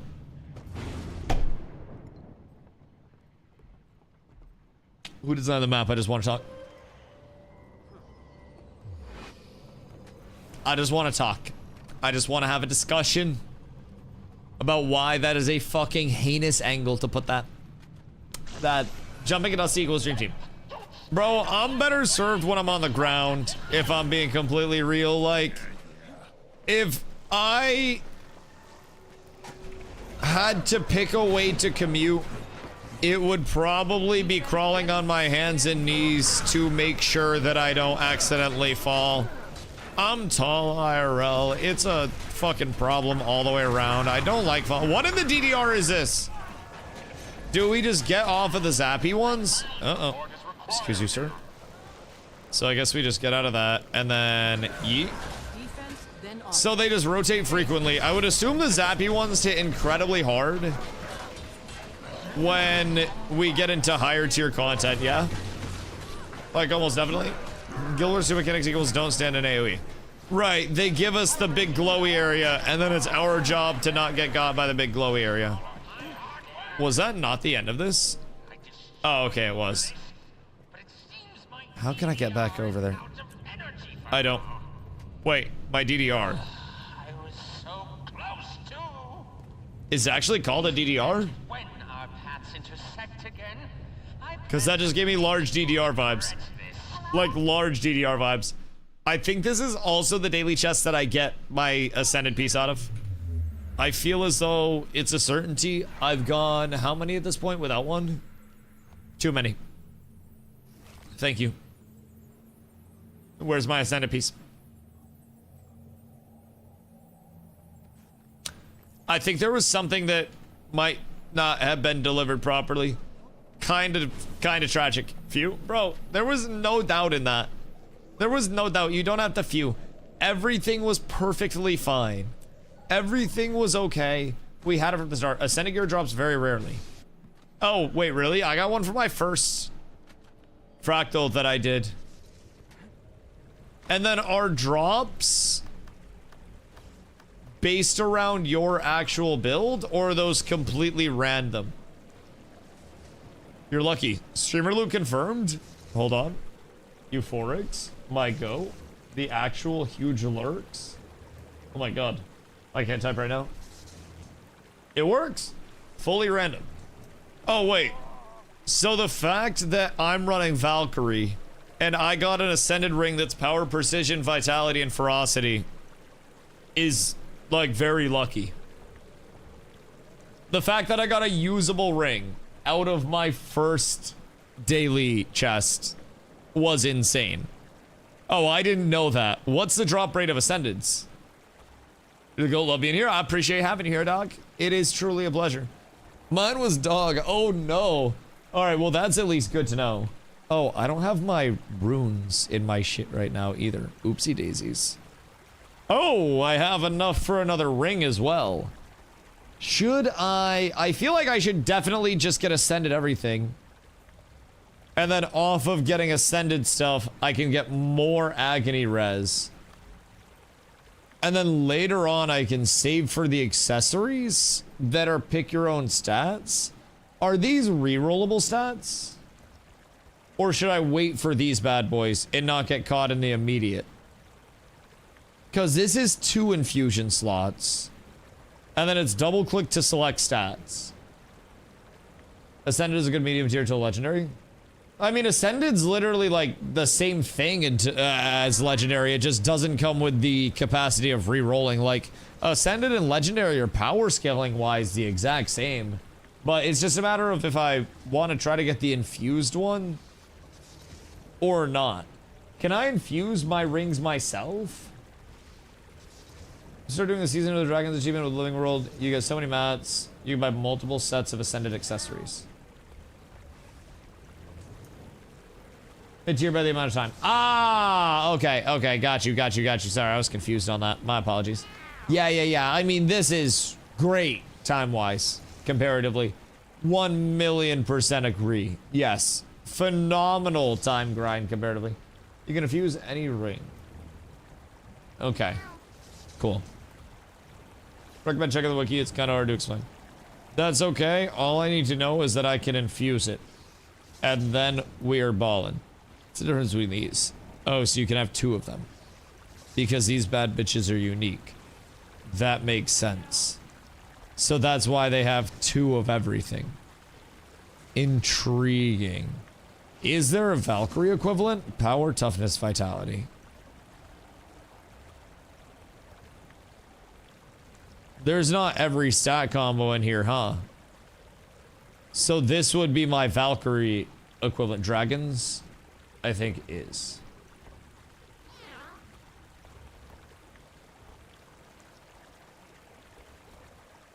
I don't feel like this guy has any of it. Which, I would just take the split on that, like I do with my Vine of the Pale Tree.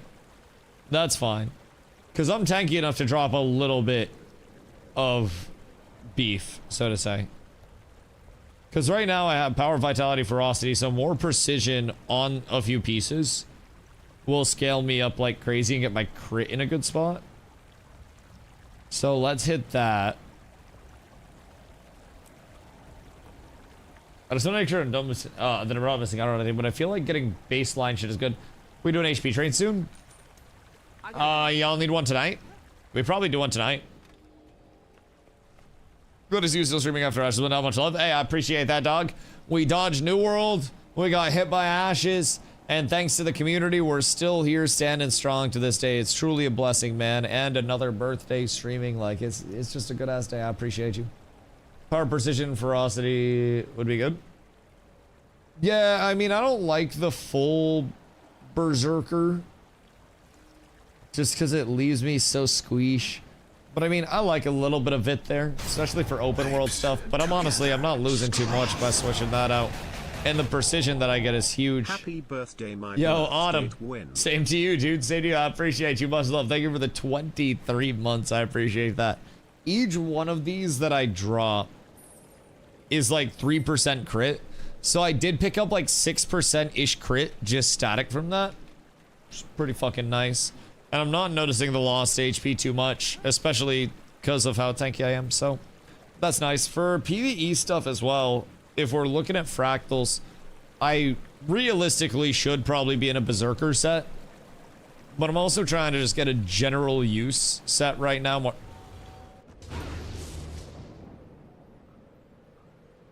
More than anything else.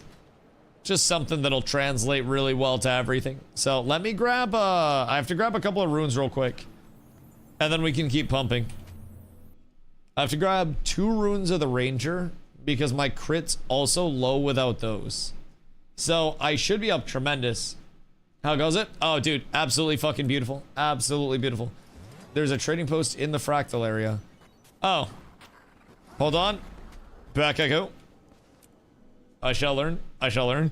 But like, stream has never been looking better, if I'm being completely honest. The prospect of the community already taking so well to Guild Wars 2 and the Guild Wars IP. Oh, right here, nice. The Guild Wars IP having so much in the future with Guild Wars 3 being confirmed. It's a really remarkable feeling to not have to, if I'm being completely real, worry about games dying. To say it very bluntly, it's a really good feeling. Knowing that there is a future with the IP that we're investing our time in as a community, knowing that there's something to look forward to, and knowing that we're already enjoying what we're playing because it's not something that's in a super early state that's dependent on X, Y, and Z all aligning, but we're playing something that has been fun to hop into and be received into as a community, right? And it's been an amazing opportunity for our new players to be taught by experienced players. The Guild Wars comm is so helpful. But looking at the next year and a half, 2 years leading up to Guild Wars 3, I see the community just continuing to expand and grow and become more and more consistent, which for me as a streamer is something that I haven't had because New World was always up in the air and I went full-time in New World. And then with Ashes, everybody knew that at some point anything could happen with Ashes, and I said it on stream all the time too. And, you know, it sucked that it happened when it did and how it did, but at the end of the day, we knew that could happen. Through ArenaNet, like, yeah, things will all come to an end eventually, but, like, the future is bright. And I don't think it's really ever been brighter for our community with a certain light at the end of the tunnel. Outside of just like, you know, the hope that something gets completed. It's a really good feeling, if I'm being completely honest. Guild Wars 1 is still running? Yeah. Guild Wars 1 is still running, and they're also extremely financially green. Like, it's crazy how set up they are. So, yo, Vayu, I appreciate you, dog. Minnie, I appreciate you as well. Much love. Yeah, the consistency that ArenaNet provides is great. Give me 5 minutes, need water. You know what that means. It's a birthday Bulski. Chat, check your primers. Every prime and gifted sub today goes directly to Bulskis. I appreciate you very much. Also, gets invested very wisely whatever I don't spend on Bulskis. I don't really smoke that much, so.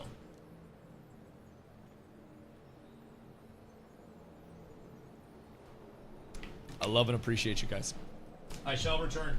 Birthday Bulski.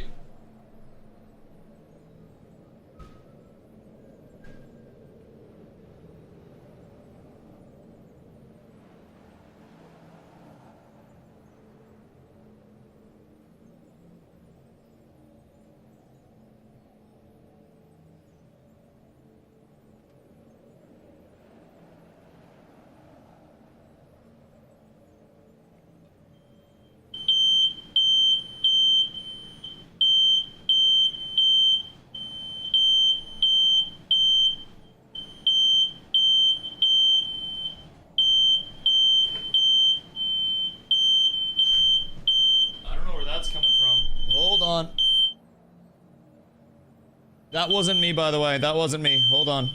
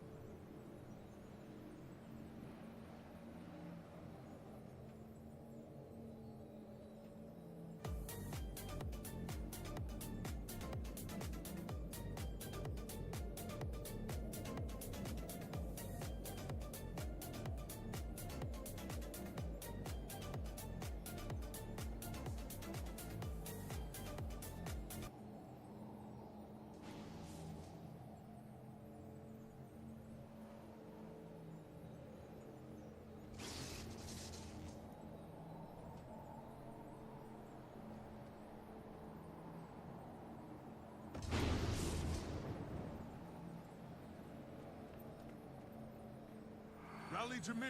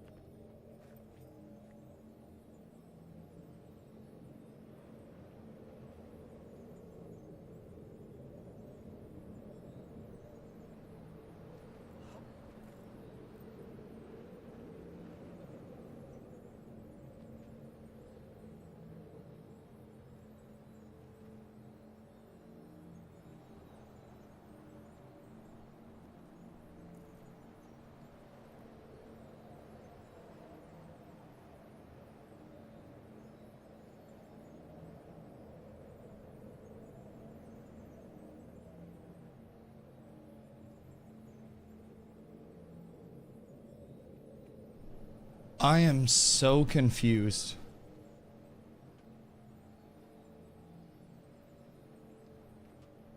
Nothing's on fire. Like, I just checked the whole ass house. Nothing's on fire. The alarms just started tweaking. Like, crazy. But, like, battery getting low? Maybe. We also have, like, linked up fire alarms. Oh, hold on. Don't start yet. I didn't get to smoke yet. I didn't even smoke. It literally, it wasn't even me smoking. Like, not also carbon dioxide alarms. They were going, fire. Fire. Fire. Also, wouldn't that be monoxide? Isn't carbon dioxide fine? I trust you'll enjoy the I don't know. Can an iPhone test for carbon You've monoxide? demonstrated allegiance to your king by helping track these dogs. Solidify Hold on. your Can loyalty. an iPhone Spearhead these test souls. for carbon? Let all of the desert monoxide. region see that defying me Your iPhone cannot directly detect carbon monoxide. You hate to see it. Dave, thank you, brother. I appreciate you. Much love. Much love. I mean, it's the first time it's happened. Also, the windows are open today. So, it's probably just something outside. Maybe it picked up, like, smoke from a fire outside or, like, a campfire or something that somebody was having. I don't really know, though. That hasn't happened before. I checked the basement and everything and made sure it was Gucci. Because all of our alarms are, like, linked up. So I wasn't quite certain. But seems like it's chilled out now? Question mark. So we'll see. But alright. Well, I'll be right back. I just wanted to smoke a bowl. Go on, Tim.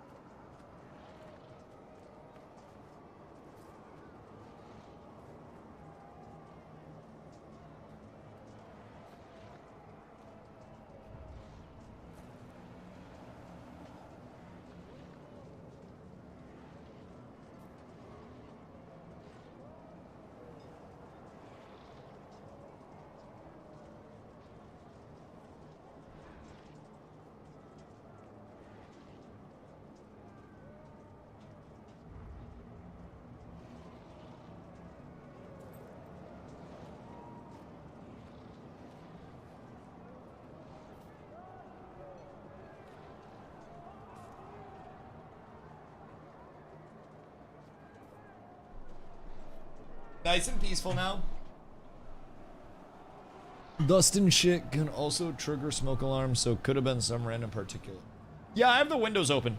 And there are a lot of like allergens and shit in the air.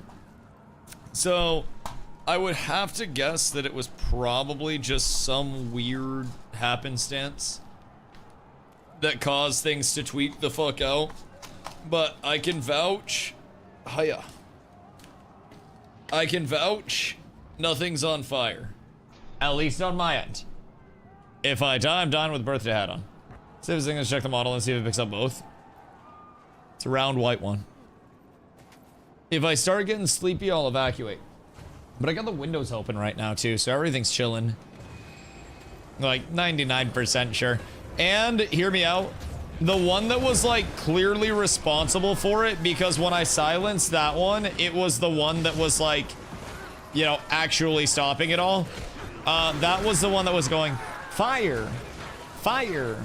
So I would assume if that one's the core of it and it has voice management, then it would probably go carbon monoxide detected, and then I'd get the fuck out. I'd get an inverse boner at that point. That's where shit gets scary. But as long as nothing's on fire, like stream room's not running hot, so it's nothing in the stream room. Basement was great when I looked down there. So unless it's the neighbors above me, which in that case, fire usually travels up anyways. So like if they're above me and there's a fire, then we're good. And like if there's carbon monoxide, I have a fan in the window anyways. And there's one of the Shark air purifiers that tells you like the whole, I was looking around my house. Yeah, no, that was my fire alarm. That was my fire alarm. Bro, I went to go smoke, and like as I was walking out to smoke, like deadass, I walked by the fire alarms and then they started going off. I shit you not.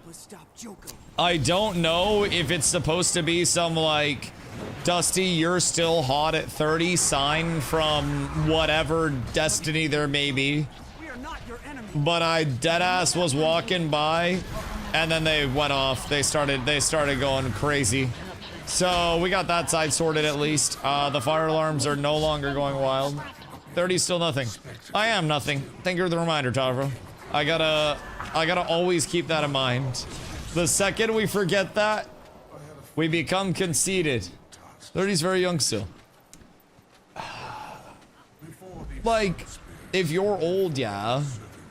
30 is very young still, is what you say to people who got, like, shot in the chest, and they're like, I don't want to die, and you're like, you're gonna make it, it's not that bad. Some people get fully blown up. Went to Staples, one letter holder, $23. Went to the dollar store, a million things, $25. Yeah, the only downside to the dollar store stuff is that it's going to probably give you cancer in California and many others. I think we're supposed to LOS that. If she'll still have it once we've persuaded her to join our cause. Really embracing your role. I think we're supposed to LOS something. Ah, my rebel sun spears.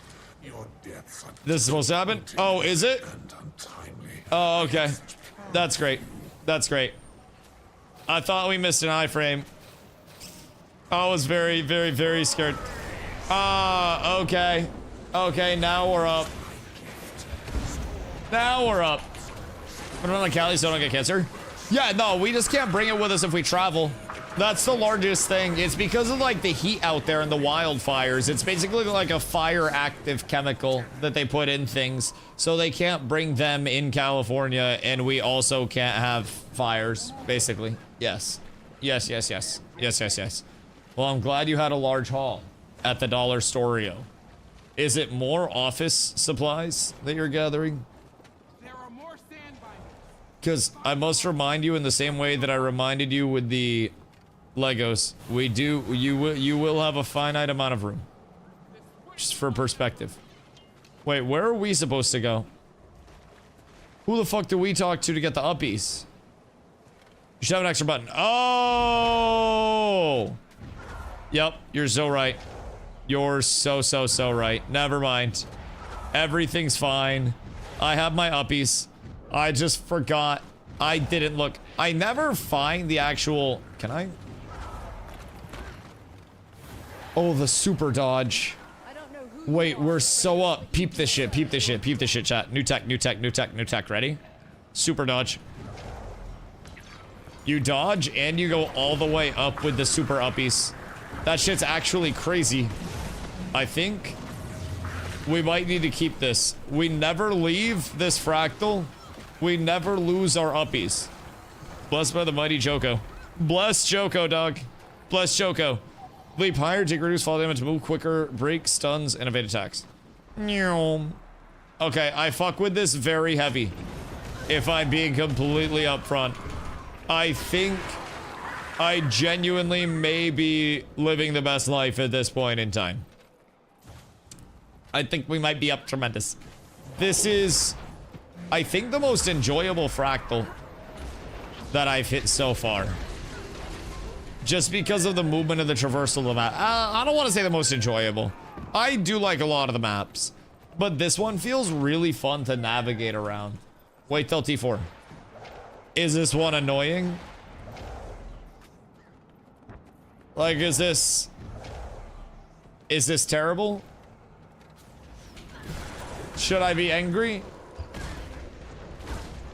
The little office area is so big though. Alright, listen, you gotta deal with it, not me. I don't have to see the clutter. How you play the ones all crinkly walkie-talkie crap? The ice one? My ears thinking about it. Yeah. It is what it is. I mean, it's not the worst thing I've ever encountered. I don't think anything over here in Guild Wars 2 is really the worst thing I've ever encountered. I will give it that. I think it actually has many strengths, and actually, I will say, the boxes in boxes and boxes and boxes over here is definitely one of the worst instances of it that I have encountered in quite some time. But there are ways around it.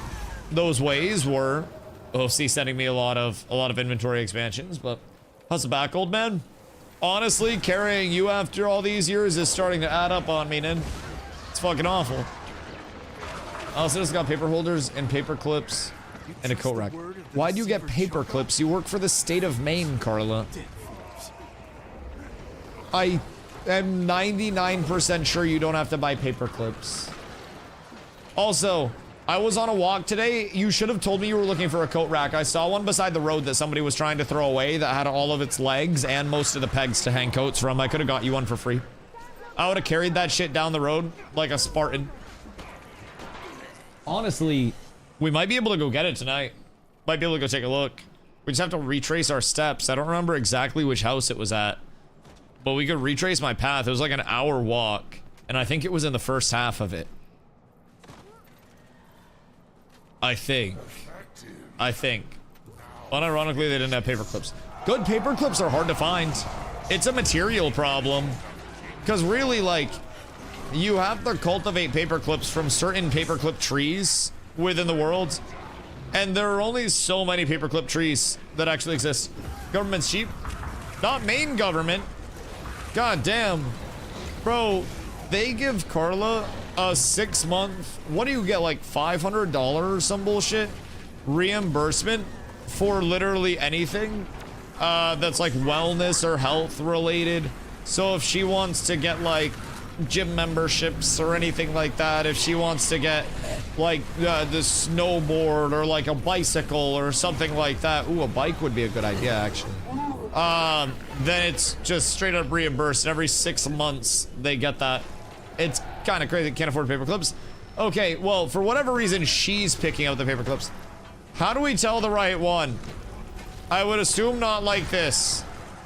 Or are we just supposed to kill all of them?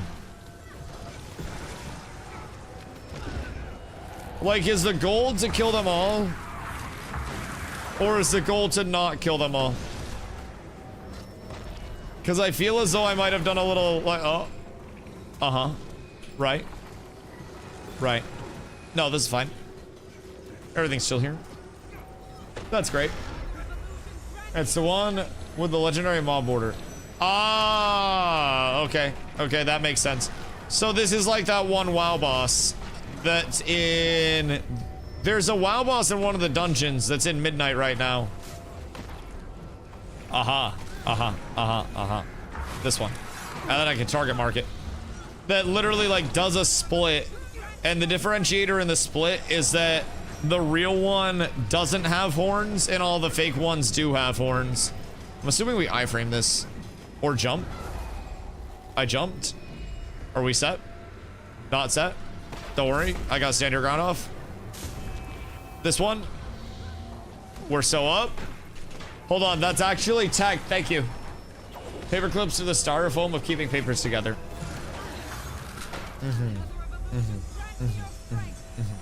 I mean, paper clips are very integral on a baseline. I bought napkin holders to hold my mailing paperwork.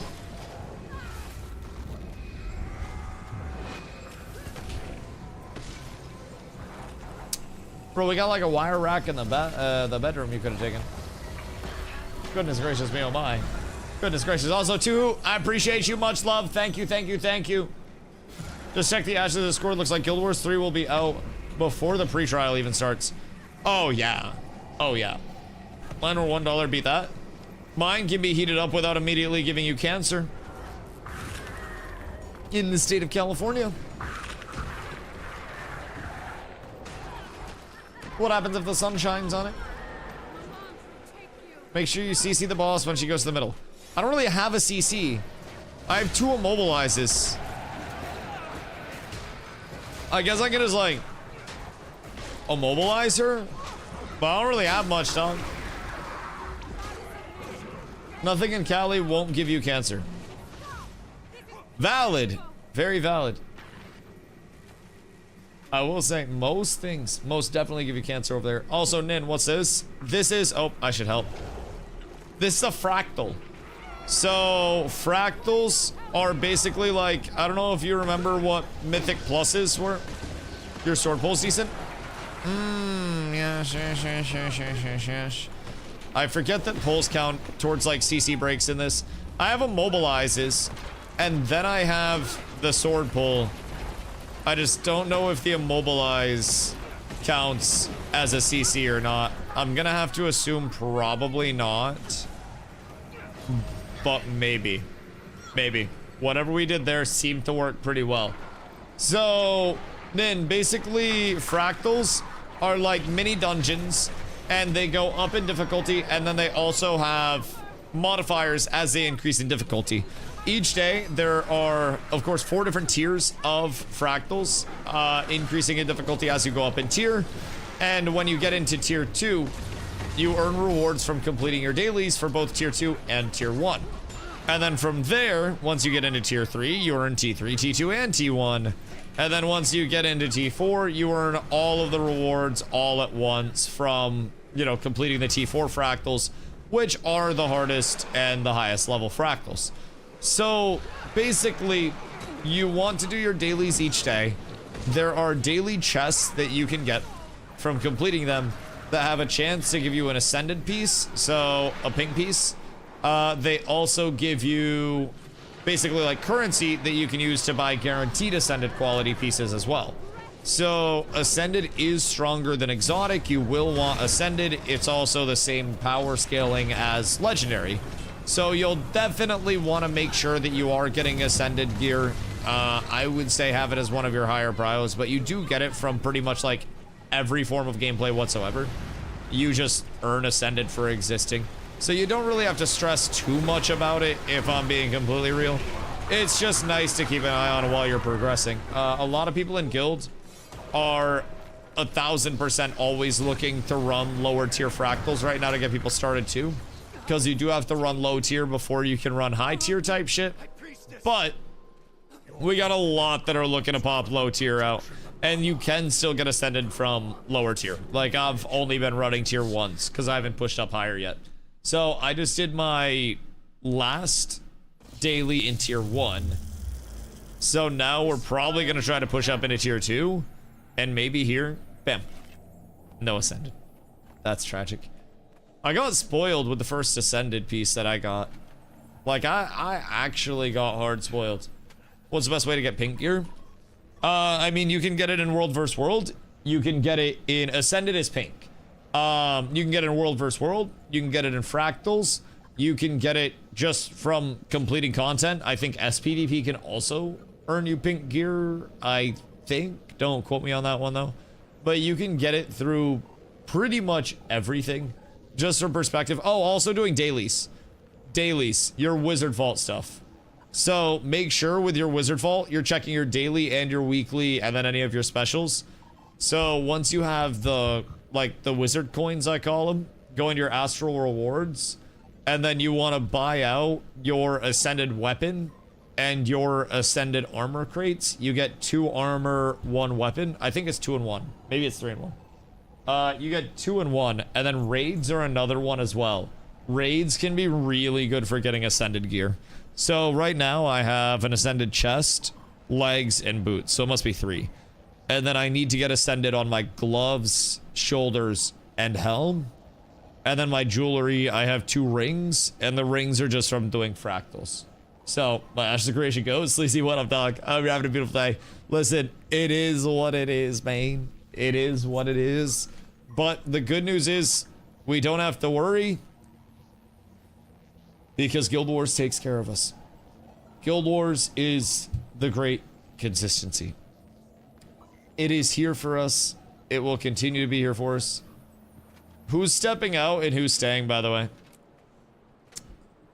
Because I am definitely down upon more. We could also get a group together and check out a raid or something like that. I mean, raids might be a little bit more coordinated than what we are right now. But I'm down to push these up into T2, because if we can get these into T2, then that unlocks easier dailies. And we got to do that at some point in time. Playing Guild Wars non-stop, came back after 14 years, having a blast, got my first legendary Twilight. Yo, let's fucking go, brother. That's huge. I am incredibly new. I found this piece of shit one-handed sword just laying around in a rock when I got here. Can I summon? Yeah. Do you have any agony res? Or no? Because you don't need much. And I can get you a piece. Why are you showing as offline? It shows everybody as offline for me. I'm like not allowed to invite. It's kind of fucked up. Okay, if you don't, that's fine. Let's see. Hold on. How much gold do you have?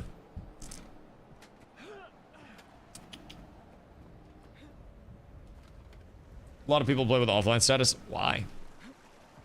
What the heliante? Does everybody have room for a little bit? A lot. 45. A lot, you say? Okay. So I'll get you... How many Ascended pieces do you have?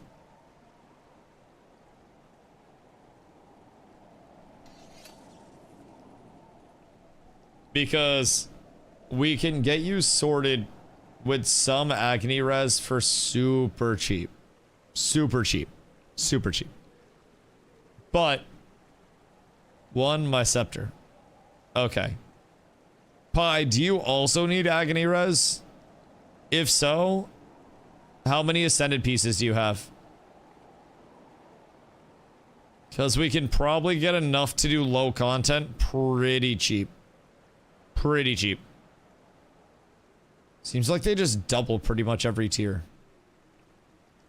Which is interesting. 1 to 2 is a huge jump. And then it's 2 to 6, 6 to 16. But then it goes basically 16 to 31. 31 to 65. 65 to 130. 130 to 260. 260 to 5. 5 to 10. 10 to 20. 20 to 40. 40 to 80. God damn. They actually just double. Is it 2 per? Is that why? What am I buying? Only need up to 17 to clear all of tier 1. So, if we get in... Gonna personal bank with Agony res. Can get a few plus 10. Oh, word. If we can get everybody with, like, 1 plus 10 just at the baseline, then that's gonna be plenty. Like, we won't need to worry for T1. We also have a healer. So that's gonna give us a lot of playability. Doubles because it takes 2. Okay, that makes sense. That makes a lot of sense. Don't need AR for raids. No, we're doing fractals. We're trying to push into T2 fractals.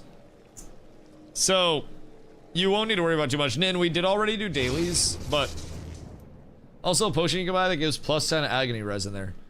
Oh. Oh. That's quite nice. So, keep in mind, we also probably only need 10 per person. Because Lonely Tower at 25 is 17 res. When we're going into T2, we'll want to have more res. We'll probably want to have 20 per person, 30 per person. But, dude, tomato, I just want to learn. Yeah, that's the same. Yeah. No, that's good. I will say, there is a lot to learn. And we have to push up... Oh, wait. I think we got pulled down because of you. I think we're gonna have to push up even more off of this. So we'll just go in and we'll push whatever our highest option is. And we get through them relatively quickly. And the good news is, by pushing up tier nin, you won't really miss out on anything if we can get into T2s. I don't know how quickly they jump up. But if we can get into T2s, then tier 2 daily gives us T2 and T1 rewards. What's that gonna buy? I wouldn't do a 12. The value seems to be right now in a 10, so agony, infusion, and then you can sort by price, and then go upgrade components, infusions.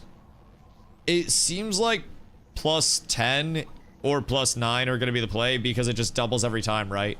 So maybe even plus 9. If you get 2 plus 9s, then you'll be set for now because you'll get a second ring probably relatively quickly. It takes 10 of the pristine relic thingies that we get. And I think those come out of... Are these out of the encryptions?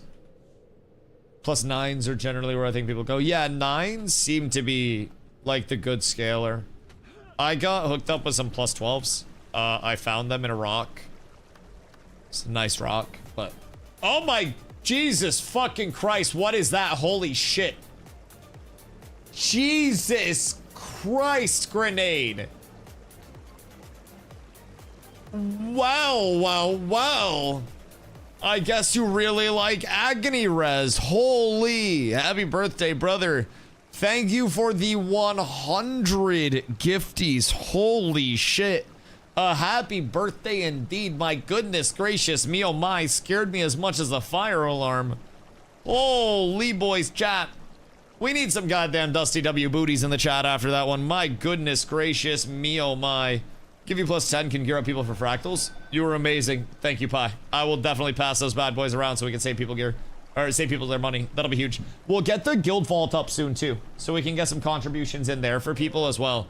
Golly, grenade. Thank you, brother. A beautiful birthday gift, if I do say so myself. For the rest of the stream, Dusty's face is going to be completely covered. Yeah, you'd like that, wouldn't you, you sick fuck?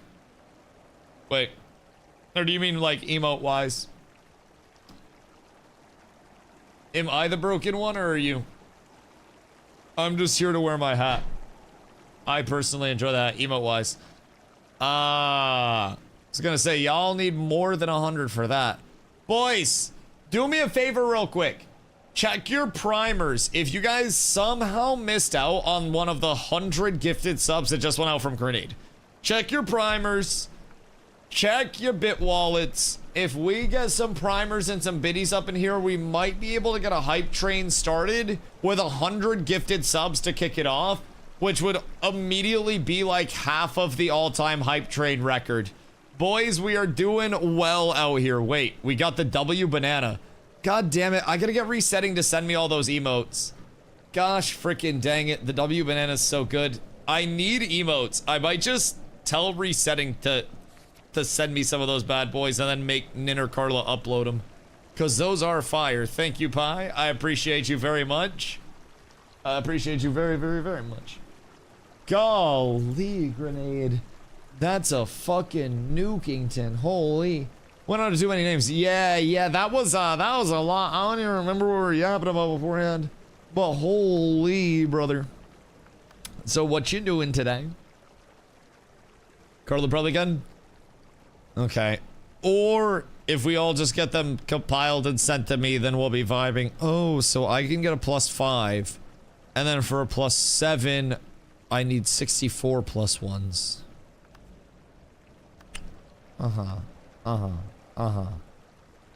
Is this efficient? Seems to be. Seems to be. So this is basically all of the other infusions that I may need. Time of that couldn't have been more perfect. Just poured a whiskey glass for the evening. That was a fucking nuke. Holy shit. Holy. I popped a 35% off 5 or more gifted subs discount, but I did not expect to see the 3-digit gifties come out. That shit, Jesus Christ. Jesus Christ, that caught me off guard. That's got the heart racing a little bit. Almost made me pee myself. Nin, did you already buy your agony resist or no? Because if you didn't, I can get you one of these +10s for your scepter. Pi hooked it up with a few +10s for the ganglies. Save like $200. Listen, I hope people are saving money. You didn't? Okay, just come see me. You should be able to... I don't know if you know how to get here. Probably would help. Oh my god, wait, Kristen. The 1K biddies. The birthday 1000, Kristen. Thank you for the 1K biddies, chat. We have 50 seconds. We have a hype train that is on the tracks with 1,000 biddies and 100 gifted subs ready to take off and lead us into the sunset for a birthday hypeu trainu.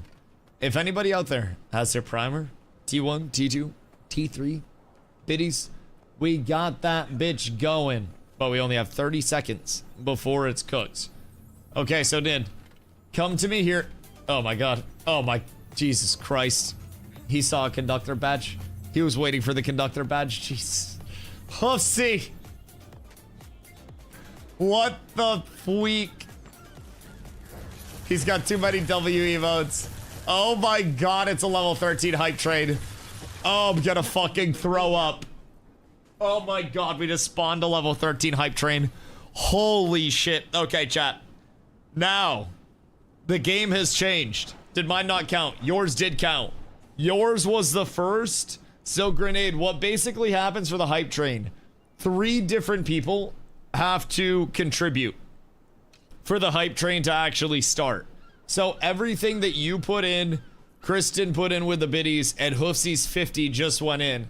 And all of those level the hype train. And then everybody that contributes to the hype train gets an emote that you can only get from hype trains. And it helps support the stream.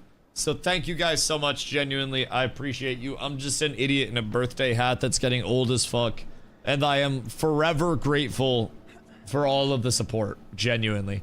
Photos too, because there were 2 check marks. 2 check marks and then 1 empty one. So we got to get 3 individual contributors, which is a big thing. Oh, hello, Nin. So first things first here. Oh, wait, I have to send it to you. Whoops. I keep forgetting that I can't just, like, physically trade you stuff. Compose. Nin, Caesar. And then we go... How do I split a stack in this bitch? Chat, how split stack? Control right click? Uh-oh. Control click? Nope. Whoops. That wasn't it. Alt click. Shift click. Alt and drag. Okay, got it. Thank you. Thank you. I appreciate you so very much. Appreciate you very, very, very much. Alright, compose. Then we go in. Then we click here. Do I have to drag that too? Bob? Eat shit and die. One. Dan, you have mail. Happy it out, buddy. Happy it up. Should be all good to go. Slap that bad boy, intercept the Rooney, and then you're good. And then over here,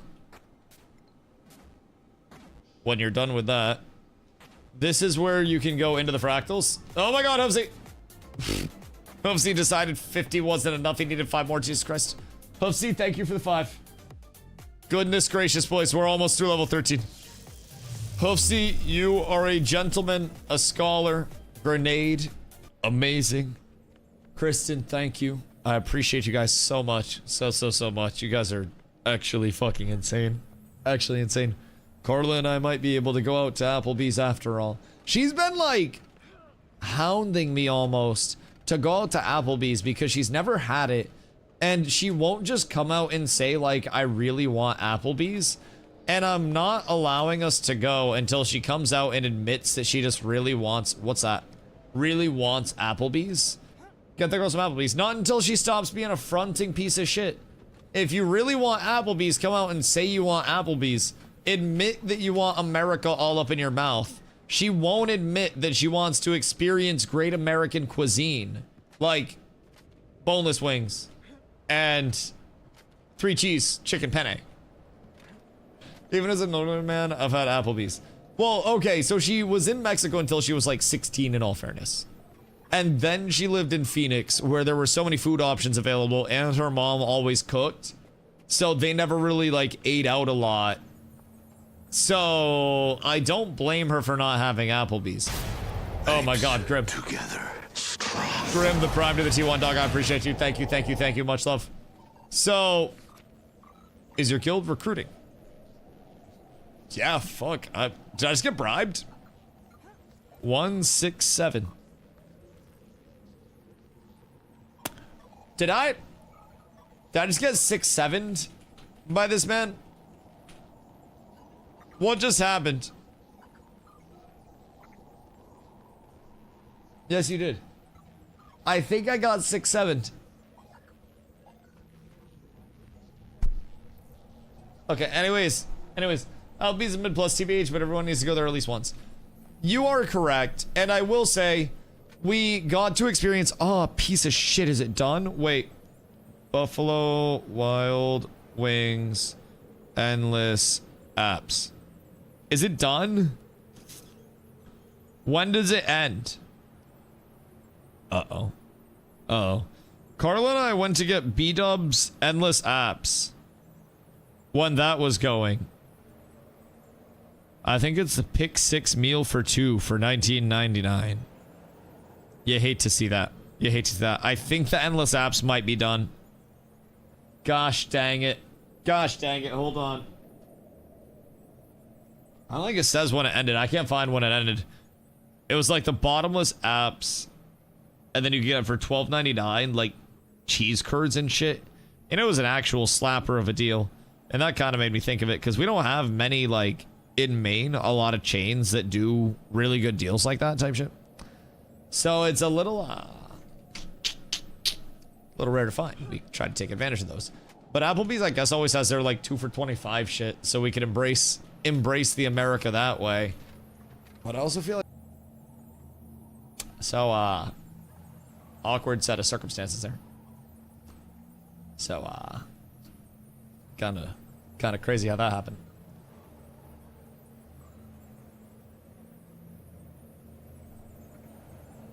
Too much money? Yeah, I think the hype train went off the tracks a little bit, boys. I started talking about the Buffalo Wild Wings Endless Appetizers. And, got us into a bad spot. The bottomless apps were crazy. Carla, I think that deal expired, by the way. I was just thinking about that. We were talking about your mild obsession with wanting to go to Applebee's.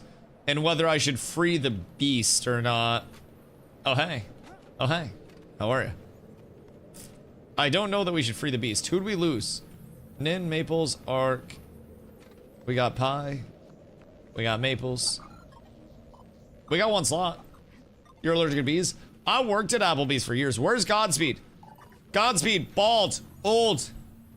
Godspeed. Where'd the old man go? Godspeed's the oldest one. Look at Applebee's OM cheeseburger.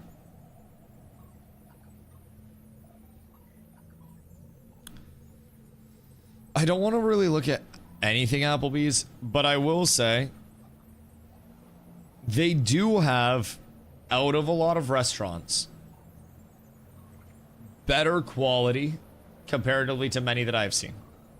I've worked at Applebee's, and I will say Applebee's quality kicks the shit out of Olive Garden quality.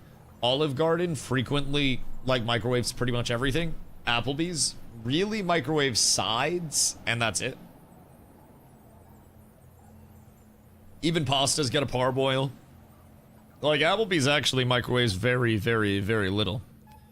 All beef patty with American cheese, bacon, and spicy honey mustard. It sits in a skillet of sizzling molten cheese. So they just put cheese on the skillet, and then they call it good? Hold on, there's a Reddit thread on this. What does everyone think of the OM cheeseburger? It seems like it's just mid. Definitely a gimmick burger, but you get what's on the tin. So, apparently they just put a super fucking thin layer of cheese on it usually, and then it's just a burger. People jumping off steps above 1 foot after today's dangerous out there. Yeah, it's real dangerous out there. Oh, it's running. Hold on. Oh, we got Porta. Word. Okay, cool. I think we have... Do we have a druid still? Elementalist, Dragon Hunter, and then Guardian. I don't think so. I think we might have a support, though. Okay, I have to pee again. I'm not gonna lie.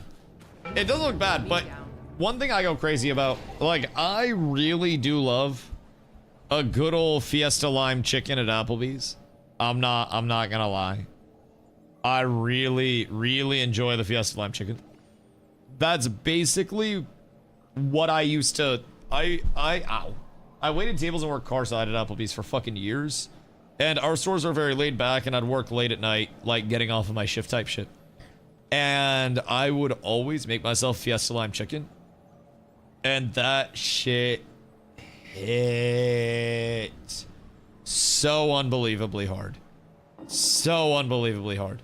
So that's that's what I would go for. But also, I could just learn how to make it at home. The largest thing is the sauces there. Like, you would need the cilantro lime sauce, and then you would also need the Mexi Ranch. But you make a copycat relatively easily. Like, actually very easily. I would just need to learn the sauces, and then we're fine. I just love cheese. I'll fuck with cheese heavy, bro. Cheese is so good. Okay, hold on. I gotta piddle real quick, and then I'll be right back. Sorry, one sec.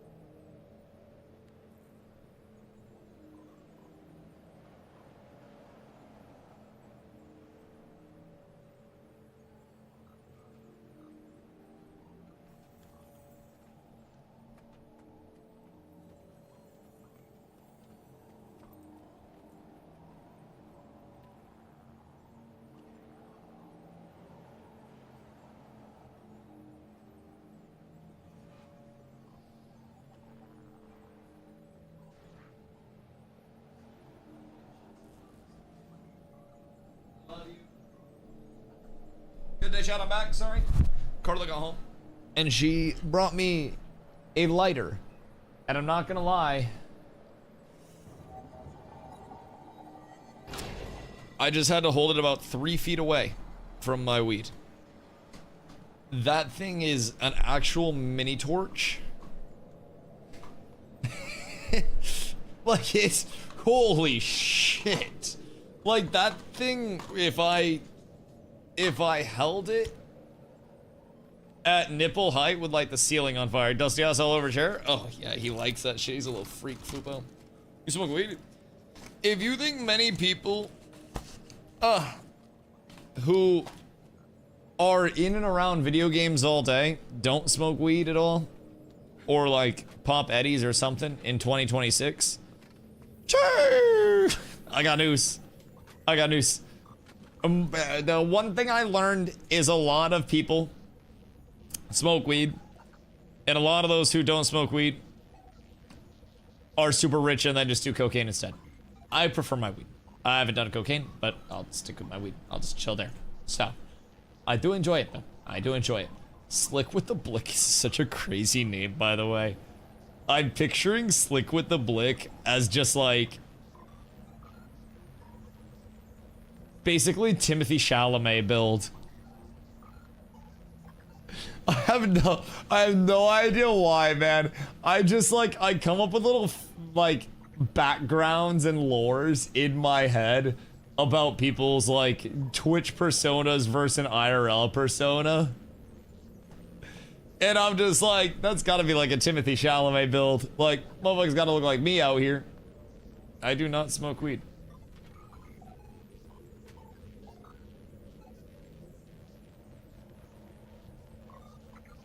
Never ever. Never ever. It's your birthday, grats, now go play League. Ew! Ew. Give Nin more infusions. Nin has stupid peasant gear. Nin can't get more infusions. Nin literally can't get more. If Nin could get more, we'd be fine. But maybe if we do the dailies in T2, I think we can carry him through T2. Genuinely, I like this person. Stragno.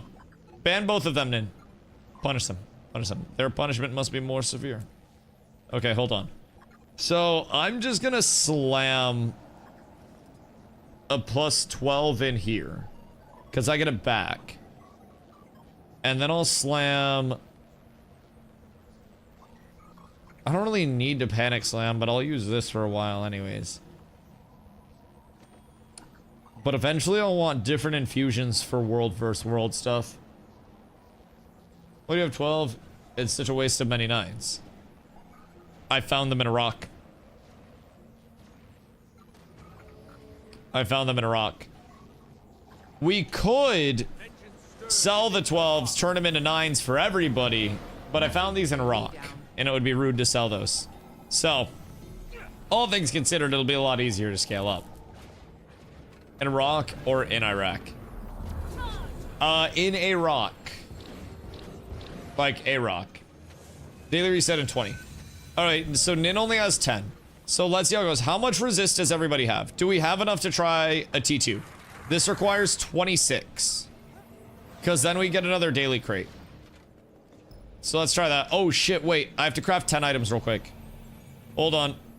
Hold on, hold on, hold on, hold on, hold on, hold on. Hold on. Hold on. Because we'll hit that, and then we'll blast through. Can turn the 12s into 11s, into 10s, into 9s at the NPC. Oh, can I? Oh, that's phenomenal. That's actually quite large. Quite large. I need to go craft real quick. Hold on. I gotta craft 10 things for my daily. And then I'll be right there. And then we'll live. Okay, cool. We're good. Dragony. Alright. We're up tremendous. So we can do a T2, and then when T2 dailies reset, we'll be able to get Nin stuff as well. Hold on. Hold on. We're almost there. Could grab the pots too if needed. I mean, once he gets one ascended piece, it'll kind of take care of it. So, wow. The mod anniversary. I just got a ruffle style chip in my kettle cooked chips. Should I sue? What the fuck? Yeah, you're being lied to. You're actually being scammed from the ground up. That's unacceptable. I feel like we should write corporate immediately. Pikachu, I choose you. Wait, hold on. I feel like the tools will be better. 10. Tell me this counts. Oh, we're so up. We're so up. All right, 100 items completed. And then we go back. And then we were in fractals. Been a mod for way longer. What happened? You probably got timed out. Or maybe that was when you got your promotion to head mod. Like the new badge. You just refine bronze and ingots. Yeah, but I wanted to get some XP. It's all about the experience. But yes, I should just slam a shitload of bronze and ingots, especially for storage purposes at this point in time. I haven't looked through any of the crafting guides, but that's also something I have to take on at some point in time, is getting my crafting up. I have armor smithing, and then I also have scribe, because something tells me armor smithing is very important, being able to craft heavy armor for myself and get ascended shit. Can I craft for other people as well? Or what's the dealio there? Skill 36 is as high as we can go. Okay, what is without an dying? I mean, we can just do the base of T2 to start, so let's do a 30 to start. And we'll do the chaos there, and then we'll just try to get through that. Only the tier 7 ingots that can be traded. So, I can't make a full ascended piece for somebody and then give it to them? That's kind of tragic. That's kind of tragic. Wait a second. Which one is this? Oh wait, never mind. I know which one this is. I know which one this is. So, for those that were saying they looked a little bit easy beforehand, this is a look at tier 2. This isn't exactly going to be like impossible or anything like that. It's not going to be crazy. It's still going to be relatively chill. But tier 2 will definitely be a step up versus the tier 1s that we were doing before. We can get up through here, right? What's through here? Fuck! What? Is that just a debate? Or is there something over there? I feel like there's certainly got to be something over there, right? Or am I tripping? Ah! I shouldn't have greeted. I shouldn't have greeted. Everything's bad. Not the jumping puzzles. You shut your whore mouth. You sit there and you fucking enjoy the show, Peanut Gallery. I don't want to hear it from you. I don't want to hear it from you. Not today of all days. God, fucking damn piece of shit. Who the fuck let this guy in here today? Who let him in? Jesus Christ. I don't want to be here anymore, shit. I don't want to be here anymore. I was saying I was probably going to call it an early stream so we could make tacos tonight, and I think it might be approaching on us faster than we think. Step by step, all I see ahead of me is uncertainty! Please, for the love of God, no greed. No greed. Alright, land speed record set. We're so up. We're so up. They have the 30 debuff on jump too now. Wait, what's the 30 debuff on jump? What are the debuffs for this tier? I didn't look at those. Why'd I do that? We're fine. We're fine. What do you mean the 30 debuff on jump? We should play FF14 so you can be a sexy muscle cat man and wear lingerie. Wait, but I'm a sexy muscle cat mommy. And I can wear lingerie here. Now, my alt is probably going to be a sexy muscle Asura, which is like the little Dobby type thing. Also wearing cat lingerie. I could dress way skimpier than this too. I'm trying to be respectful. I love Maples just like looking over my shoulder with the aviators. Looking like security type shit. But yeah, now I'm just big Dommy mommy. I feel like the people appreciate it as well. I think I'm really setting trends. Sexy Dobby? Oh yeah. Oh yeah. Yeah. Google sexy Asura Guild Wars 2 for inspiration. Like it's out there and probably a little bit more than we all want it to be. But there's really no avoiding it at this point. No Catman, only Cat Mommies in FF14. Oh wait! AMC, do the thing! No Catmen, only Cat Mommies. Do the thing! Do the thing, the 67 months! Oh my God, chat, do the thing. We got a 67-month resub. Never embrace it. Just do it once. You'll feel great. Literally just do it once. Nobody cares that you're 40 or however old you are. Do it once. 38. Do it. It's still peak. Chat, just embrace it. Just embrace it. You must. You're 30 now, you can't AoE cringe us. Oh, most of your daily streamers AoE cringe you on a daily basis, but they're all 40. Streamers, bro, I'm not gonna lie. One thing that I learned is that most streamers that are large are way fucking older than I am. And when I learned that, it was my immediate, like, I no longer have imposter syndrome.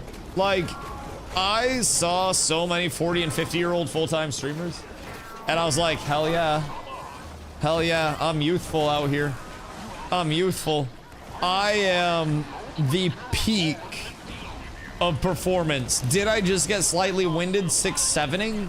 Yeah, but that's fine. I walked a lot today. It was a brisk walk too.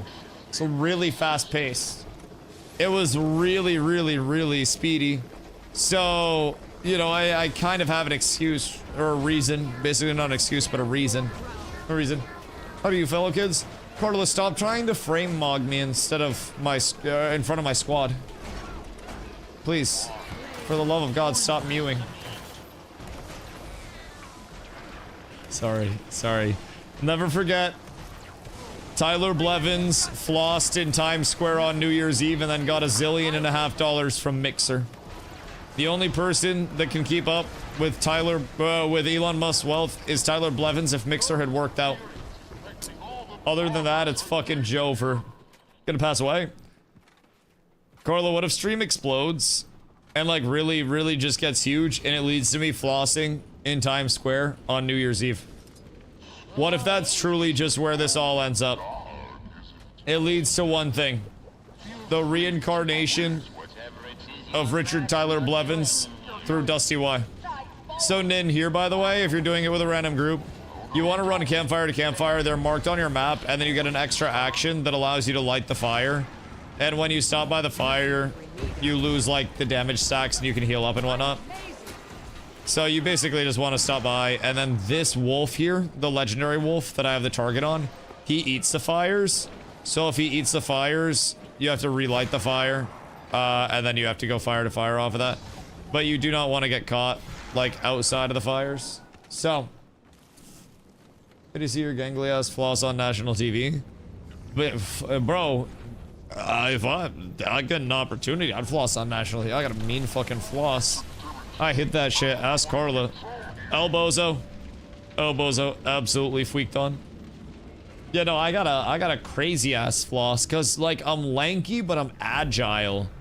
Is the largest thing about me. It's a deadly combination. It's like, it's peak control. It's Wemby-esque body control. All right, we all play DDR, boys. Everybody enjoy the Dance Dance Revolution. Agile how? Me? Well, I could probably run a 40-yard dash in under 6 seconds.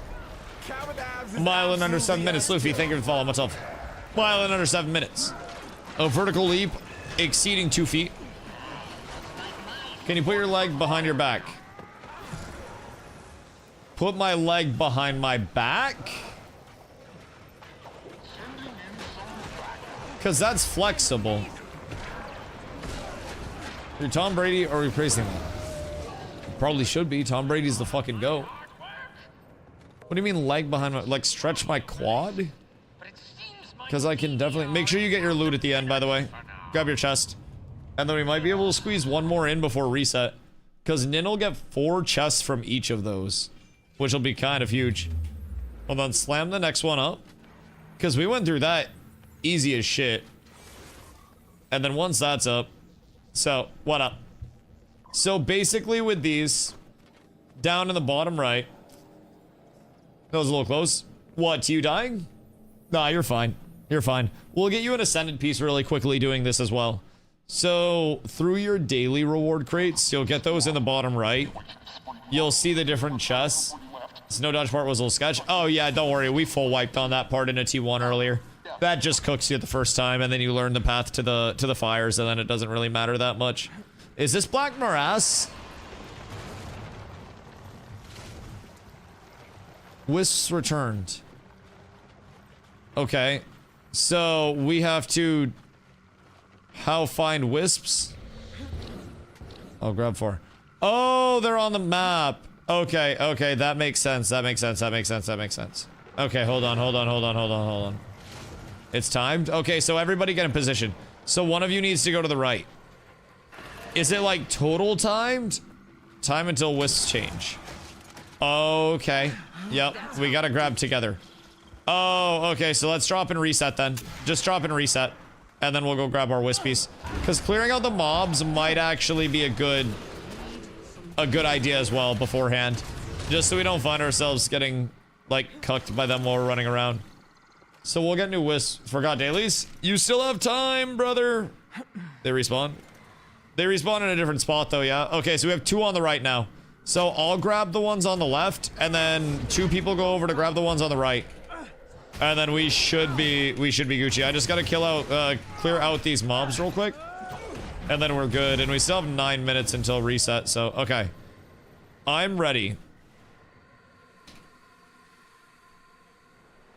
Alright. Go, 3, 2, 1. We ball. Everybody pumps. And then we thoom. Grab. Yeah, I was waiting for them to get into place, but I'm hoping they're in place at this point. And then you also want to avoid any of the traps that are on the ground. But always important to keep in mind, traps are not gay. So, just food for thought. Then we have to bring that. Oh, you guys didn't kill your mobs. Bro, how did I sort my side out smoother than all of them?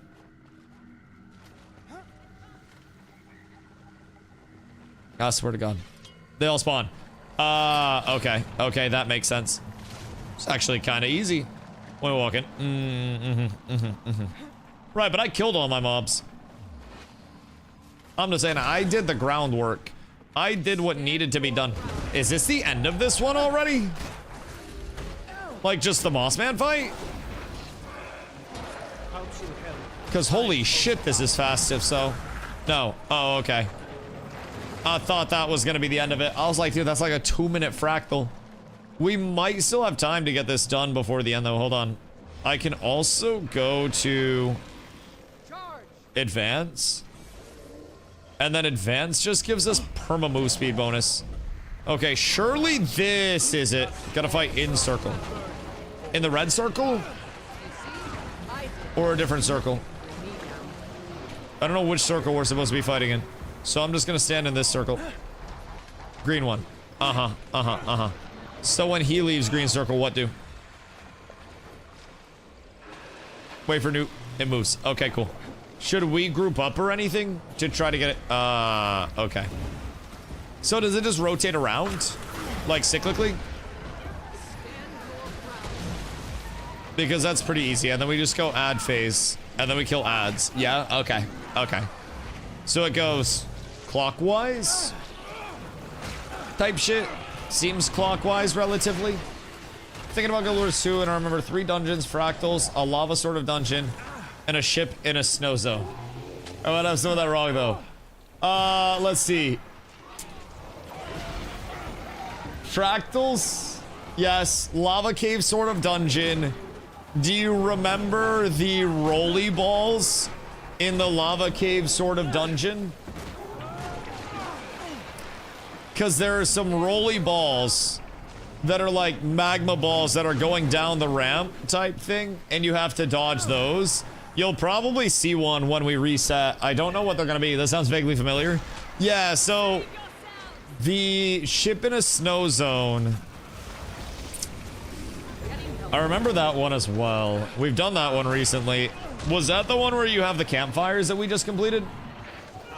Those were all in fractals? Yeah, no. But I definitely remember... I know what you're remembering with the, like, lava cave sort of beat. But, happy birthday, Zoo. I appreciate you. Thank you so much. It's coming back, AMC. It's coming back. If you played for... Wait, your account would still be valid. I don't know if you remember the login info or not. But your account would still have everything on it. So, I'm just saying. I think even We might even be able to convince Skibbert to hop in. He's been busy doing adult work stuff, but oh wait. What's this? Very specifically remember playing the Lava Cave Dungeon with you, but I don't remember much else. That was one of the only things that like jogged my memory of our very brief encounter with ship previously. I saw rolly balls at one point, and it was like, what? Always. Okay, I go. It was one of those like, oh shit. I've seen this before. Minus Bladder, was that Guild Wars 1? Guild Wars 1 was the unfortunate compromise of his account due to the Russians and Chinese. Didn't go! I believe in you! We're so up. We're so up. Yep. That was tragic. I had a low HP Necro that could AoE farm everything. Yeah, so I mean, theoretically, it does suck that your account was compromised by international hackers who do it for a career, by the way, that we have no chance of competing with. But, like, at least you have the capacity to farm it back. Like, that's great. That's huge. Dude, what up? Did you die? Or nah? Alright, we can wait for daily reset, because I don't think we're gonna finish another one beforehand. Does it give me Destiny 2 Dungeon vibes? Then keep in mind here, I'll give you a little tour. So, follow me up here. You can also just watch. But up here is the scale setting. So this shows you your tiers, and as you go up, you'll also see the different modifiers on what you're doing. So when we go to tier 4 Cliffside, Mistlock Instability, low health increasingly slows your movement speed. Mistlock Instability Frailty, players are smaller and take 10% more damage but move faster. And then Flux Bomb, you're periodically afflicted by the anomalous Flux Bombs. Flux Bombs apply to allies and enemies. Enemies standing in Flux Bombs are periodically afflicted with random conditions. So these will also rotate, and they're all different here. So enemies explode upon dying if not stunned. Stunned enemies apply protection, regen, and stability to nearby allies. Increases movement speed and attack speed by 15%. Elite and lower enemies' movement speed and attack speed is increased, but critical strike chance is reduced. So they have different mods on them as they get higher in difficulty, and you have to have increased resistance. So in the top right of this, you see like the little shield icon. This is basically like how much agony resist you need. So as you go up, you have a lot of different impacts. So like this one is social awkwardness. Players will be pushed away from one another. Stability negates it. So welcome to the club. Yeah. I don't want to be here. But remember, Guild Wars 1 had a carrier that could only be hit for 10% of his HP max, and I had a regen that massively out-healed it. So as long as I fought things that didn't hit for more than max, I was immortal to everything, basically. But you also just had to not get hit frequently, right? It was probably about frequency if you were playing off of the regen. So there you can adjust the difficulty, Nin. Here you can get your armor enforced, and then this is where you can like sell junk if you want to. And then if you come down this way, follow me down here, you'll end up seeing the vendors. So this is where you can upgrade the +1 infusions that you get. And then from there, this has some baseline ascended slots for you. And if you want to save up, then you can use your pristine relics, 100 of them, and you can get ascended slots that you can choose the stats of, and I think re-roll the stats of with a mist capacitor. So those are re-rollable, but if you just want to get a baseline set, you can get 2 rings ascended from here if you don't get one from your crates. Over on this side, there's legendary crafting shit. You also have equipment boxes and whatnot. So you can roll those bad boys. Salvage tools. Recipes. This was the infusions again. Over here, this is a merchant that brings potions in. So if you have extra fractal relics, not the pristine ones, then you can use the potions basically in any of the content that we're doing here. So there should be one that gives, I want to say resistance somewhere. Discounted anguish tier. Oh yeah, this item grants an anguish tier available, which can be consumed to grant 10 agony res for 1 hour. And then with fractal attunement mastery grants an additional 5. So you can get these for just 1 fractal relic, and then that gets you a 10 free agony res. So if you feel like you're getting hit by agony damage, you can go there. Trading post, bank. So it's quite nice. Quite nice. 55 HP monk, take 10% max damage with 1 skill equals 5 damage. Another skill reduces damage by 5 flat equals 0 damage. Huh. So it was any class in a monk. And they had something that just made you take 0 damage all the time? That's stinky. Happy Unk Day, I appreciate you, dog. Also, Nin, keep in mind too, here, this is the Laurel Merchant. You get laurels just from like completing achievements, dailies, content, shit like that. With 30 laurels, I have 24 right now, you can get an Ascended Amulet. And this also has different shit that you can grab, so there's a good amount. You also have 35 laurels for rings, but you can get your rings from doing the fractals, so I wouldn't spend on those bad boys. You have Ascended Gear, which is accessories that you can save up for as well. That's globs of ectoplasm that you get from salvaging gear. And then from there, 40 laurels, and then you can get your accessory, which earrings you'll need 2 of, recipes, and then just some general bullshit. So, whole lot of stuff. I would first thing first, save up, if I were you, the 10 for each ring, but some limitations, like life degen can wreck you, and some skills don't count as damage, but life steal, and that bypasses the 10% threshold and insta-kills you, but there's also some enchant removal that owns you too. It's not utter immortality. Interesting. Interesting. Are you playing Guild Wars 1 right now? Why do I feel like you're playing Guild Wars 1 right now? Alright, we got new dailies, boys. Login daily completed. We are up tremendous. Next daily, we move on. We have a 33 and a 34, and then it goes up to 42 and 43.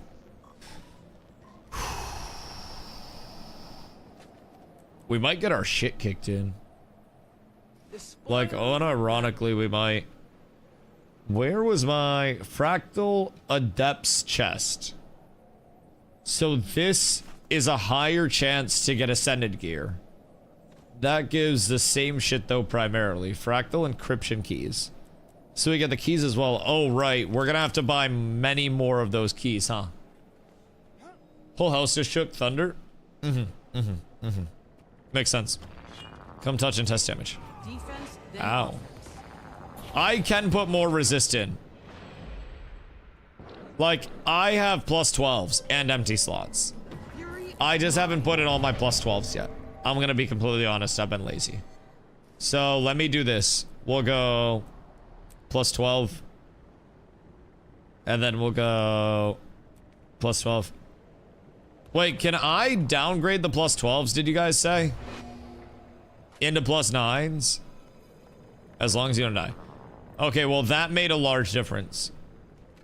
That was a game changer. Where would one be able to downgrade the plus 12s? Here? 16 plus 1s. How does one break these? 2 plus 12s. Oh, 2 plus 11s. And then I can bring it down. Interesting.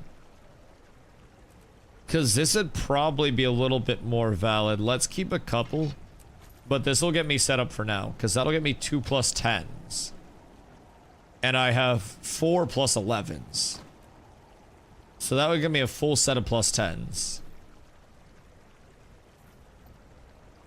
So we'll do that.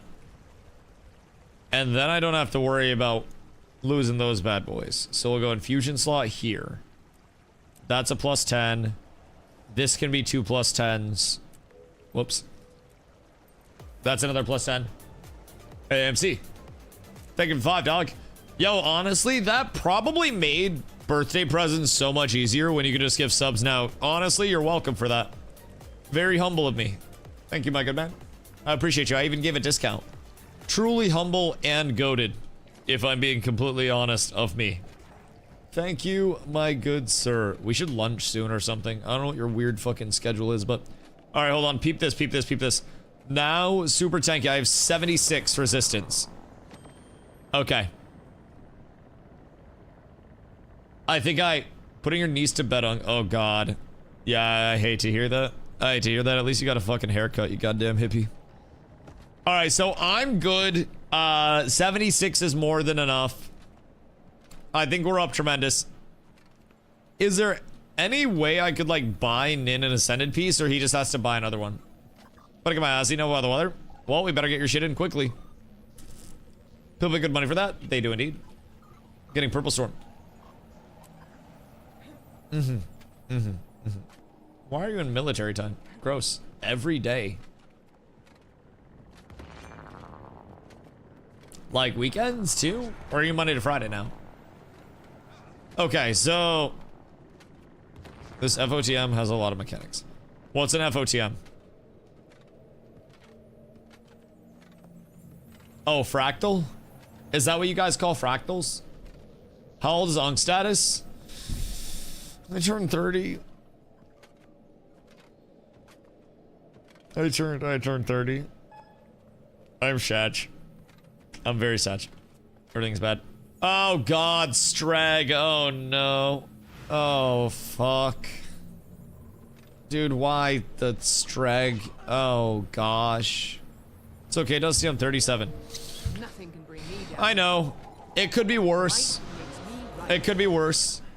I could be 30 and not devilishly handsome, aging like wine, streaming to a bunch of rich lads like you that are all just waiting, chomping at the bit to gift me a ton of subs and exclamation donate and funnel money into my life. God, it could be so much different. But instead, I wake up, I'm old, and I know I have all of you beautiful people here to support me and stop me from being homeless. Because quite literally, that's it. Fractals are called frackies. I fuck with that.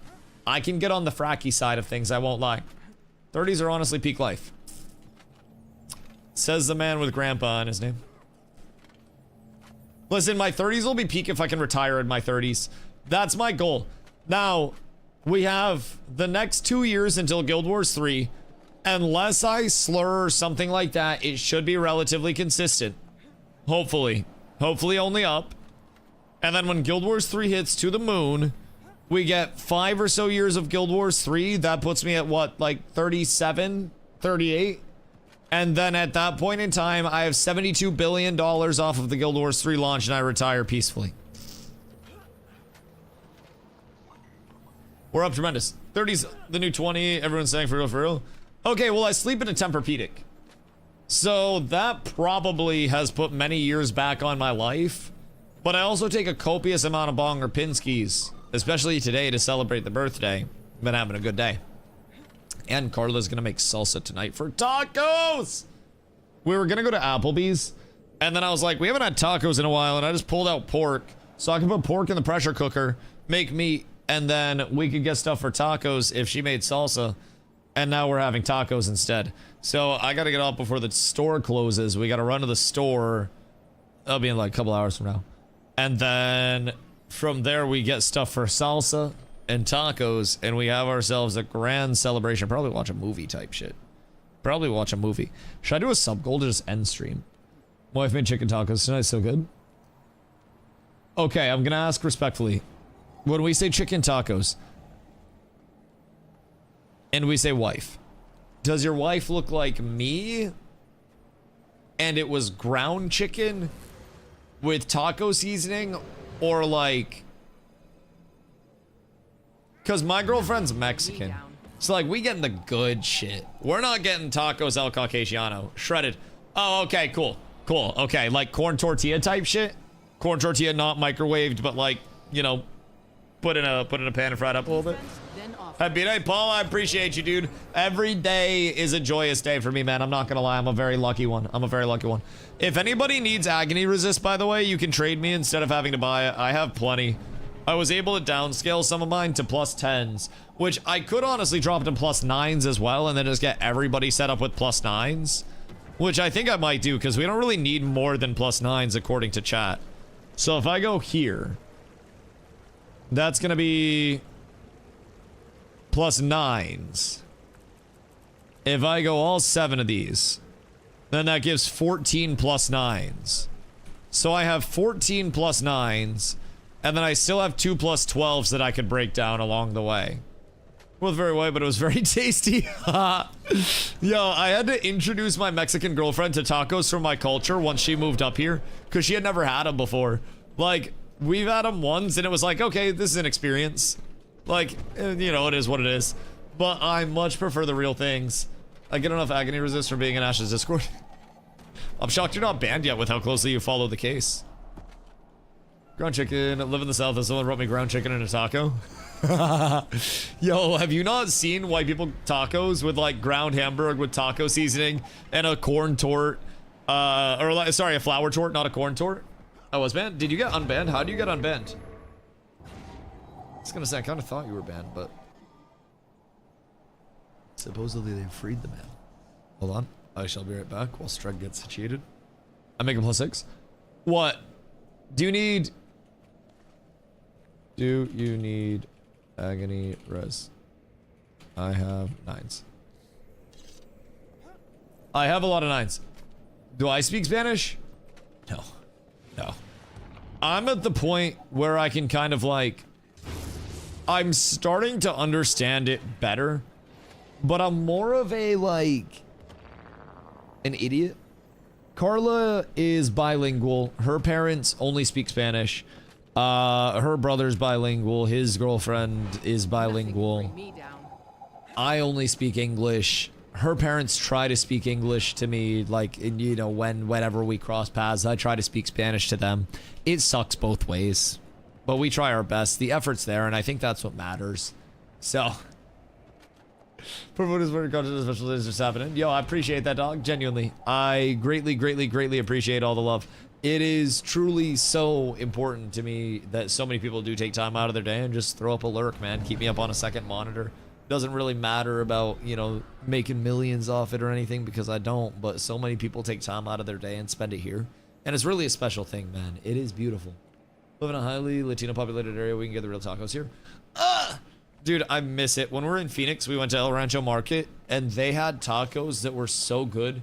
It was like $1 a taco. And up here, if you're trying to get small corn tortilla tacos, it's literally like $6 a taco because there's just no competition. Question, answer. What's up? Hit me before I go smoke. I got you. Do you need more... Oh, wait. Hitting around agony as some +5s. Hold on, Strag. I can send you some. Can I get pink gear from the boxes? Yeah, small chance to do that as well. Yes. There is a chance to get pink gear from boxes. We'll do quick drag. And then we'll do 3 for Stregma. Send. There we go. Strag, check, mail. Current celebrate. Oh. God. Oh my fucking god, dude. I love Mexican food. I'm good? Well, now you're better. Now you're better. But yeah, Nin, my first ring, I got this ring from a box. And then I got this ring from saving up the pristine things. So yeah, you can get rings and shit from the boxes as well. Yes, it's just a low chance. So keep in mind the stuff that you get from boxes is random stat. So the fact that I got what I wanted to from the box is kind of crazy. Enemies receive boons 1 hit. Stripping an enemy boon will apply that boon to nearby allies. Do we have boon strip? Lash! We might need a lash. Hold on. I'll be right back. Filling up my water.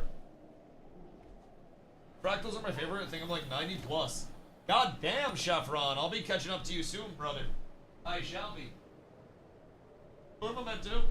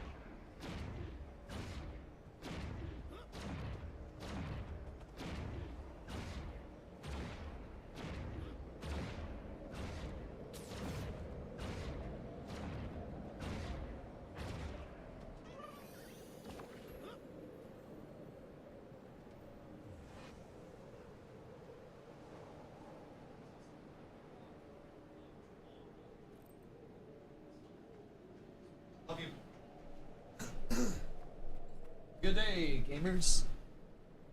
What a dooski. Puzzle while we wait. Puzzle, you say? You need standing gear and infuse it to prevent corruption, like damage checks in later fractals. What'd you be talking about?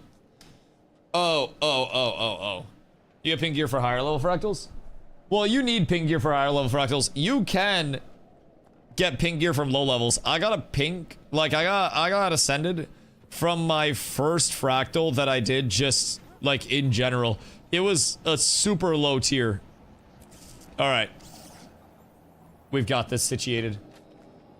Don't I get Taco the Town with the guys so I can bully on my street tacos? Oh no, dude, I can confirm Taco the Town fucks. Like, a couple of the more well-respected taco places in the state, they do not have cheese. Yeah, don't be bringing your own cheese either. Don't be like my dad with ketchup. Do not hit that shit. A couple of the more well-respected, like, Mexican places in the state are Taco the Town and El Pocho's. So, if you excel, they got a spreadsheet about you. Hardest, it's my fucking birthday. You couldn't give me a break today, dog? You couldn't give me a break today, you rat. Leftovers get sold. El Pocho's is good too. Oh. I'm bringing my cheese. No cheese on authentic tacos. Certain types of authentic tacos, yes. But most authentic tacos. Oh, I need love. Okay. Nope, that's fine. That's fine.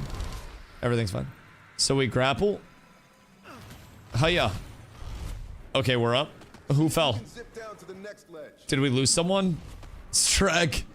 Alright, Streg made it. Pi, I believe in you. I believe in you so much. Pi, I believe in you so much. This is the one. Let's go, Pi. Okay, Pi's set. Oh, shit! Yep, that's on me.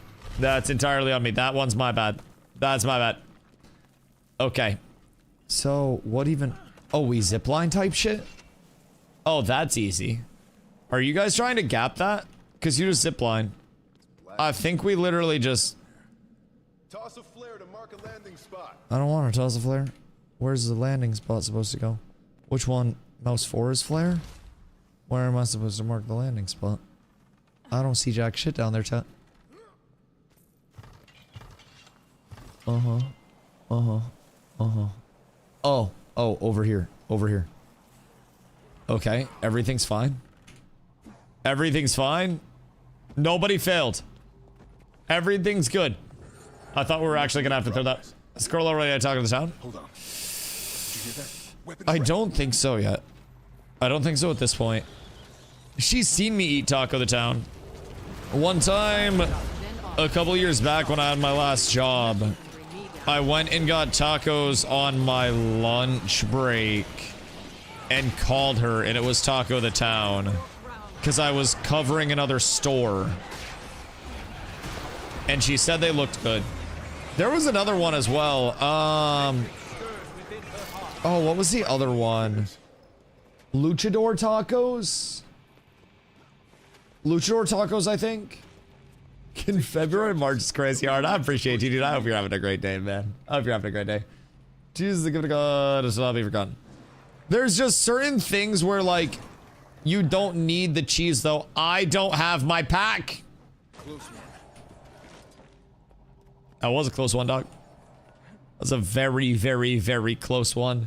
But, like, there are certain things that you don't need cheese on. And, like, if it is an authentic taco, you need to have very few things on it. You need your schmeat. You need onions that have been pickled in vinegar with salt and pepper.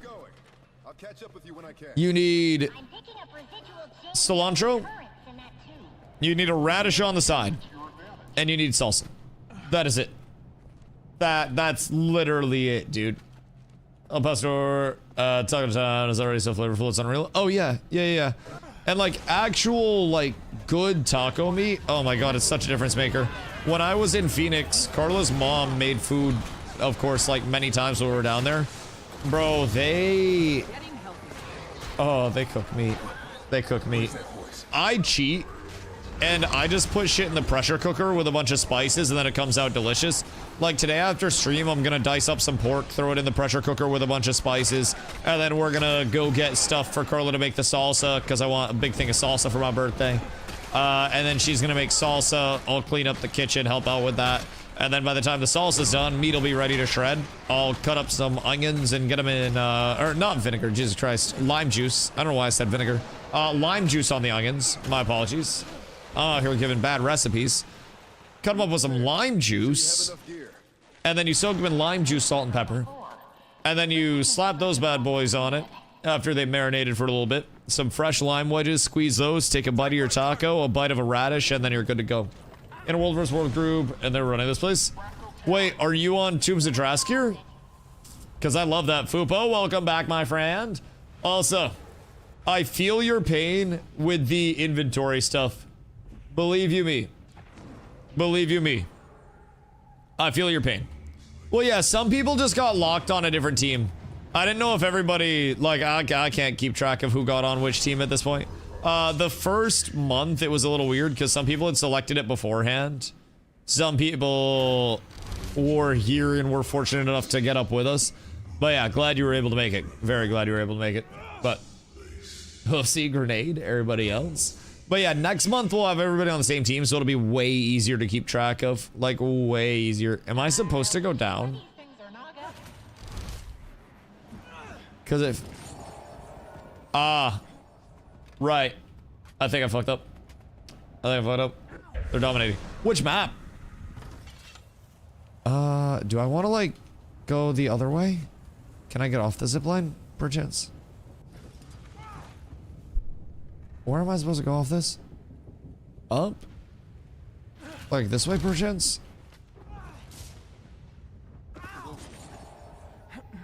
Uh-huh. Uh-huh. Uh-huh. Hold on. Hold on. Hold on. Alright, so we shred the gnar. And then after shredding the gnar, we go up this way. I did all the jumping puzzles before you had gliders. Yeah, well, I did my jumping puzzle uphill both ways in the fucking snow like a goddamn man. I think I went the wrong way. Down. That was too far down. What level of down? In the fucking snow. Also, snowplows didn't exist yet. Absolute fucking horseshit, let me tell you what. The amount of struggle that I saw on a daily basis and make most quote-unquote grown men cry these days. Hit the wall and go down and take the mushroom.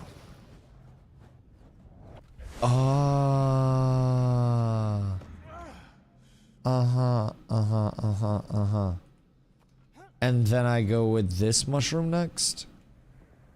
And you're all good. Right. Right. Can I grapple to this? No. So I need to go over here? Uh-oh. Uh-oh. Use your last parachute. You pulled your chute for the last time, partner. I get 3 parachute usages? It's a fucking piece of shit, dog. Why is fate so cruel? Resource management. I'll fucking manage your resources, bitch. Fucking fully manage your resources. I'll private equity your fucking resources. Okay. We thum. We thum. I believe. Wait, wrong one. This one.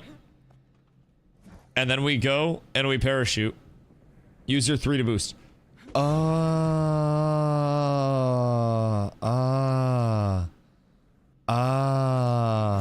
I thought you meant use my 3 parachute.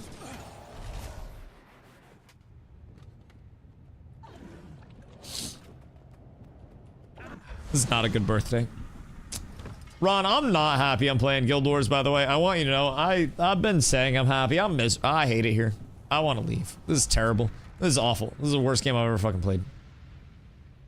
Oh, who even convinced me to come here in the first place? What do you mean Guild Wars 3? How are they making it to a 3rd title? Goodness fucking gracious me, oh my. Ay, ay, ay. Alright, alright, alright, alright. We hit the skibbity boost. And then we pull the shoe. And then we boost once again. Ay! Okay. Big mushroom, and then we go in the window, see? And then we Tony Hawk. Do I jump and get this? I'm getting good points. I'm getting very, very, very good points. Tarvo? Wait, did Tarvo get hacked? What happened? What did we get? Wait a minute. Wait a minute, what happened? Oh, Tarvo convinced you. Oh, okay. Okay. No, yeah, no, that makes sense. Sorry. Anytime somebody's like, I always assume somebody in the Discord got hacked again. Ever since one of our officers got hacked by clicking a titty link, I immediately assume there's a Discord hack among us. That is true. I mean, Tarvo and many other people, and also ArenaNet's silly, stupid Guild Wars 3 announcement, and Ron and everybody else that's been yelling at me for freaking 2 years now about it. I am happy I came when I did, though, I will say. I feel as though if there was less... If there was less certainty around the future of the IP, I would feel a little bit more like I was floating in a void, so to say, instead of looking forward to a certain future. And floating in a void is almost what we felt like when we were in Ashes of Creation. We were looking forward to the future, but that future wasn't very certain at all. And over here, it's not necessarily that things are certain, but things have great possibility here. Spread out. Do we need an add-on for this? Everything's fine. Look at us, actual pro gamers. Actual pro gamers, boys. We're up tremendous. Jordan, thank you for the follow. Much love.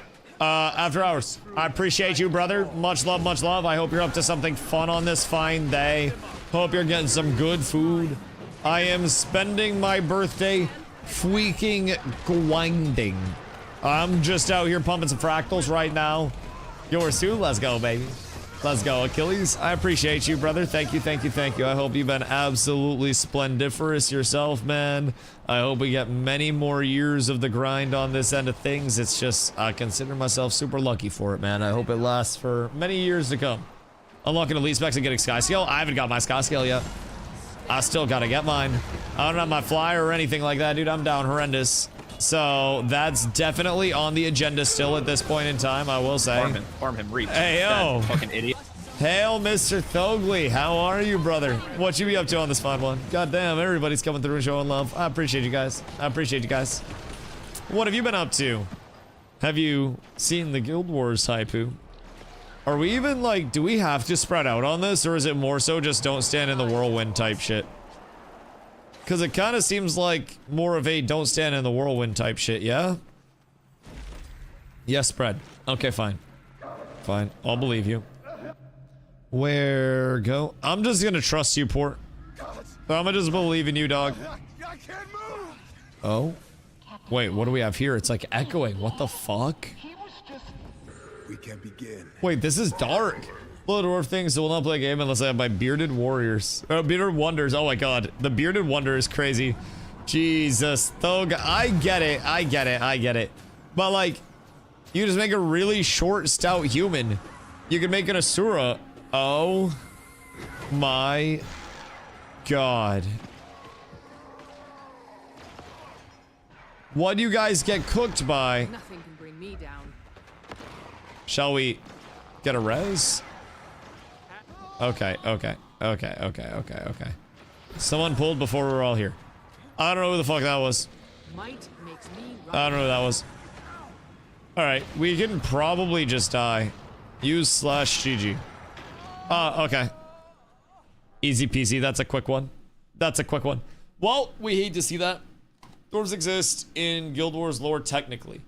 It is, yo, Logistic, I appreciate you, brother, much love. It is possible, very possible, within the lore,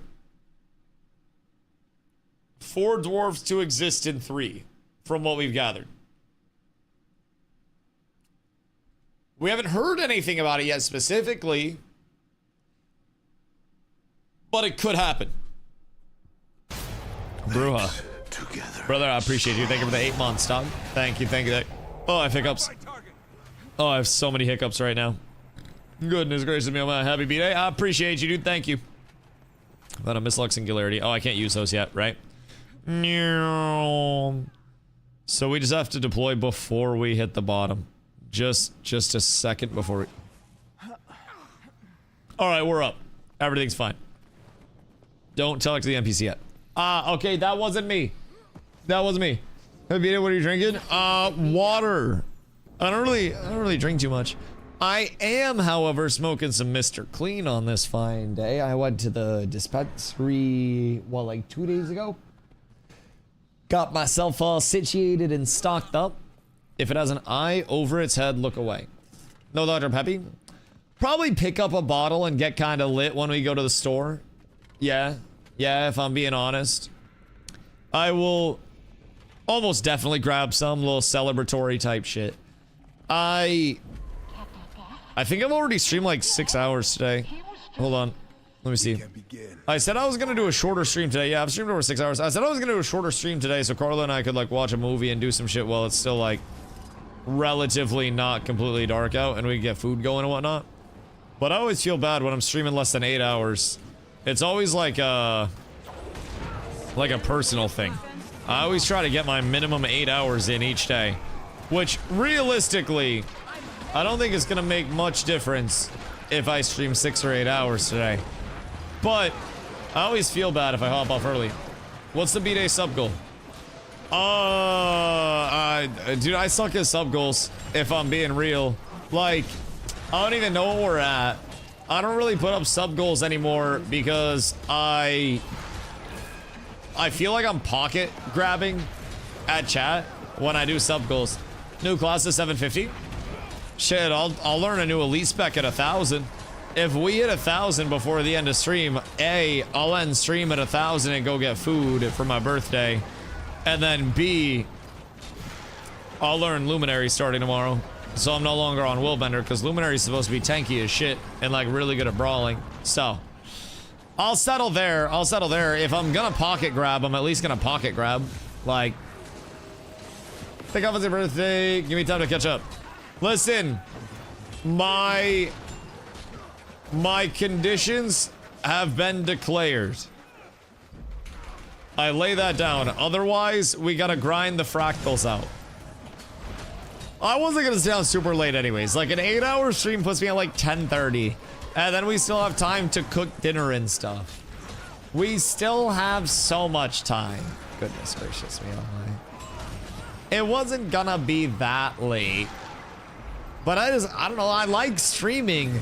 I know it sounds crazy to say, but like, I really just enjoy streaming and spending time here with the community, hanging out, making content. I consider myself so incredibly lucky to be able to do it in the first place.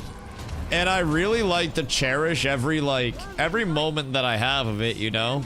So there's kind of like that internal drive. So watch a movie, smoke more bowls. We could, if I hop off by like 9-ish, we would probably have time to walk to the store. I could roll up a doink, smoke the doink on the way to the store, get stuff for salsa. By that time, the meat would have some more time to cook. And then the tacos would be pretty well synced up. I will say, you streamed. I streamed, but I haven't streamed in my 8 hours and my dailies aren't done. We're just getting into the T2, into the high T2 fractals. Why is he dying so slow, by the way? Is it because we don't have Boon Strip? Or is this just like Watch Arcane? Wait, is there new Arcane out? What do you mean Watch Arcane? Or is Arcane like done? Watch your nuts. Watch my nuts hit you in the fucking face, bitch. What if I do this? Begins to show the way. Oh, it shows the way. Right, how do I get there? How do we, uh-oh. I don't know what that is. Oh my god, I made it, I think. I actually think I made it. I'm not entirely sure. Yo, other Dusty, what up, dog? Happy birthday, Unk. I appreciate you, dude. I appreciate you. Much love. Seen the second season? I think I've seen all of Arcane. I think I'm all caught up on that. Do you guys do raids? We haven't raided yet, but we're going to be doing raids, Mr. Christian. We will be doing raids. This is the first day that we've really like pushed up even into like T2 fractals with guild groups. So we're starting to get a lot more into the core of the game. I was really focused on SPVP for the better part of like a week. So hold on. Raids will soon be posted in guild Discord for signups, so you can keep things organized. Uh-oh. Uh-oh. Sorry. That's on me. That's on me. Because I think we have people that are more than capable of leading raids for the guild too. So we just gotta figure out times that we can run them. Because I'm getting to the point where I can do like silverway stuff. Obviously, like, can't do that, but plans for later events for the working folk. Yeah. Some nights will have more flexibility as well. It all just depends on who's around to lead at what time. And with the ideal scenario, right, really what this game provides is no time constraint on events that we want to do as a community. So 24/7, there's something happening. And I'd love to get to the point where simultaneously we have the guild focusing on different elements of PvE, PvP, everything, like all the time, right? That's our big goal. Oh yeah, Nin, the whole thing with this is just stack up in boons. So even if you're a ranged, you play in melee range. Otherwise, you're missing out on all the buffs that are going out. So everybody just stacks up and like stand in all the circles. If you get cleaved from the boss, we'll have enough healing to instantly heal you.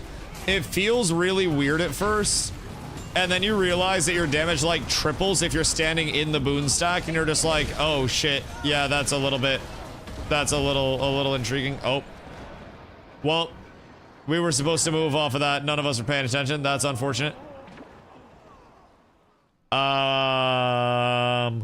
Should I use a revive orb? I'm not gonna lie, I went over to read chat. Have you thought about installing Arc DPS? If I'm being honest, DPS meters to me really provide very little. DPS meters are good for death recaps, but I think also bring in a little bit of a weird mentality around some people. It's fun for us to see. I think clearing the content's more fun, if I'm being honest. Like, if the most entertaining thing for people to watch is a number on my screen, then I feel like I've failed as a content creator. So, in my opinion, like with damage meters, the most valid thing would be if I'm truly trying to optimize the shit out of my PvP time. And then, even then, it's a recap. 20 DPS is very easy if you learn us to 30k. Yeah, but I don't really care. You know? DPS doing 5k, DPS is hilarious. Yeah, I mean, nobody really cares that much, if I'm being honest. Like, I think anybody that's playing Guild Wars 2 in PvE that cares about what numbers people are doing are probably the antithesis of what makes the Guild Wars 2 community good, if I'm being honest. I think, like I've said, damage meters bring out the worst in people, and I think you saying what you're saying right now articulates that perfectly. And if I can keep a damage meter off my stream and encourage other people to do the same, so that mentality isn't there, then we're good. Numbers do matter for some fights. No, what matters is if the boss dies or not. If the boss doesn't die because you fail a DPS check, then you figure out why. But you don't need to know everybody's individual numbers. If the boss dies, the boss dies. If it doesn't, then you just stack up and play better. Change up builds, look at if people are dying. Like, right now, this obviously wouldn't be a good scenario to be in. So this would be a big thing. But, you know, I personally think damage meters tend to bring out the worst in a lot of communities. And I'm someone that, again, I love optimization. I love knowledge being available. But there's also just some knowledge in general that's like, yep, that's a lot of swirly axes. This is not the best. There's also some knowledge that's just best, I think, figured out through different means. Which, again, I don't mind it, but I like them for myself. Yeah, I don't mind them, but For example, easy DPS check score, sort of fail 10. If too many people are low DPS, pro as we here. Cool. And if the boss dies because we fail a DPS check, what's the difference of having a meter or not? If we don't do enough DPS, then we're not going to call people out and kick them from the raid. We're going to keep trying, and if we can't do it, then we're going to say, okay, we come back in a few days and try again. Who the fuck cares? Like, assigning a number to why we're losing basically takes out any blame of the team not doing well enough and the collective. And in my community, we are a collective. We play as a collective, we kill stuff as a collective, or we fail as a collective. The second anybody gets called out for their individual performance, it isn't a thing. It's a matter of self-improve. You don't need to want to be the #1 player at all points in time, dog. It's an easy fucking game. It's a 14-year-old game almost. The content's fine. Yo, Sergeant Major, I appreciate you, brother. Much love, much love. 50 in October. Goddamn, I bet y'all running in shit every day still. Active as fuck. Yo, Braytown, thank you for the 11 months, dog. I appreciate you. Basically avoids calling out bad players and take the L as a team. Not even that. It's more so just if we're not clearing content, then the reason isn't just one person, right? It's likely a matter of what we could all be doing better. Could that one person be positioned better? Could we help them get positioned better? I think a damage meter only tells a portion of the story, yet so many people use it as the entire story. And I think that's just such a dog shit thing to do, especially with a community that's heavily learning like ours. Self-improvement isn't even really a matter of let me push up my damage number higher, because we have people that are, as you can see, myself included, I'm not exempt.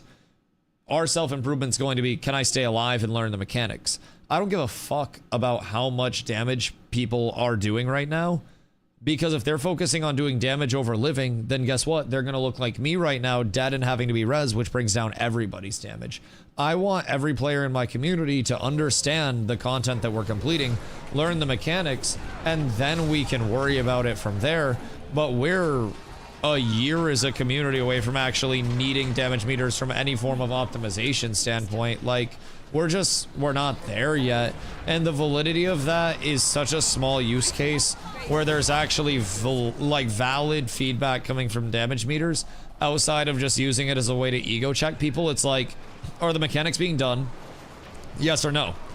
Okay, if not, who's messing up the mechanics, right? How can we stop that? Are we doing enough damage as a group? Yes or no? Okay, if we're clearly not, then we figure out how we can gear, we get consumes up, we make sure everybody's got honing stones and whatnot, you know, sharpening stones and shit, and then we go from there, right?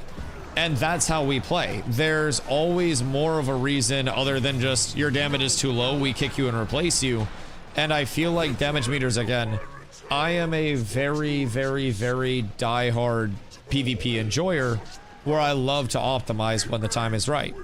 The best use of a damage meter for me is a death recap, so I don't have to scroll through my goddamn combat log like I have so many times and tried to find, like, what the damage is coming from. Where are the bags? Oh, wait, never mind. Just hit N. We have the alternate still. Oh! Okay, hold on.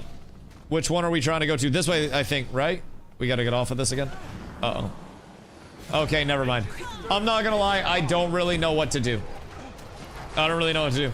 Use DPS meter, but I don't bash people when their damage is low. That's just stupid. You'd be shocked how many people used it exclusively as a requirement for that, man. Like, so many people, and I'm not saying that anybody in chat does in particular, but there is absolutely a niche of people who only want to have damage meters downloaded so that way they can find who the lowest is and roast that person. And if the lowest is them, then they're never talking and they're just hoping that people don't roast them. But the second they're not the lowest in the group, they just want to roast other people, advocate for kicking them from the group if there's a wipe because they're not doing enough and they're not carrying their weight. Damage meters have unfortunately led to a lot more toxicity through information than anything else. It's kind of like how I make fun of people that are 5'6", right? If I know someone's 5'6", it gives me more fuel to the fire, right? If I don't know you're 5'6", I can't make fun of you, even if you might be. Kind of play devil's advocate here. Knowing if people are underperforming is great, but there are many reasons for underperforming, and damage meters allow people to basically skip solving for all of those reasons. So damage meters as a raid lead or somebody that's trying to work towards clearing stuff, right? It's basically like coaching an athletics team, but the second somebody doesn't score enough points, you just cut them from your team. Instead of looking into why they're not scoring. Maybe they're a better rebounder, maybe they're a support player, maybe they are used to actually implement that. When used properly, they can very much help identify not the who but the why. The why can be identified in so many other ways though, if I'm being completely real. And when it comes down to a hyper top end of content where it matters, Cass, thank you for following myself. When it comes down to the hyper top end of content, if you're trying to push a race to world first where everybody has the best possible gear, the most optimal build that's been mathed out a million times over by the experts of the game, then sure, that can start to matter. The microcosm of like, is your rotation frame perfect or not? Are you getting enough casts per second off? But that doesn't matter for 99.99999% of players. And it's really just not like valid in most scenarios. Come from other MMOs, can see where you're coming from, but I don't see anyone in Guilders use DPS meters calling out other people. Even the large portion of the population actually uses them. I just got feared off while I was reading that. Oops. We don't need to worry about that. It's something where, again, I just don't really give a shit about it if I'm being real. Like, if the content is dying, I personally have no reason to care. And as somebody that has many people watching, I would rather not have it than have it myself, not care about it, and then have people come in that will naturally call out people on the meters, call out their performance as players, and act like it's a huge deal that somebody's not doing the most DPS possible. And it will happen. And I can say as somebody that has streamed, unfortunately, like a ton of games, it's how people utilize them now. And unfortunately, certain tools have far different utilizations than they were originally intended to. And there are some things that were made for, you know, very good things that ended up having very bad use cases. And I unfortunately feel like damage meters are more frequently than not one of those things. Wait, what is this? Did we hit an enrage timer? Or, oh wait. Uh-oh, hold on. Hold on. I gotta kill the ass. That's not good. Hold on. Hold on, Papa's gotta kill the aspect. Hold on. I just gotta get the angle right. Okay, we're so up. Never mind, Papa's on the way back. I keep forgetting I have to interact with that. It says bouncing. I run past, it doesn't bounce. Okay, everything's fine. We did it. I helped. I want you to know I helped. Just because you've never seen it happen doesn't mean it doesn't happen. Well, it's also one of those things where, like, even if it's a low percentage, and we'll say 95% of people wouldn't make any comment on it, if I have, say, on average, 2,000 unique people that come through over the course of a stream, which is honestly on the lower end of things, over the course of an entire 8+ hour stream, odds are there will be somebody that I will have to talk to in chat about, hey man, let's not use these to call out players. We have a lot of new players, myself included. Let's let people learn and be productive like most of the Guild Wars comm is. And it's one of those things that I just don't want to deal with. And it really doesn't bring any, like, any positive, right? Again, I'll probably bring it in for PvP at some point when me actually having a death recap actually matters. Wait, so, like, Dusty figured out the mech at the end. So we have to go over and kill the bow thing, right? Would that have made it faster? Because that took quite some time. Which is fine, but...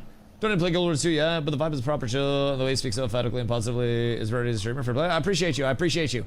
Also, I hope you're enjoying the World Cup. I can tell you're European. I haven't really been keeping tabs, but we share that. The World Cup's here, so I must show support. And you almost definitely care. I appreciate you coming through. Also, I will say the Guild Wars 2 community is very overwhelmingly helpful, positive, and amazing, right? Just in my personal stance. I have had to remind myself many times when people are offering help that the Guild Wars 2 community is like a golden retriever of a community. There will be somebody new here and they want to help so much that you will have to be like, please slow down. I can't possibly have any more right now. I'm not ready for it. And there have been so many people that have tried to help me. And I'm just like, brother, I'm not even on that level of understanding yet. We'll work on that soon. They are an amazing community that genuinely deserves so many players to come in and experience the onboarding that new players experience because of the community. That is a huge thing to keep in mind.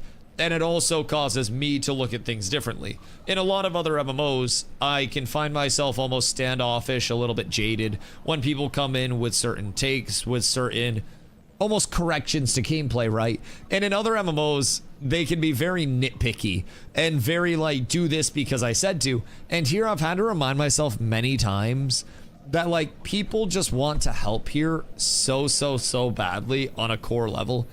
And it's refreshing to see how much people want to help. And it's something that I always try to keep right in the back of my mind because it is something that's truly humbling and amazing to be a part of. But man, let me tell you,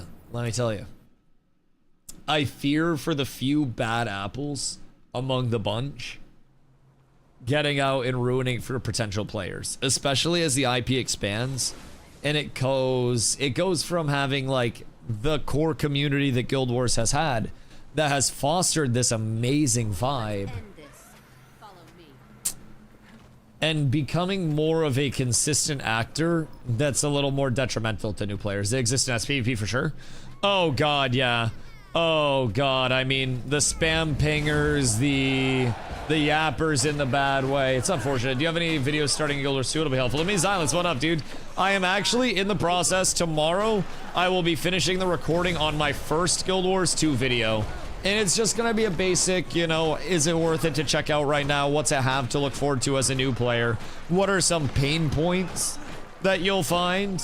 So I'm definitely gonna go through and address a lot of that stuff. A lot of people really, for whatever reason, like to hear my feedback on that. So I'm looking forward to getting that bad boy out for you guys. And then from there, I will be doing some more Guild Wars 2 YouTube content, yes. Guild Wars YouTube content in general just ages extremely well. So I will be doing some tips and tricks that I learn along the way as a new player, just some general update videos as well as new stuff is coming out. I really like covering news around titles, so you can expect to see a lot more over there. But first video will hopefully be up by this weekend. It's been slower than I wanted it to be, but I'd really rather take the time to get something proper, right, than try to rush it. This one's pretty simple. We got a stack so the lightning AoE drops on her so we can damage. Okay. Other than that, we zoom. Okay, we're up. Wait, is this the last boss here already? You know, Resident Evil, you. Happy birthday, Fupo. I appreciate you, my friend. I appreciate you. Just got the sickest picture of the storm. Hold on. Hold on. But no, I do agree, by the way. Back on the... Just real quick, to tie up the damage meter thing, right? I do agree. Oh, that's cool. I do agree that they can absolutely be used for good in a lot of scenarios once people actually are on the level of utilizing those in that way. But a lot of our people simply aren't on the level yet of having to worry about the damage meter stuff, having to worry about the optimization of rotation and everything. We're still learning all of the mechanics just on our baseline. It's a crazy shot. It do be nice. I don't think this is the moon. I think that's a fluorescent light. But still a beautiful shot nonetheless. Absolutely, absolutely gorgeous. Crazy Zoptographer. That's no moon, honey. It's clearly a UFO. Honestly, it'll probably come out in a report like 5 years from now that it was, but you know, is what it is. Is what it is. Love, I appreciate you. Thank you, thank you, thank you. I know, I got the hat to match the fit today. It was truly a beautiful set of circumstances. Attack dude. I am attacking dude. I would like it on record. I am attacking shit out of dude. I get pull, and then everything comes over and we kill. Oh, what died? Uh-oh. Nin died. Nin's in the salsa. Our Nin. That's not good. Is everybody dead except me? Surely not. Surely not. Surely not. Surely not. Must we hit this guy? Immune to damage. Disabled when the captain is using electric blast attacks. Okay. So we blast her. And then we stay stacked up here. And then as long as we stay stacked up, everything is peachy. Everything is just gorgeous. Everything is beautiful. I need to get better, I think, at letting my finishers go out before I just slam abilities in. I don't know how impactful it is to actually get the final attack out on this or not over here. But I feel like the last one does more damage. Does DLC go on sale often in Steam? Oh, yeah. I mean, personally, I don't know how deep in you are at this point, but I would recommend the standalone launcher over Steam, just because the standalone launcher does have better sales when the sales do happen, at least very frequently. But with that, you can find sales on both platforms. It's not like you're just completely cucked one way or the other. So you can find stuff on both ends. But I would guess the next sale that we're going to see, between Steam Summer Sale, between the update that's coming out for Visions of Eternity, the current expansion, in August, we'll probably see one starting like July-ish. So Steam and everything for 85 plus tax, which is massive. Shit, wait, everything? Like all the expansions? Because that's a fatty sale if so. God damn. Like everything? Towards the end of this month is generally when they should drop. Everything and the Living Worlds. Like all of the expansions? Including like VOE and stuff? Holy shit. It was just under 100 for it. Like every single one. Wow. When? Wait, what? That's crazy. That's a huge sale. That's actually like insane. Huh. Like grab Thar's hammer right after Summer Games. Really? There was a pack on the ANET like standalone side that was, I got 5 boosts too with them. God damn. Yeah. I mean, 5 boosts is what I have. Fuck, that's crazy. Because on the standalone site, there was a pack that was like $50. Granted, things weren't that expensive, I will say. There was a pack that was $50 that included Living Worlds, Heart of Thorns, and Path of Fire. And then I got the rest of the shit, I think, for a combined like $40 or something like that. It really wasn't bad at all, if I'm being completely real. So I think I spent under $100 for everything, which was, I think, for all the content that I have, considering I haven't even scratched the surface with core. Like, I've completed the core story, but like, I haven't explored the world. I haven't done all that shit. There's still so much. Ooh, we got a mastery point. I don't even know what we got a mastery point for, but I need mastery points like fucking crazy. We got some vault stuff done as well. We are up tremendous. Still got Living Story to go through. Have you completed the full main storyline? No, not the full main storyline. No. Like, this is the main storyline. I've done the core story progression, like the core story outside of the Living Worlds, but that's just the main story itself. With the core map, I've done about 20% of map exploration. Keep in mind, my slash age. My character age is 91 hours. And that's the free-to-play. And that was just from doing the main story quest without side events, without map exploration. With full core map exploration, you're probably at a couple hundred hours just for free-to-play core game. And that's also with having... Genius, what up, dog? That's also with having, like, a teleport to a friend and, like, convenient stuff. Happy birthday. I appreciate you, dude. Much love, much love. I appreciate all of the love that people have been throwing my way today, dude. It is truly a blessing. Truly humbling. Truly a blessing every single day, man. I consider myself very thankful. And plus a centerpiece. No. And plus centerpiece. Nope. I did get a lot of infusions, though, which is great. Those are absolutely phenomenal to snag. But no ascended pieces over here. Happy birthday. I appreciate you. I appreciate you. The good news too, by the way, if you guys are opening your chests, oh, there's a vendor too. So as we complete more of these, you'll get like the little chest to open. There are 30 keys a day that you can buy from one of these guys. Is it this one?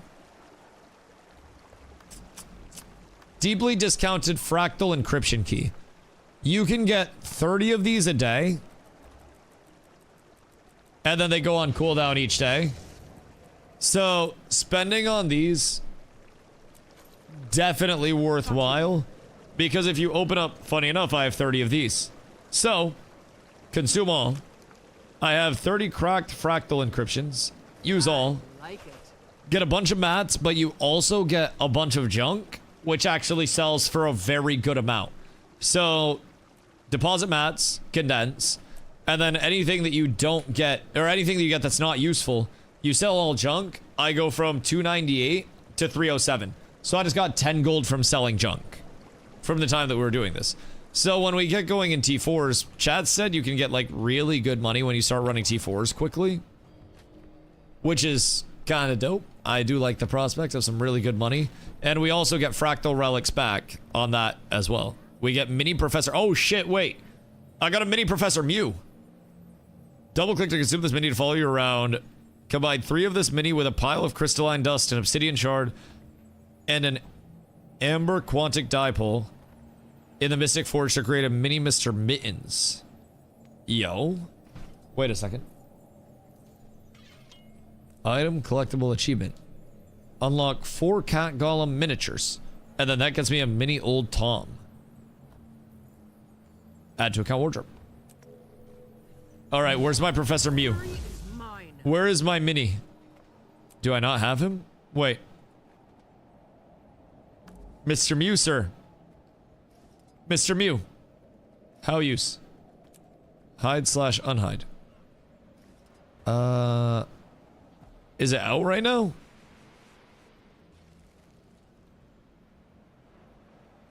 Chat. Ah, never mind. There he is. There he is. We're actually up tremendous. We're blessed on this fine day. Goodness gracious me, oh my. Goodness gracious me, oh my. Get aboard of the main storyline. Don't know what I'm able to do and whatnot. Always been the same when I try to join an MMO. It's a mess and overwhelming. See, that's one thing about Guild Wars 2, right? So, important to keep in mind with Guild Wars 2, and this is something I'll talk about in my video.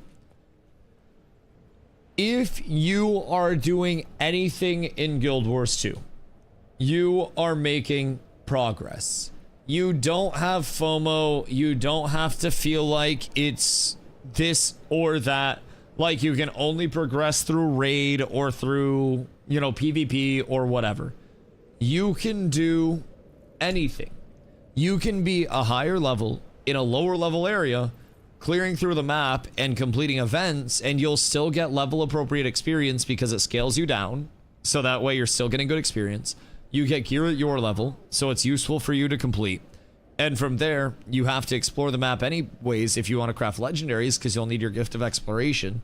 If you're doing dungeons, if you're doing fractals, if you're doing world versus world, if you're doing structured PvP, anything gives progression, and anything is worth doing. You just have to find what you want to do. And the most daunting part of Guild Wars is that there is, especially with Guild Wars 2 right now, so much to do. It's existed for 13 years, and part of its strength is that they haven't sunset any content. You can do content that was here day 1, or you can do content that was here year 13, and both forms of content are completely viable for progression, right? You can get up-to-date stuff no matter what you're looking at there. It's really, really, really, really fun. So, personally, my biggest advice is just explore, man. It's an explorative game. On your way 1 to 80, you don't have to do main story stuff. I hit level 80 about like 20% of the way through my main story because I was just chilling and vibing out. Like I was just exploring the entire time. I was so content with just seeing what was available. So again, my big recommendation, just explore, just have fun. If you don't do that, then you're losing out on so much of the good of Guild Wars. And we also have a year and a half to 2 years before we find ourselves running into any, like, I don't know, before we find ourselves running into any form of urgency whatsoever. So that's the big thing. Mewing, you stop. You stop with the mewing. I don't want to hear that. I don't want to, you stop that shit. You are an absolute goddamn animal, and it will not be tolerated. It will not be tolerated. I just, no. No. No. Boys, I do think I may take this opportunity to bow out a little early today so we can make some tacos and watch a movie and whatnot, because I have had a wonderful birthday stream already. And I am greatly, greatly, greatly appreciative for all of the love and everything that comes my way on a daily basis. Truly, I do want to say it is like, it's an incredibly humbling thing to have this be like an everyday way of life for me. And the fact that we have grown the community to this point, right? And got to where we are off of a crazy journey, right? The death of multiple titles, you know, bumbling and jumbling through the world. It's incredibly humbling and it's incredibly amazing to be a part of. And I will always, always, always, always be grateful for all the love, all the support that we have. Not gonna finish it at least. We'll do the other two tomorrow when I start stream. And then we'll try to blast up a little bit more. Yeah, because I still have all of my dailies to do too. So yeah, we'll blast those bad boys tomorrow. Don't you worry about that. We'll cook those at the start stream because I'll be on early tomorrow as well. So, yeah, I appreciate you. Much love. I am very thankful, boys. Very thankful, genuinely, for everything that the con provides, man. It's so incredibly humbling, so incredibly fun to be here. So we're gonna go say what up to Mr. Muckluck and give some love that way. Bye, boys. Thank you for making the birthday an absolutely amazing day, and every day an amazing day. I will catch y'all very soon for some more ballin', floss, and sauce and vibing. And we'll get back into some PvP tomorrow as well. Boys, I love y'all. I appreciate y'all. Catch you tomorrow. Peace.